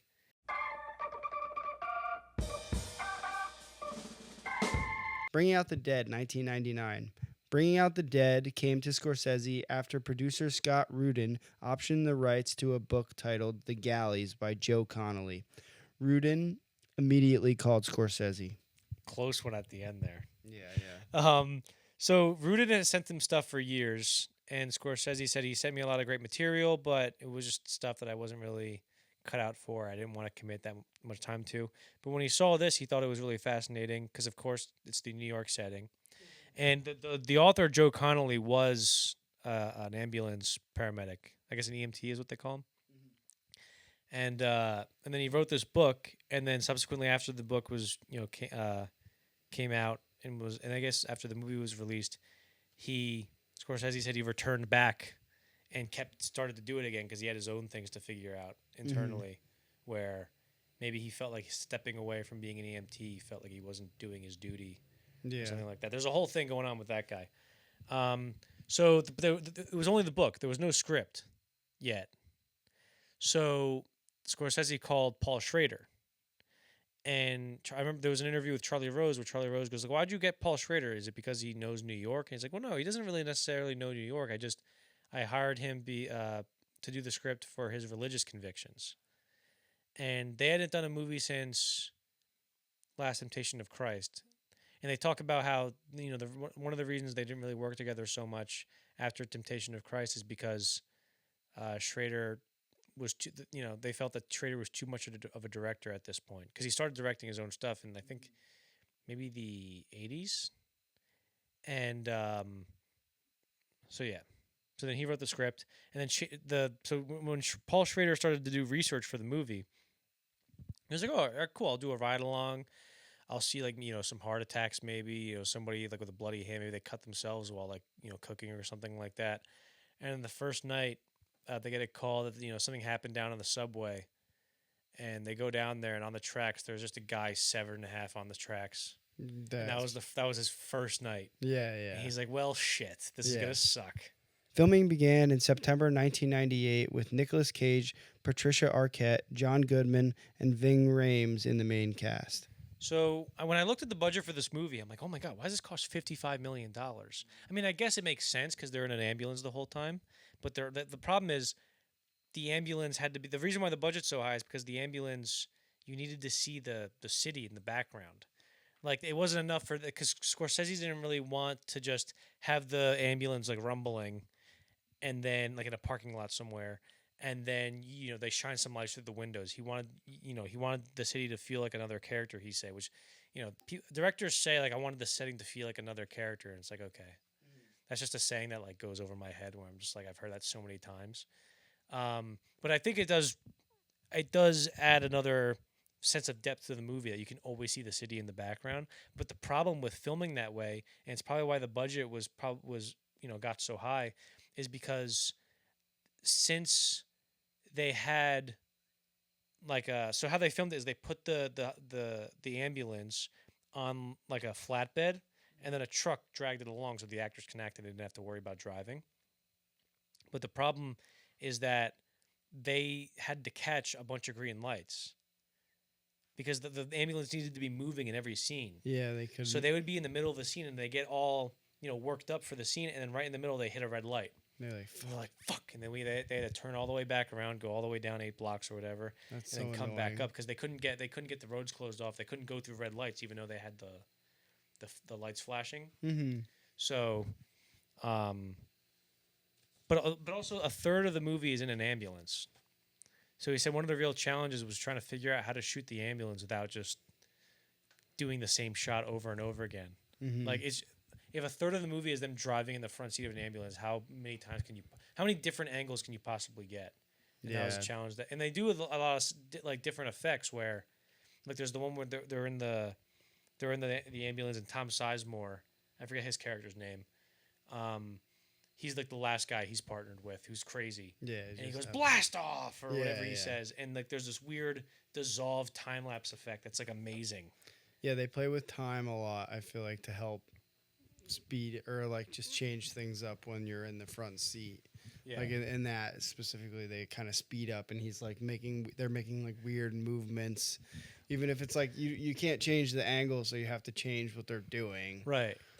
Well, it's funny that he did this movie after Kundun, because Kundun is very like contemplative, like respectful, like sacred movie. And then this movie, it's just Nicolas Cage being like, bah! Yeah. Like he's all crazy. He gets kind of silly in this at some points. Definitely.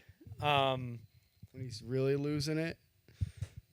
Huh? When he's really losing it, and he's like, "What did the voice say? What did the voice tell you to say?" He's like, "They're telling me to kill you." Yeah, like stuff like that. Oh, dude. Mm-hmm. And then one of the other things, Nicolas Cage did a ride along. And the first thing that he saw during his ride along with the EMTs was there was a drive-by shooting. That's which is and that's a part in the movie where Michael K. Williams, who makes an appearance, is like, they shot me. Can you believe that? Yeah. This movie definitely. We'll actually get on. Do you want me to read this? Yeah, I got one more thing. They filmed it all at night again, of course. Yeah, so it's another after hours. But Scorsese goes, it was really hard to do it this time because like. When I was filming those movies all at night, I was like 30 and 40. He goes, now I'm getting older. Yeah. And it's getting a lot harder. I guess he was born in 42, so he would be 50 something. I can't do math. He'd be 57. On October 22nd, 1999, Bringing Out the Dead was released in the U.S. It received positive reviews from critics but received a C- cinema score from audiences. It was also a box office bomb, grossing $16 million domestically off a $55 million budget. So, one of the things that was most striking to me watching it this time around, especially watching Taxi Driver so recently, was how much Taxi Driver there was in it. And of course, Paul Schrader wrote the script. Martin Scorsese directed. It takes place in New York City. It's about a guy who feels, lonely and I guess disconnected from people in some sense, and he's driving around in a vehicle that picks people up all night.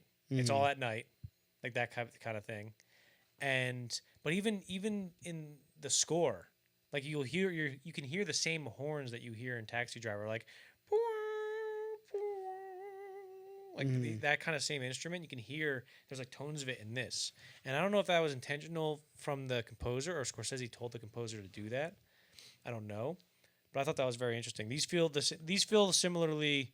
These feel kind of intertwined, like two sides of the coin, the same way After Hours and Eyes Wide Shut do. Yeah, they pull from the same part of the city.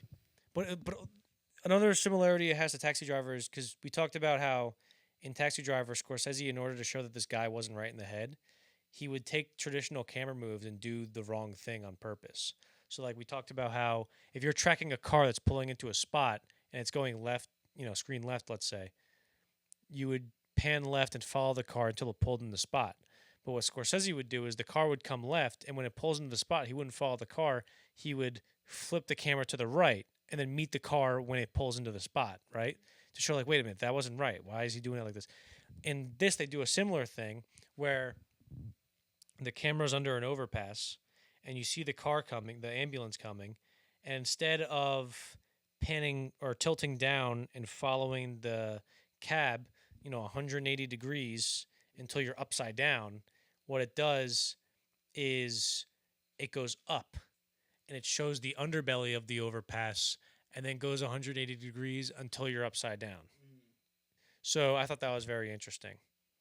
What do you think? For me, I always bring up Mimi, I feel like, because Mimi was an EMT. Your grandmother. Oh, yeah, that's right. Your grandmother. And she has told me just like a few stories of being an EMT, and I'm like, I can't even imagine being able to handle one night of that. So seeing this makes sense. Seeing how much stress he goes through, just seeing all the stuff, and just that connection with dead people that you have when you don't even, But like Mimi has told me some really crazy things where she like went to help a car accident, and the driver's head was just clean. Fuck. Like something from the car just clean took this part of the guy's head off. Damn. And then I don't know how much graphic stuff I want to get into. Yeah. But do you think if you showed her this movie, she'd be like, ah! No, she doesn't. She just doesn't like movies like that. She likes, romantic comedy. So I just don't think she would like it for that reason. That it's just not her style of movie. But I don't think anything would catch her off guard because she's seen so many crazy things as an EMT and a nurse. I mean, she's seen the movie Psycho. She can handle anything. Yeah, exactly. I mentioned earlier that I was really excited to watch this again. Mm-hmm. And because it felt like one of those, because the first time I watched it, I'm like, I don't really get it, whatever. And then this time around, I was like, okay, this feels like a movie that I'm going to like a lot better this time around. Like, I'm going to watch this and be like, this is a great movie. Mm-hmm. And it was also a more modern Scorsese movie, which is always sort of makes me want to watch it more. But then I watched it again, and I really think it's his most cliched movie. Really? Because I don't know if it was the first movie to do it, but it seems like something I've seen a lot before where like, he's seeing this girl Rose on the bodies of her face on the bodies of all these people, and she's going, why did you kill me, Frank? Why didn't you save me? I'm like, has this been done before, or is he the first one to do this and I hate it because I've seen it done poorly so many times afterwards? Yeah. But did you think that it was being done poorly in the movie? I don't think it was being done poorly. It was done well. But I don't know if it was done well, because even at the end when she's like, you know, just let go, Frank, forgive yourself. I'm like, that's it. Yeah. I felt that like that was kind of underwhelming. I didn't really that part of the story didn't really hit well with me, Yeah. because that was more of that feels more to me a movie cliche, just as Sam Bowden in Cape Fear, how, you know, oh, it turns out that he knows my past and he knows that I withheld evidence because I wanted him to go to jail. I did a bad thing. I broke the law. Like that kind of character beat, I think is sort of similar in this, where I'm like, this just feels cliched and it's not that interesting. And there's a lot more interesting stuff going on in the movie. We talked about like how Scorsese shot it, and if he makes this movie feel like this big like sleepless neon blur from Cage's what's his name, Frank Pierce's perspective, and I think all that stuff is fantastic. Like there's a lot of fantastic individual scenes in it too, where they get the call of the homeless guy who tried to kill himself, and he goes, no, if you want to kill yourself, you don't cut across you cut it along your whatever. And he goes, there's people who are poor, who got murdered, who wanted to live, and you don't even have the guts to finish the job and kill yourself. And like the way Thomas Sizemore laughs in that scene is so funny. And there's stuff like that, and I think it's a good movie. I didn't enjoy it this time around as much as I was hoping. But I do think there's some stuff that, like, a lot of undiscovered stuff that I'm still like, I'm gonna get to that next time when I watch this, because there's a scene when they go up to like the sketchiest looking house ever, and they go upstairs, and the guy goes, "Please help us," and they go in, and there's a woman in labor, and they're like, "This woman's pregnant," and he goes, "That's impossible. We're virgins." And then she insists, like, "No, we're virgins. We never had sex. What are you talking about?" Like they're completely. Yeah. No drugs, no alcohol. Yeah, like, what? No, we didn't have sex. Like they're almost confused by why they would think that. Yeah. And then she gives birth to a kid, and then later, I forget what scene exactly it is. It might be after Nicolas Cage kills the dad by putting all the the heart monitors and stuff on him, and then taking the airway out, or it might be at it might be something earlier. It might be when Cliff Curtis's character, the drug guy, goes, "You saved my life," and he goes, "I know," and it's somewhere around the end of the movie there, where you could see the reflection of the Virgin Mary in the hospital window door. Oh, like wow. the guy, the guy, his name is Gris, the guy with the sunglasses, the cop security guy who stands outside in the lobby of the hospital. And he's like, keep it down, like, don't make me take my sunglasses off. That guy. Yeah. In that room, there's a shot where Nicolas Cage is coming through that door, and before he opens the door, you can very clearly see the reflection of a Virgin Mary statue that's lit up. Oh, wow. And of course, Virgin Mary, she was pregnant without having sex. Like, what is he trying to say there? It's almost like a Kubrick thing. It was like, what does he mean by that? What is he trying to get at? So there's a lot of undiscovered stuff, and a lot of territory that I'm excited to get to in the next years of my life when I revisit this movie for whatever reason. So if you have any thoughts about that Virgin Mary thing, let me know. Yeah. I also, one of my favorite, I just loved it so much, the scene where he gives the Narcan, and he makes them all like hold hands, and all the kids are getting into it. That's a great scene. He administers the Narcan, and he finally wakes up. I just he goes, love that. Thank you, Lord. Yeah. I think that character deserves his own whole movie. I love anytime Ving Rhames is so goddamn anytime good. he was on the screen. I loved it. That's Marcellus Wallace from Pulp Fiction. Oh, is it really? Wow. See that's cool. I didn't know that. He's also the guy in the Mission Impossible movies. For real. Yeah. He's a great actor. Yeah, he has a lot every time he's on screen in this movie. I just love it. Most of the time, more often than not, if Ving Rhames is in your movie, he's the guy that people go every time he was on screen. Really? Sick. Yeah. Ving Rhames is awesome. Yeah, he is. Two more things I have to say. Scorsese is the radio guy. He makes a cameo there. I did. Yeah, I caught that. It's in my notes. And then, did you recognize Wade from GTA 5? No.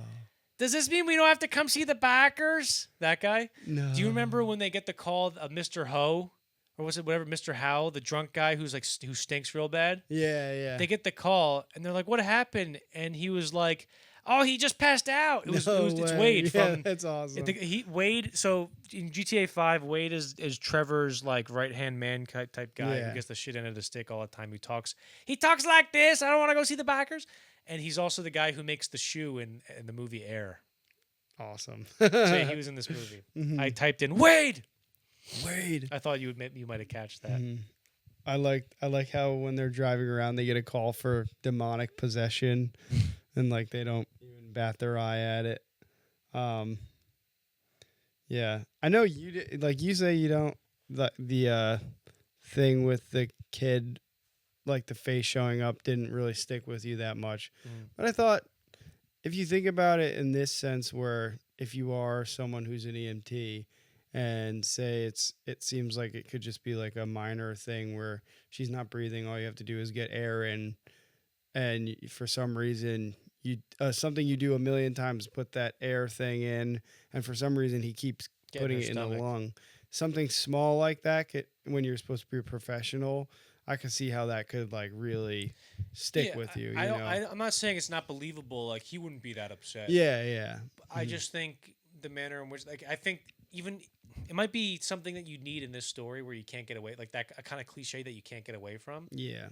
For better or worse, I just think it's Scorsese's most cliched moment at this point in his career. Yeah, that's fair. One thing I missed about Last Temptation of Christ, at the end of that movie, he goes, "It's done. It has been accomplished." He's on the cross. This is after he's overcome his last temptation, and he's like, "I will be sacrificed." The camera, the cover, like popped off the camera, and all the film got overexposed to the sunlight at the end of that shot. And Scorsese was like, "But that was the take I wanted. Like, what are we gonna do?" And then him and Thelma were like, "Wait a minute, why don't we just play that? Why don't we just make that the end of the movie?" He goes, "It has been accomplished," and then all of a sudden you see the screen flicker and all these rainbow colors and white like comes up, and it feels like this moment of transcendence or some whatever stuff. So I thought that was really interesting. Nice. Super happy accident. All right, so Gangs of New York. God, no. No, we're not doing that. We're done.